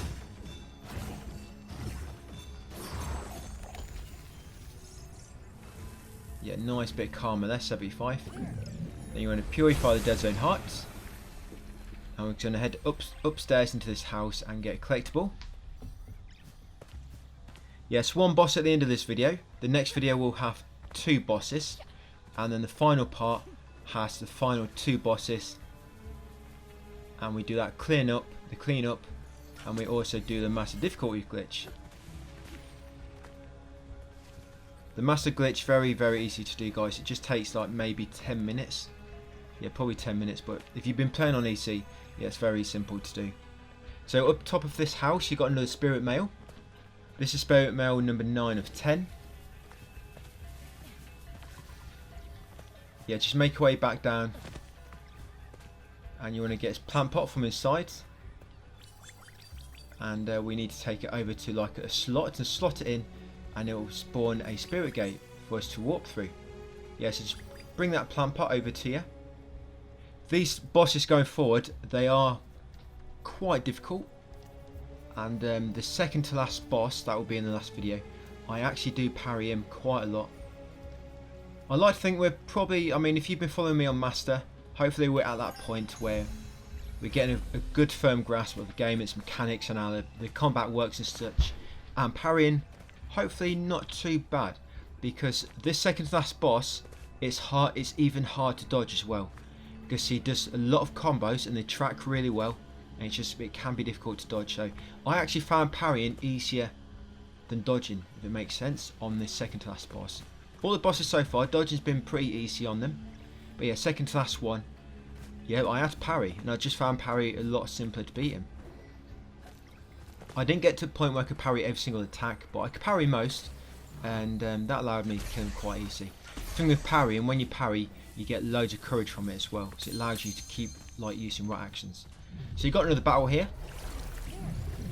Let's get rid of these punks, and once you kill these, you should get a karma times 25. Yeah, it's quite a short video this. The next one will be a bit longer, and I guess the last part mainly it's got 2 bosses at the start, and then it's just a clean up and how to do the master difficulty glitch. So yeah, I guess this part and this next part after this are pretty much the rest of the game done. You know, like I said, last part's just 2 bosses and they're like 5-minute cleanup. So once you kill this, yeah, like I say, karma times 25. Remember, we did buy the increased quiver plus upgrade and the splatter bomb upgrade. So here you're supposed to go through that portal and it will take you on that platform just below this waterfall down there, but where I'm jumping to now. But if you jump down, it will kill you like this, so don't do that. Yeah, the portal is supposed to teleport you down there to that platform, but if you want to try and skip the portal going over to it, you can sort of bomb the blocks from where you are on the edge of this waterfall. You can bomb the first 2 and you should be able to reach the first one. What you can do, you spirit dash and then glide and then jump. No, I messed it up again. Yeah, I forgot to spirit dash. So spirit dash first and then glide and then jump. Once you get to this one, you can shoot the crystal on the bottom to rotate it. You can bomb this 3rd one quickly, shoot the crystal on the bottom to rotate that, jump to this 3rd one, use the blue flower to grapple across, and that'll bring you up here. And then make your way to the top. You're going to beat these enemies. There'll be some of them phantoms again. Just spirit dash through them to make them physical, and you can damage them. When you lob your splatter bomb on an enemy, by the way, it does seem to make it so they stagger more often. Yeah, when an enemy is drenched in your sort of bomb liquid, yeah, they seem to stagger more often as well. And some of these bosses going forward, they seem, if you go for headshots, it staggers them more. And I didn't really think headshots were a thing in this, but after facing these bosses, I think it'll be in the next video. Yeah, and just realising how helpful headshots are. I think headshots do actually help. You know, if you're getting headshot with the arrow. So yeah, just something to bear in mind. I didn't really notice until I think it's the second. No, it's the last boss in the next video. It's like a ranged enemy flying around with a bow. Yeah, I noticed it on him, where actually shooting in the head does actually make a difference.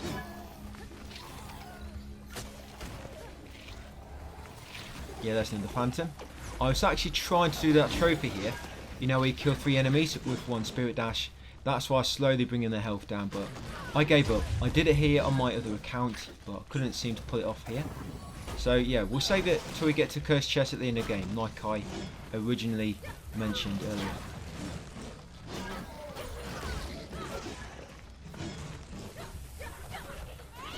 Yeah, so once we kill these, we shouldn't be too far from the boss. I think once you kill these, you get karma times 25. I think this is the one I'm looking at.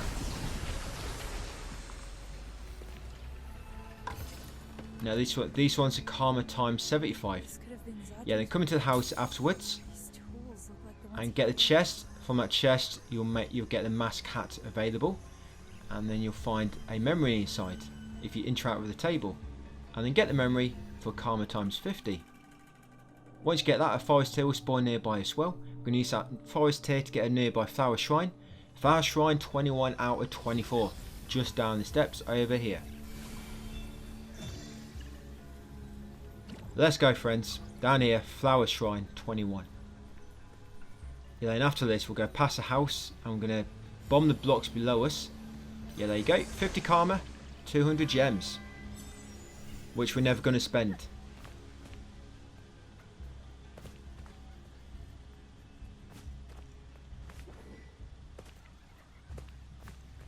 Yeah, so before you dash across, bomb these blocks first, because when you dash through the spirit gate, you'll actually still be dashing and you'll land on one. You'll see, there you go, you landed on a bomb block, and then dash again and then make your way up the mountain.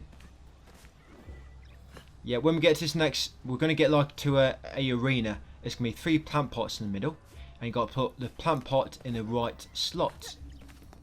Now the correct slot, if you look at this warp shrine there, if you look on each plant pot, it's like a little mask icon.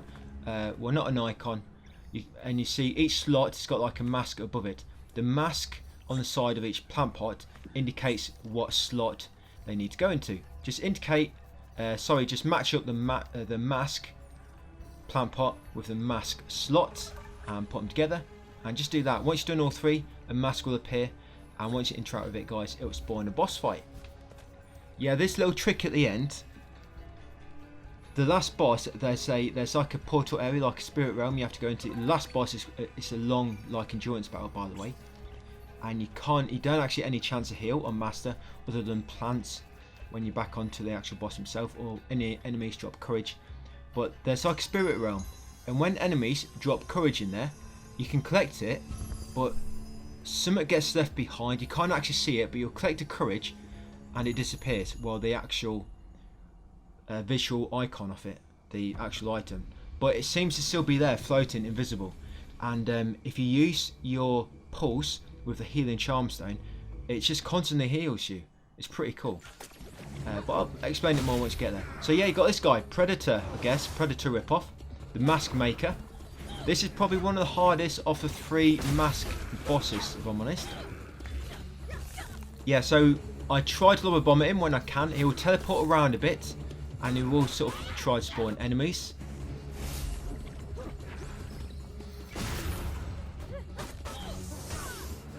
If he's going to attack you, what you can do, you can try and just jump. Jumping over attacks actually does really help. Yeah, it'll dodge away quickly. Getting far away on this boss don't really help that much. You need to sort of try and be aggressive. Now when he does this, you need to quickly shoot each one, and one of them will be the real one, and then if you don't shoot the right one, that attack will do a lot of damage. So what I do, I just shoot them all, but do not shoot the target. You need to shoot just in front of them a little bit, because they are moving, so you need to take that into account, and just aim just slightly to the left if they're moving to the left. So obviously by the time you release your arrow, they've moved into the line of fire. Now when he does this, you need to spirit dash through it, otherwise that will do a lot of damage. I'm getting hit a lot with his melee attacks. Yep, I practice this to a point where I didn't get hit that much, but it seems I am. I always seem to get hit a lot when I'm recording.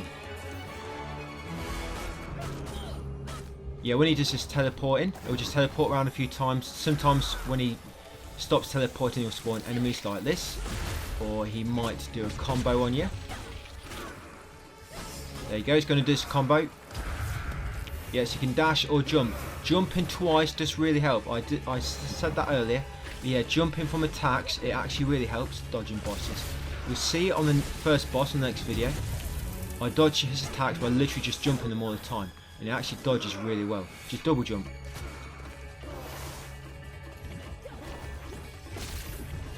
Yeah, see I'm using my bombs. When he spawns some little crystals above his head, just get ready to strafe left or right to dodge him. Here we go, just get ready.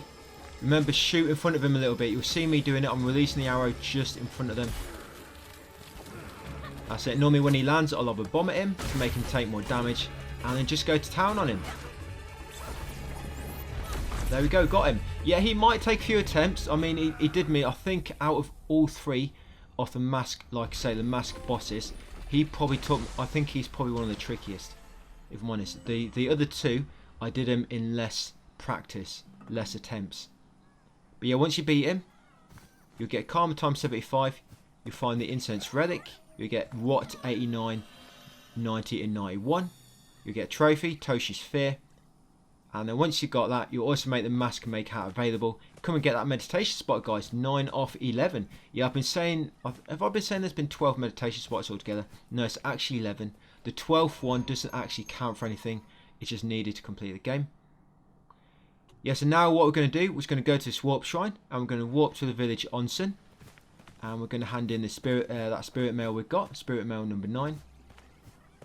We get a lot of collectible trophies in the next video, by the way, except for the cursed chest. Yeah, I think all except for the cursed chest trophy, and of course all abilities. Yeah, so deliver the spirit mail, cleanse the dead zone heart inside, and then loot the chest inside, find Toshi's mask hat, make it available, and then you also find Rot number 92 off 100. Yep, and then once you've got that, guys, just go back to that recent warp shrine and warp to the village docks, primed and ready, locked and loaded, ready for the next video.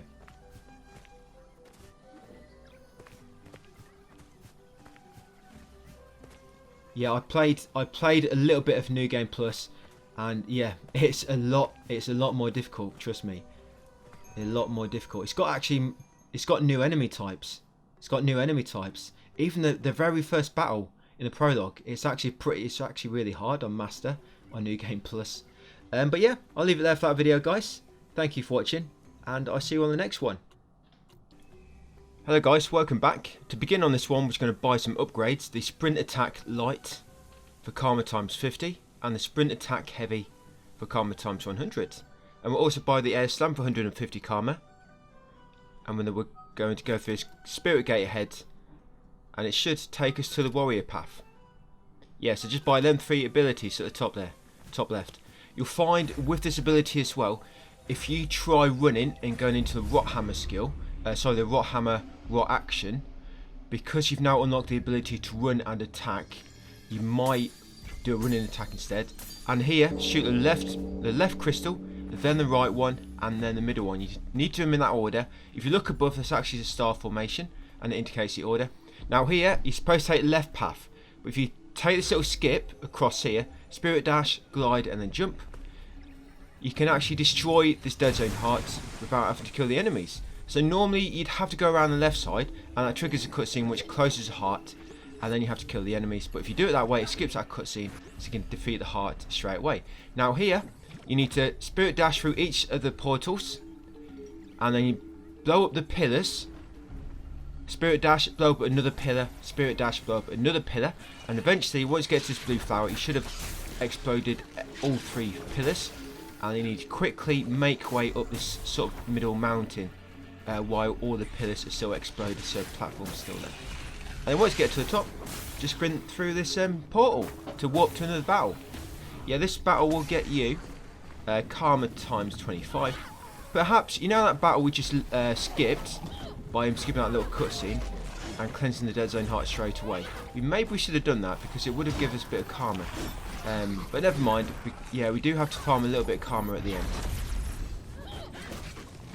But it doesn't take long. Yeah, so this battle, Karma times 25. There's going to be 2 bosses in this part, by the way. We've got Warrior, and we've got the Hunter. The Warrior, I spent a lot of time on him. Like I said in the previous video, I think the Mask Make boss is probably the most difficult out of these 3 bosses we have to fight on these 3 branching paths in the village centre. Yeah, but Warrior and Hunter. Hunter is mainly, yeah, you'll see when we get there, but yeah, this next one will be Warrior. and he's like a samurai type boss. And almost all of his attacks you can dodge by double jumping over them. So if you just get a few attacks in, jump, a few attacks in, jump, you can dodge most of his attacks that way. You will see. Yeah, so the order for this: shoot the crystals above in the order I do to make the spirit gate appear. You normally have sand on the four plates, which is showing now, to show the order. I've already done that, so I know what order it's got to be. You need to shoot the first one, then number 4, then number 2, and then number 3. That's the correct order. So 1, 4, 2, 3. And the spirit dash through the gate, make your way up the mountain.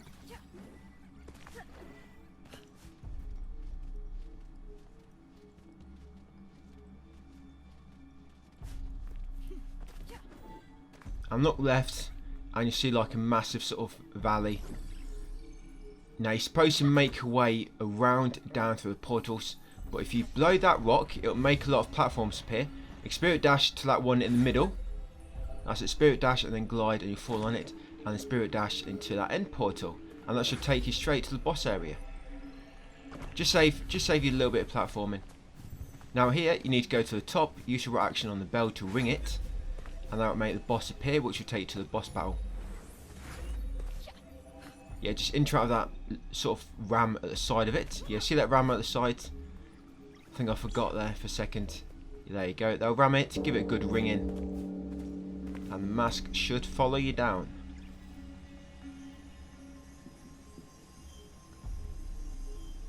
There she is. So yeah, interact with this, guys, and it'll be a warrior boss. So like I say, most of his attacks you can dodge just by jumping over them. But he will sometimes, I tried to explain each attack. So you can jump over that, get a few attacks in. Yeah, when he brings his weapon to the side behind him, you can jump. When he brings it above his head, he'll do a 2 combo. You can jump over both. But when he puts it on the floor behind him, that's because he's going to do like a vertical slash, going straight up. And that one you do need to get out of the way, because it'll sort of go up, and if you jump in, it'll sort of hit you. Like I say, that's if you're behind. That's if he puts it behind him and on the floor, sort of indicate he's going to swipe it upwards. If he does that, you do need to dodge out of the way. If he deflects your attacks a few times, that's because he's going to kick you. So if he's deflecting your attacks, get ready to. You want to dodge out of the way, because he'll try and kick you. That's a bit trickier to dodge. Sometimes if you get too far away, he will do that attack he just did then, where he does like the three waves, the 3 sort of wave beams. You see them? He did 3 attacks, and each one made like a wave beam shoot across the maps. Just watch out for that. If you start spinning this weapon from left to right, that means like so. That means he's going to do like a massive force field, and you have to spirit dash through that. So if you see him spinning this weapon on either side of him, like he's trying to show off with his little skills. Yes, get ready to spirit dash through it. And if you get a little bit of a distance away, you can spirit dash into him, and then that will stun him as well.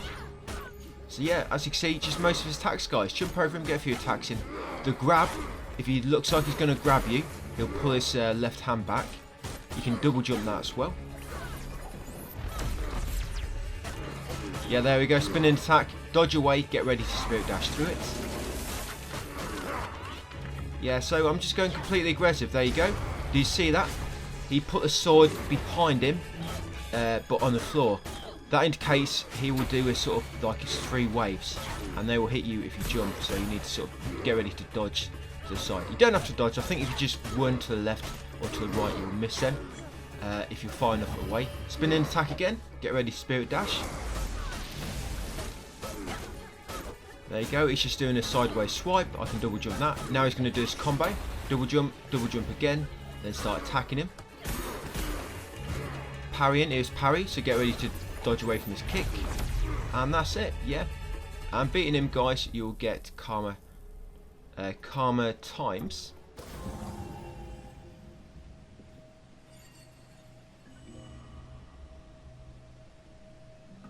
Yeah, karma times 75, sorry.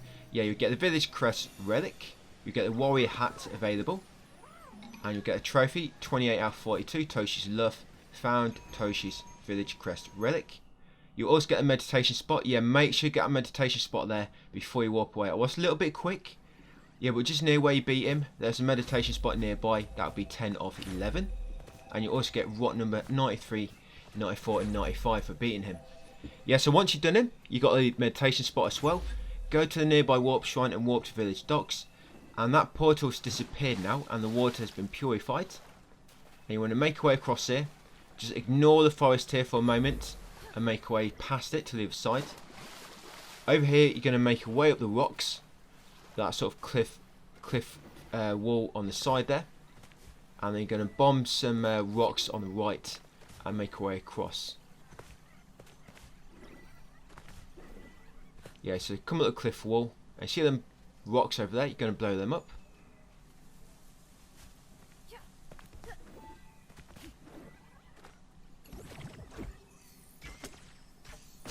Yeah, they can make your way across that sort of small platform ahead. And inside it leads, I can't remember what it leads to now. Oh yeah, it leads to a spirit portal which leads you to a few collectibles. Yeah, make your way over here. Defeat these enemies. He's got a few orbs to begin with.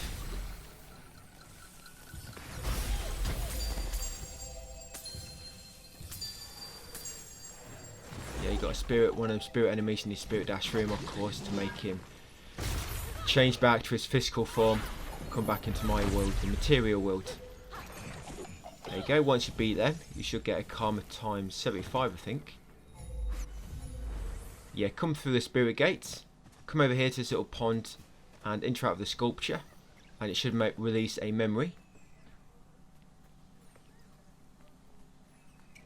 Yeah, once you've released it, we're just going to loot the chest nearby and get the last spirit mail. Yeah, so this is the last spirit mail, number 10 off 11. Yep, all the spirit mail collected. All we've got to do now is deliver the last piece of mail. And in the chest, beside it, that will make the samurai hat available. And come over here and get the memory. And that'll give you karma times 50. Then all we're going to do is you go into the spirit portal to get back down to the bottom. Now you want to make your way over to the forest here, and you're going to take it and use it to get a flower shrine just on that small island ahead. But don't go too far. As you can see below me, there's a little bit of land. But once you're about to drop off, don't go any further, because if you drop in the water, the forest here will despawn. And then get that flower shrine over there. Once you've cleansed it, go head over to it and get the gems times 200. Of course, you always get karma times 50 whenever you break the corruption on the flower shrine. Now make your way back over here. I'm going to go and get the final spirit mail, guys. Well, sorry, deliver it to the final post box. So yeah, back over to the village dock. Turn right, and there it is, the last post box of the game. Now delivering this will get you trophy 29 of 42. The last stop. Delivered all spirit mail. Now we're going to go inside here. We're going to go to the top and purify the dead zone heart right at the top of the house. Yeah, the last stop. Yeah, so just make your way to the top of this house, guys, and cleanse a heart at the top. And then inside that small room behind where the heart was, there'll be a chest with rot number 96.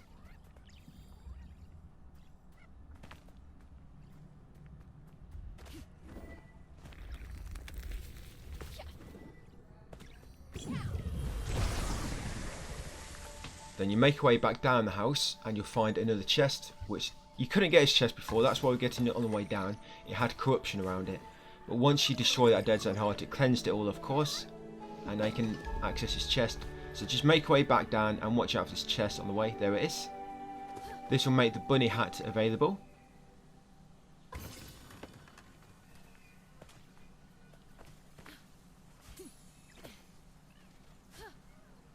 And then what we're doing now, we're going to go back to the nearest warp shrine, and we're going to warp to the village centre.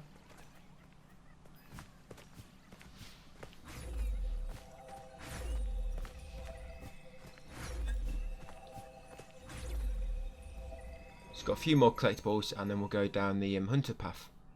Yeah, so warp to the village centre.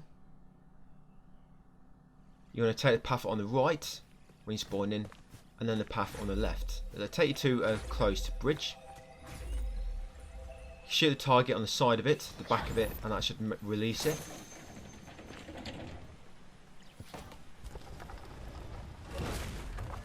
Head across, go to house on the right, and just on the left side of it, it says chest. Inside will be the baseball hat. It will make it available in the shop.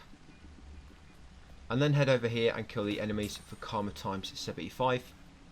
Because here we need to do a little archery challenge, and it will have the last rot, which we actually collect as a sort of loose item in the game. The last 3 are story related. So yeah, kill these, you'll get karma times 75.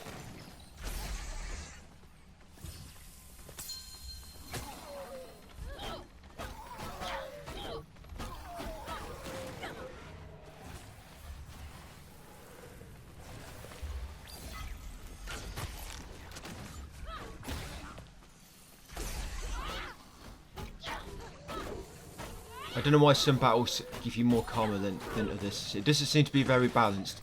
Sometimes a very easy battle will give you like 75 karma, and then a very hard battle will only give you 25.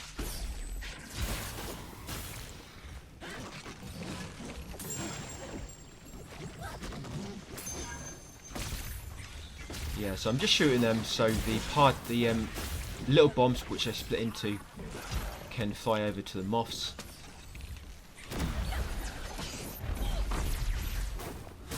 There you go. Yeah, once you douse these in the splatter bomb, it seems they stun a little bit more often. They take more stagger damage.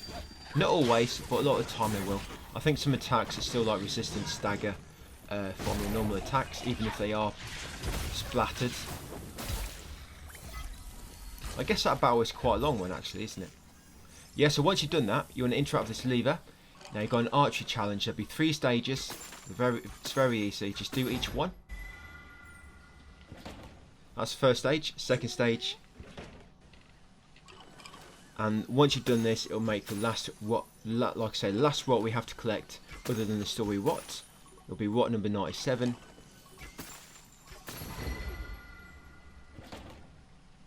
Right over there.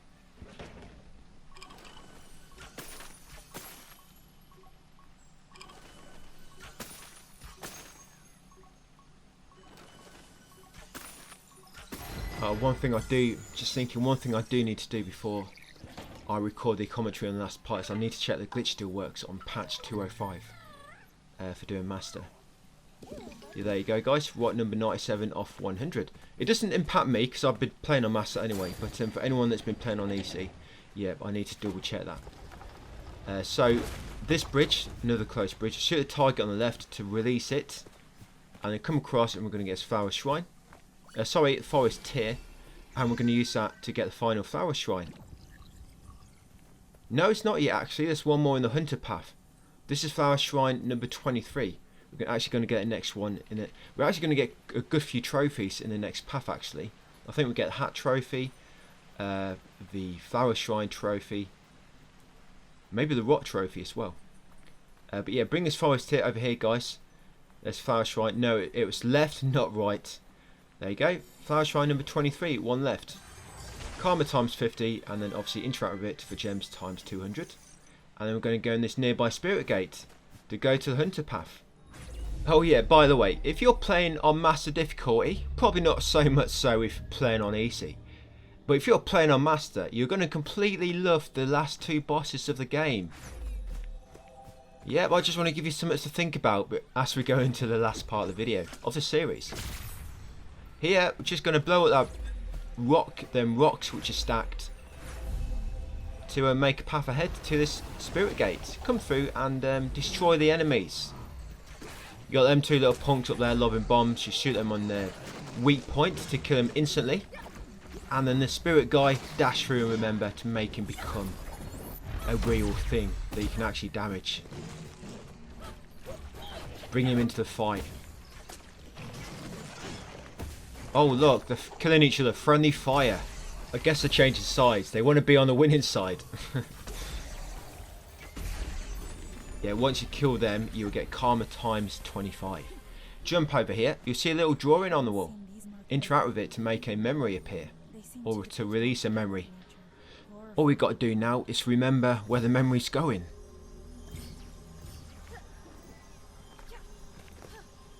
This may be the last memory, by the way. Yeah, it may be. There's not a trophy for getting every memory, but getting them all helps a lot with the extra karma. Without these, we would have had to do a lot of farming to fully upgrade all our abilities at the end of the game. How many memories do you think we've got altogether? 10 or 20, do you reckon? And getting 50 karma from each.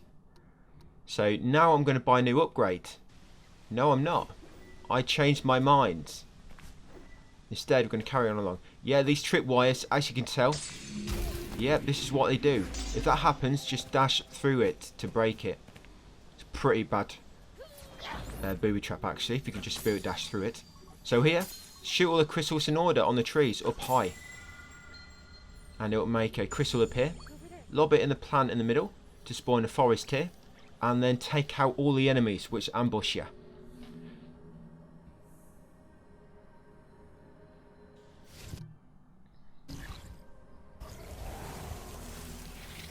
You can use the spirit tier to kill all these enemies really quickly. I just don't understand why the forest tier does so much damage on master. I mean, surely it's like an instant kill on easy, this forest tier.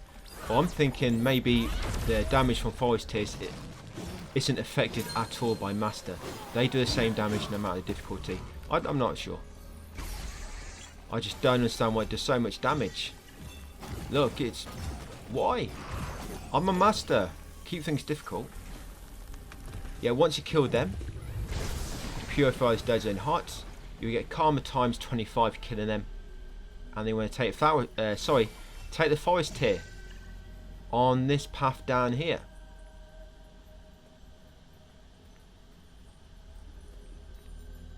Don't go over the tripwire. You'll see the corruption on the right. Just take the forest tier around the tree and get him to get this last flower shrine. There you go. Restoration Master. That is you and me. And you'll get karma times 50 and then interact with it to get your gems times 200. And we're going to buy an upgrade, guys. We're going to buy... Yep, Parry Courage. We're going to buy that for 300. Yeah, Parry Courage for 300 and Shield Health plus for Karma times 300. And then we'll make our way over to the final boss of this video. Yeah, Shield Health plus.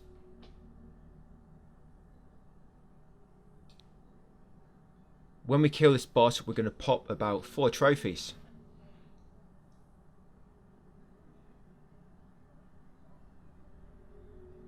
Yeah, 4 trophies. So all you want to do now, follow the path to the next massive clearing in the woods. And if you look up, you'll see a crystal on the trees. Shoot all the crystals in order. There's a lot more in this one. A lot more crystals on the trees to shoot. Don't waste too much time, otherwise you have to start again from scratch. You don't want to do that. So that's the first one. You can tell because it's brighter than the others. Some of these are quite far away. Don't try to be cocky and shoot them from far away. I always miss. Just move closer so you got a better view and you're closer and you don't have to worry about your arrow dipping as much. And then get them all and eventually you'll make this mask appear. Interact with the mask to trigger the hunter boss. Yeah, this boss is he flies around and he shoots at you all the time. He'll do an attack where he does like the field, which you have to spirit dash. All these mask type bosses will do that. But this guy, you actually always want to try and hit him in the head because it can stagger him. Yeah, this is the first boss which made me realise just how helpful it is shooting bosses or enemies. I guess any enemy in the head. There you go. Get a headshot with a fully charged arrow, and that normally staggers him. Now, if you can get close, when you stagger him, if you're close enough, you want to get a few hits in. But when he does fly back up into the air, he will sort of stun you for a moment. So if you are punishing him when you're stunned, get ready to dodge out of the way when he looks like he's about to fly up. There you go, stunned him again with another headshot. So you get a few hits in, And there you go, he's getting ready to fly up, get away from him.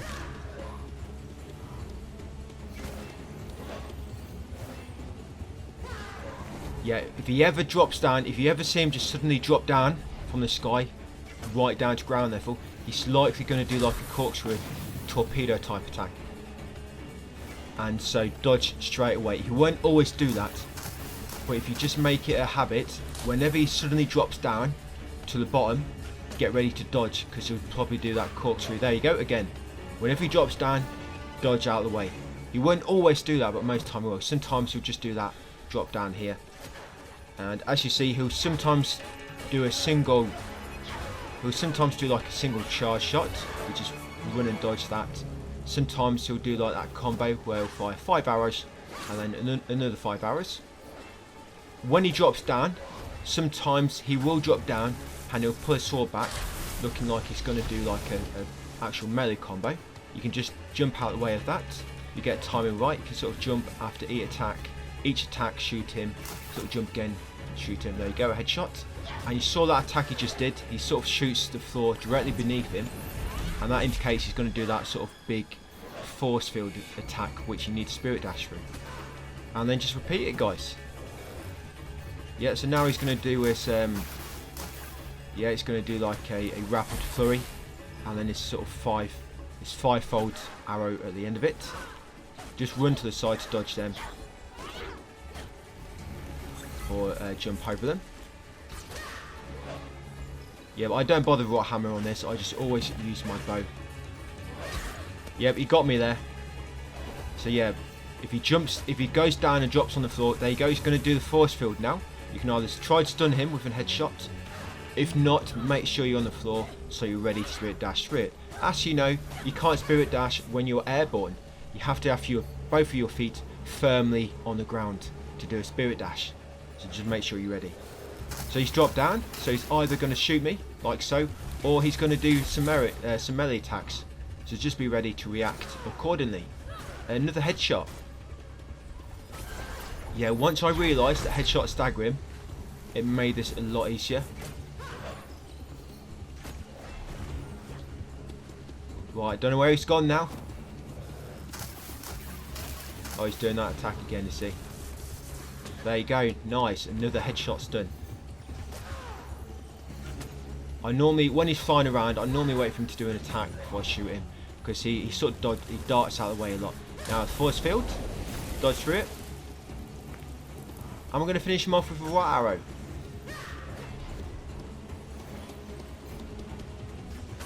Go on, right arrow, Keener. Yay, there you go, he's dead, he's toast. So I got him. You'll get Karma times 75 for beating him. You'll get rot number 98, 99, and the last one, 100. You also get Toshi's Harpoon Relic. And with that, guys, you'll get Toshi's Regret. That's for finding Toshi's Harpoon Relic. You'll get Hat Collector. That's for collecting 50 rot hats. And you'll get No Stone Unturned. That's for finding all of the rot. Yeah, there are actually, and Zen Master, that's for getting the last meditation spot, number 11 of 11. So just got like 4 trophies for beating that boss almost. Yeah, when it comes to Hat Collector, there are more than 50 hats in the game. I think a lot of them, they've just been added from the anniversary update and such, which is why you don't need every single one. You just need 50, and that is 50.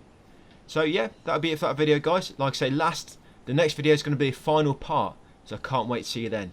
Thank you for watching, and I'll see you in the last video. Hello guys, welcome back to Keener. This is the final part, and it clocks in at 30 minutes because I'm also showing you the little glitch at the end, the massive difficulty glitch. Yeah, it takes about 10 minutes or so at the end, and you have to go into New Game Plus very, very briefly. But it's a very good glitch, because if you were planning to, obviously you played on story, planning to glitch master, it still works as of patch 2.05, which was released recently at the time making this video. I can't say if it's going to work on future patches, but yeah, 2.05 I think it still works. I couldn't pop the trophy, but it still lets me go through with actions and they all seem to work correctly. So once you begin, guys, you're just going to warp to the village leader hall, and they're going to come over here and fight corrupt Toshi. Now, as you can see here, I am parrying some of his attacks. I just found it easier to parry on. Dodging with him is quite difficult because he does a lot of combos, and learning how to dodge every single attack of his combo, it's easier just to learn how to parry one attack rather than learn to dodge 10 or so attacks from his combos, because parrying automatically stops his combo, so you only have to sort of learn to dodge the first part of it. When he does that bit where you're hitting him and he's like deflecting it himself, I like to do that. If you see him parrying your attack, keep going through with it, because once he's parried it 3 times, he does a very easy attack himself afterwards, which is easy to parry itself. I can't parry every single attack. I find that one easy to parry, where he slowly brings his weapon up in front of him, like so, like he's about to hit you. I found that one easy to parry. There he goes again, doing the same one again. And like I say, the one where he deflects your attacks 3 times and then attacks you afterwards, I find them 2 the easiest to parry. The other ones there, he's a bit more delayed, and it takes a bit more experience to learn the timing, which I didn't really need to learn. As you can see, if you parry, you gain rot mega quick, courage, and you can spam a lot of your rot actions. Whenever he does float up, you need to be ready. There you go, same attack again, easy to parry. Whenever he does float up, you need to be ready to shoot him in his head to stun him and knock him down. So be ready to do that. You did see me do it, and yeah, just keep parrying him, guys. I normally parry him, and then once I get a few rot action, I do some rot amos because they stun him, and obviously stop him doing any additional attacks as well. And yeah, I did get through that one pretty quick by the looks of it. So I hope you don't have too much trouble. It will take a few attempts just because learning to parry, but yeah, learning to parry on that one, guys, I found it a lot more simpler than learning to dodge. So yeah, just give it a bit of time. Learn to parry a few of his attacks, use your action where possible. When he flies up in the air, be ready to shoot him in his head. You have to wait for his mask to light up, and yeah, hopefully you won't have too much trouble. We're buying the perfect charge upgrade as well. All we've got is one left, and that's a rot bomb. I buy that one last just because I don't find it that useful, if I'm honest. And then once you're ready, you're going to come in the Spirit Gate, ready for the last boss. You get that trophy, the Lonely Path. We got a trophy for beating Toshi as well, did we? I think we did, but I didn't mention it because I was too busy yapping away. But yeah, come in the Mountain Shrine afterwards, and we're going to come and face the last boss. Now this boss is more of a sort of survival battle. It's like a 10-minute battle. Yeah, the first 15 minutes of this video, it's just 2 bosses, and this one takes literally like 10 minutes. Now you want to make sure you got Healing Charm Stone equipped, because there's a little exploit in this which you probably want to keep quiet. I'll explain to it when we get to it, but it lets you heal up for free during some of the... Basically this boss has 3 stages, and between the first and second stage you have to fight a load of basic enemies, and during that stage you can heal up for free if you've got Healing Charm Stone. So what I normally do with this guy, what you have to do is you have to hit his weak points. You can see him around his body. He's got them on his head, on his hands, on his hips, I guess, and on his quads. You got to shoot all of them. You don't have to shoot them all. You just have to deplete 1/3 of his health bar, and that will make him enter the second phase. So just go for the easiest weak points, and just keep dodging his attacks in the meantime. If you double jump, you can dodge all his attacks except for his charge. But with his charge, I advise to just try and block, because if you don't see it coming, it can be a bit tricky to get out of the way in time, even if you're dodging. So if that does happen, you just want to shield, but you need to make sure you're on the floor to do so. But you see, even this grab that I just did then, even this grab you can double jump over. You just got to be ready to, and when you see him walking over to you, start double jumping then, like so. So if it does come, you're ready to double jump over it, and yeah, all his attacks just double jump. Like I say, the charge, if you see him charging, obviously you'll need a bit of experience to know when its charge is going to come. You can get out of the way if you're moving quick enough, and there's enough distance between you to get a bit of ground, but if not, yeah, you're probably going to shield. Now this is between the first and second phase, and you're in the sort of spirit realm, and here is where you can heal it for free. You see me healing for free? Look at that, beautiful. So the way it works, I believe anyway, it's something to do with the Healing Charm Stone. You know, where you collecting courage will heal you for free. well, collecting courage will heal you anyway. It's not for free. Because you have to make the courage drop by itself anyway.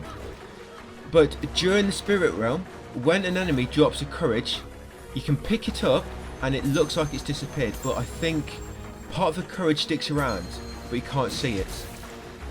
And you can't collect it physically, but if you pulse, you can just keep collecting that courage. So yeah, it's somewhat weird in the spirit realm and the way it's coded.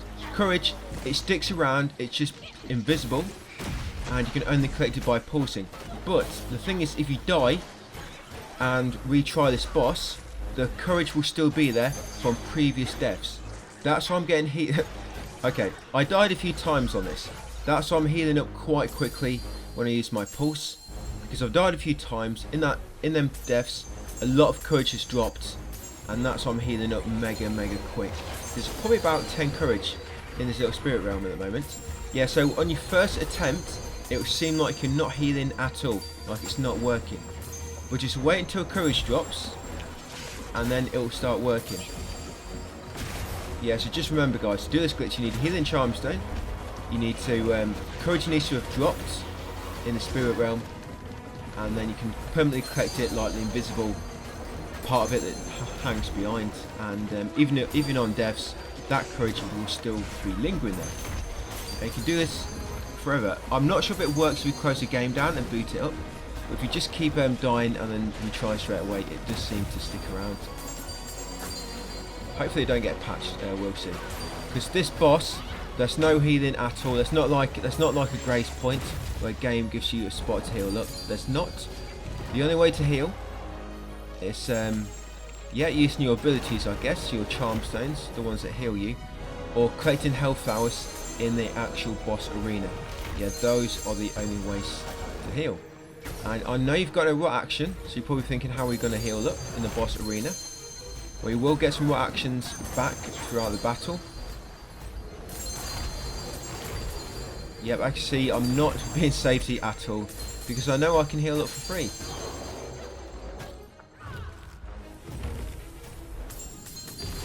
Look at, you can hear all that courage I'm getting, it's crazy. Nice little exploit. Yeah, so here you'll get a rot action back, only one. And this is the end of the of this area between the first and second phase. And here we go, the second stage of the fight. So again, he'll have slightly different attacks. He still has a lot of the same ones, but he have some extra. But again, you just need to shoot his weak points again. Bring his health down to a third. So just keep dodging his attacks. Bring his health down to a third. As long as you're always moving from, from left, always strafing, you should dodge most of his attacks. When he's about to do a laser, he will always do it from the right, and then he'll move it to the left. Yeah, so whenever he does a laser, once it starts, here it is, this indicates he's going to do his laser attack. Start moving right so that you get past it. You don't have to double jump, I think you can dodge through it. I'm sure I have done before. But it might have, maybe I spirit dash through it. But yeah, just jump if you're going to be safe, so that always works. And yeah, once it comes out, move to the right, because if you don't do that, sometimes he'll stop it below you, so you fall down onto it. That's why you need to, as soon as it comes out, start moving in its direction, so it sort of moves underneath you and you move past each other, so you can drop down in safety. Yeah, the grab attack, double jump, you can dodge that easily. It's got to be a double jump though, a single jump won't dodge it. And once you put his health down to another third, so he's just got a third of his health remaining, you need to do this bit. This is between the second and third phase, and as you can see, it's just a bit platforming. Unfortunately, you can't heal up in this spirit realm. I think it would still work, the glitch, if there was a courage around, but fortunately there isn't. So yeah, can't do it here. Just platform, make your way across. If you do fall down, don't worry, it doesn't. It's not like a game over. It doesn't restart the whole fight. I think you lose a bit of HP, but it will spawn you right at the start of this platforming section. So you basically just got to start from the start of it again. If you do fall down, so just try not to fall down. If you do die at any point though, you do have to restart the whole battle. And yeah, it's quite annoying, especially if you die in the third phase, which takes like 5 minutes or so to reach it. So here you'll get all your action back, and then you're ready to begin the final phase. So this one has got no weak points, but it'll start spawning a load of smaller enemies which you have to avoid. All I do, I don't bother with them too much. I just keep moving around the arena and I watch him. Now he's got a tennis on his back. You need to have a rot action always ready, and as soon as his antennas light up on his back, you know he'll do that attack where he starts a war. Quickly get close to him and send a rot after one of his antennas, and that'll do a massive chunk of his health. That's the only way to damage him on this. And whenever he jumps onto his little shrine at the back, he'll always jump on that shrine. Whenever he jumps out of the way, there's always that little shrine at the back, this little resting place. Watch him, because he'll do that massive force field and you have to spirit dash through it, and then he'll come back. Again, once he comes back, make sure you've got rot action available. So when he does this attack, you're ready. There it is again. He'll do that charging attack. You need to quickly get close and do rot action on one of his sort of antennas, his conduits, whatever you want to call them. Because if you miss and he manages to do that charge attack, he'll make loads of meteors rain down, and it's quite annoying because they'll explode on impact, but they also do like a circular wave, shock wave, you know the ones I mean, which a lot of bosses do, so it can be a bit annoying. Just make sure you always got rot action available. Yeah, he'll still do a lot of his attacks, so just be ready to dodge him. I'm always moving as you can see. I'm not focusing too much on the enemies. There you go. And the last one, and that's him. He's KO'd. Yeah, you really need to try not to get hit by the basic enemies, because obviously, yep. Go for a weak point. There it is. The hidden weak point, that one is. Yeah, try not to let the enemies hit you, because obviously they'll deplete your courage when you get attacked. And if you do not have a rot action available, when his conduits light up for you to bind, yeah, like I say, he's going to be able to do that charge attack, rain meteors down, and they're going to be tricky to dodge, especially with all the basic enemies. So the key is, on that third phase, make sure you've always got rot action available, so you can get rid of him as soon as possible. And once you beat him, that is the game done, guys. Come over here, talk to the MC at the shrine. He'll give you the good news that you've completed the game pretty much. He'll reveal his true identity. And Kina will close her eyes. And she'll be here. Now there's one meditation spot here. I think a lot of guides call this one the 12 meditation spot, but I don't know why. So it doesn't actually give you anything. So it's a bit confusing. But yeah, you see that warp shrine there? I just shot it. That warp shrine. Remember where that is. And now you want to make a manual save. Very, very important, because this is where we're going to do the glitch. So make a manual save here and remember what time and so save it is, so you can actually remember it later on, and it'll be easier to load it up. So you make a manual save and never overwrite that. Then come over to meditation spot, meditate, and that will complete the game. And if you've gone through master difficulty from the start like I have, you'll get that guide there, that trophy, guys, Master Spirit Guide. Well done to those of you that have completed it on Master. It wasn't too bad, was it? I don't think it was too bad. I don't see what all the fuss is about. But if you can glitch it, I guess why not? Why make it harder for yourself? So what you want to do now is you just want to load that same save back up. So load up the same save which you just completed, and now we're going to drop it to story difficulty. If it's already on story, obviously don't worry about it, it's already on the lowest difficulty. But if not, drop it down story, and because now we're just going to do them last two cursed chests, and just get some karma ready to buy that last upgrade. We might be able to do them two cursed chests with the Spirit Dash ability now, even on Master. But I'm not too sure. I think it might still be quite difficult. So once you spawn in, guys, you warp to the village centre. You want to get that karma in that little basket next to where you spawn in, which I just did. The fruit. There's fruit in that basket. It'll give you 10 karma. So when you spawn into the village centre, where I teleported to, and then come over here and do this cursed chest, which we left earlier. And if you haven't got it already, we're going to get a trophy in a second for spirit dashing 3 enemies well, killing 3 enemies with 1 spirit dash. Triple tap, I think it's called. So try to set it up. You have a lot of enemies all spawned at once throughout this battle, so it'll be easy to do.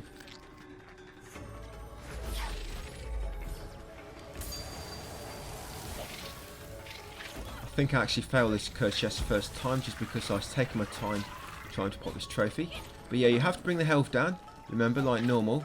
And once you've got a good few of them with the health though, do a spirit dash and there you go. Once you kill 3 of the spirit dash trophy guys, you'll get that triple tap. And then just continue and finish this cursed chest.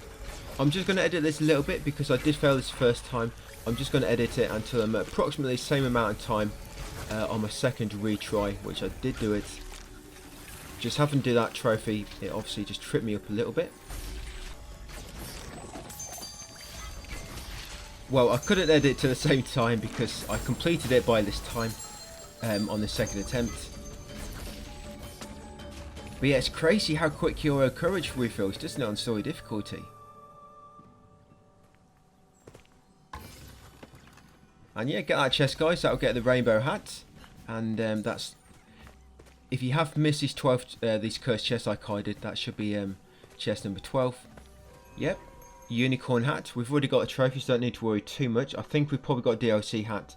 That's what popped the trophy. You probably don't have to get all the base game hats, you just have to get 50 to pop that hat trophy. That's why I've already got it. And then warp over here guys to village heart entrance once you've done that cursed chest. And we're going to do the last cursed chest now and get the cursed chest trophy. Now this one, even with Spirit Dash, I think still on Master, this might be the one which you probably can't do even on Master with the Spirit Dash.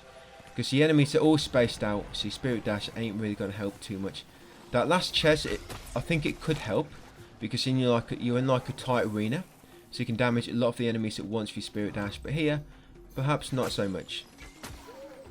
But yeah, here, just keep using your rot arrow, guys, to kill sort of 2 or more enemies at once. You'll see it works really well on this. You get courage back so quick. Oh yeah, if you come out for some reason, I've dashed into that corner, dodged into the corner, and it seemed to recognise me as leaving the arena, strangely enough, even though there's all corruption blocking the exit. Guess it's something they missed.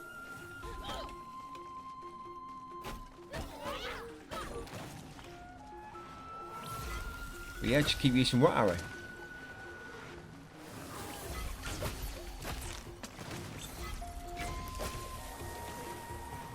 It's a shame because we've done everything on Master except for 2 cursed chests. It's a shame we didn't do every single thing.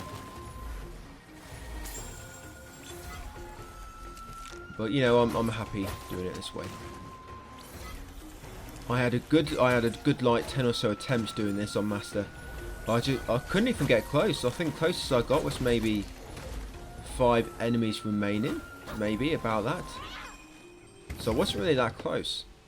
But you see, you don't have to kill every enemy, you just have to kill so many, I think, by the looks of it. 15. And that will complete it. And then once you loot the cursed chest, you'll get 200 gems. Just checking out what's in there for a second. Seeing there's a basket. And you'll get that trophy, guys. Cursed Collector. Alright, so now we're going to be getting the last bit of karma. And so we can buy that last upgrade. And then we'll pop the upgrade trophy and then followed shortly by platinum. So we're coming down here because there's a little farming spot here for karma. It does take a little bit of time, but by this point you shouldn't need much. I feel like if I was a bit thorough and you know, looting baskets and stuff for fruit, I feel like we probably wouldn't have to do this farming, but it only takes like a few minutes. You want to come over here near the forge path, guys, because it will create a save. Did you just see it then? It said saving. So go over there so it makes a save, so that when you retry or load, when you load a save, it will reload you from there. And you come to this house, get that basket of fruit in, move the basket, move the barrier, and then get this basket of fruit as well for another karma times 10. And then come over here, you'll see that dock in the corner near the waterfall. I'm going to drop down there because down here is 4 baskets, each containing 10 fruit each. So that's going to be karma times 40 down here. You can loot the chest if you want. He's got a charm stone. battle cry. Obviously don't really make much difference now. Yeah, just make sure you get his 4 baskets. And then see that dock over there? We're going to go to that dock as well, because there's even more baskets on that dock with more fruit.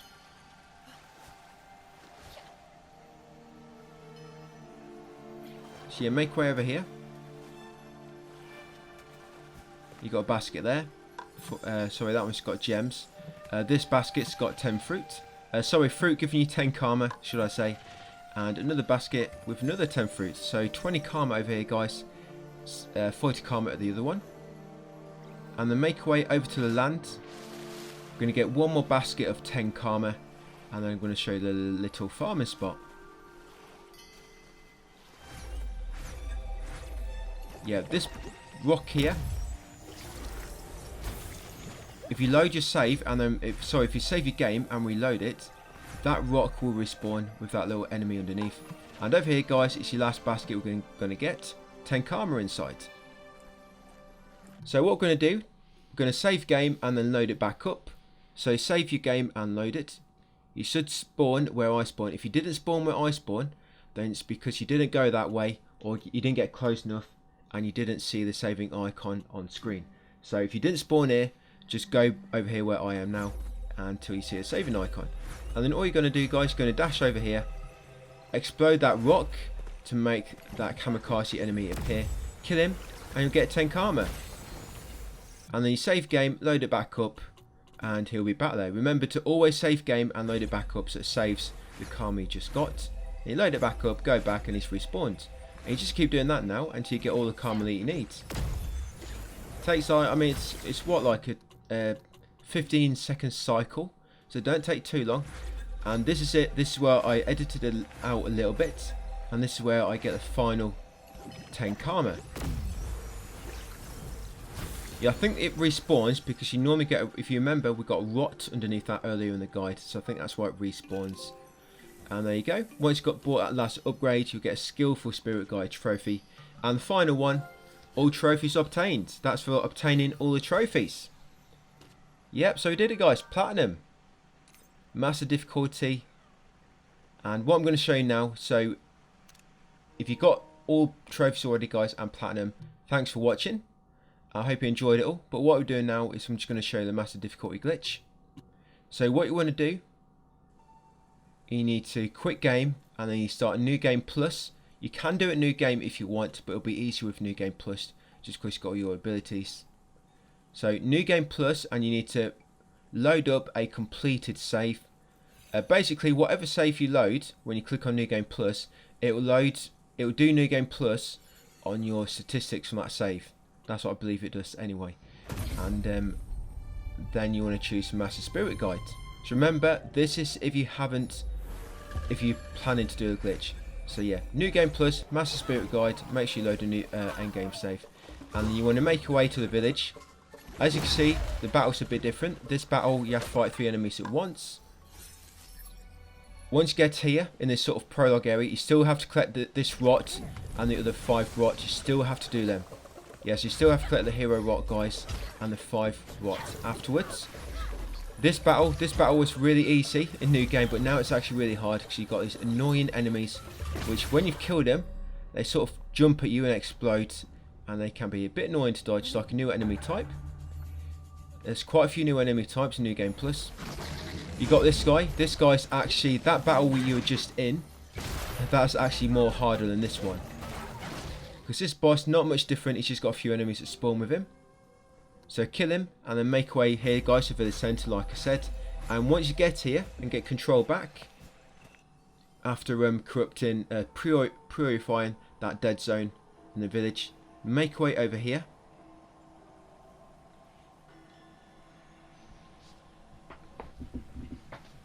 And then you want to go right.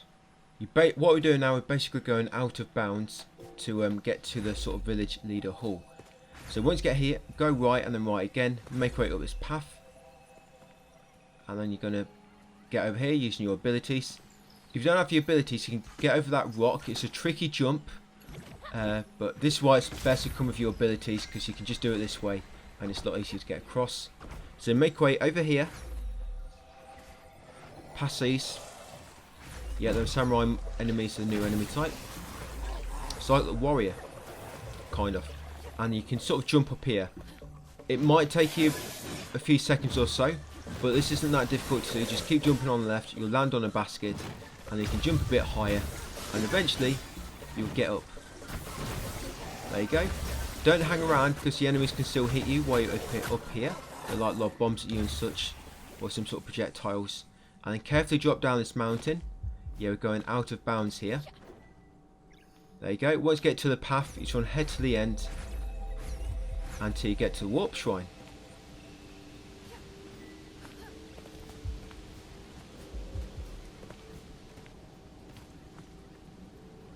Once you trigger the warp shrine, there it is. Go next to it so it triggers and you'll see a saving icon and it will illuminate. What you want to do now, you want to save your game, make a manual save. Remember, do not overwrite that end game manual save that we made in the mountain shrine area. Do not overwrite that, just overwrite any other save, just not that end game mountain shrine save we did just before I completed it.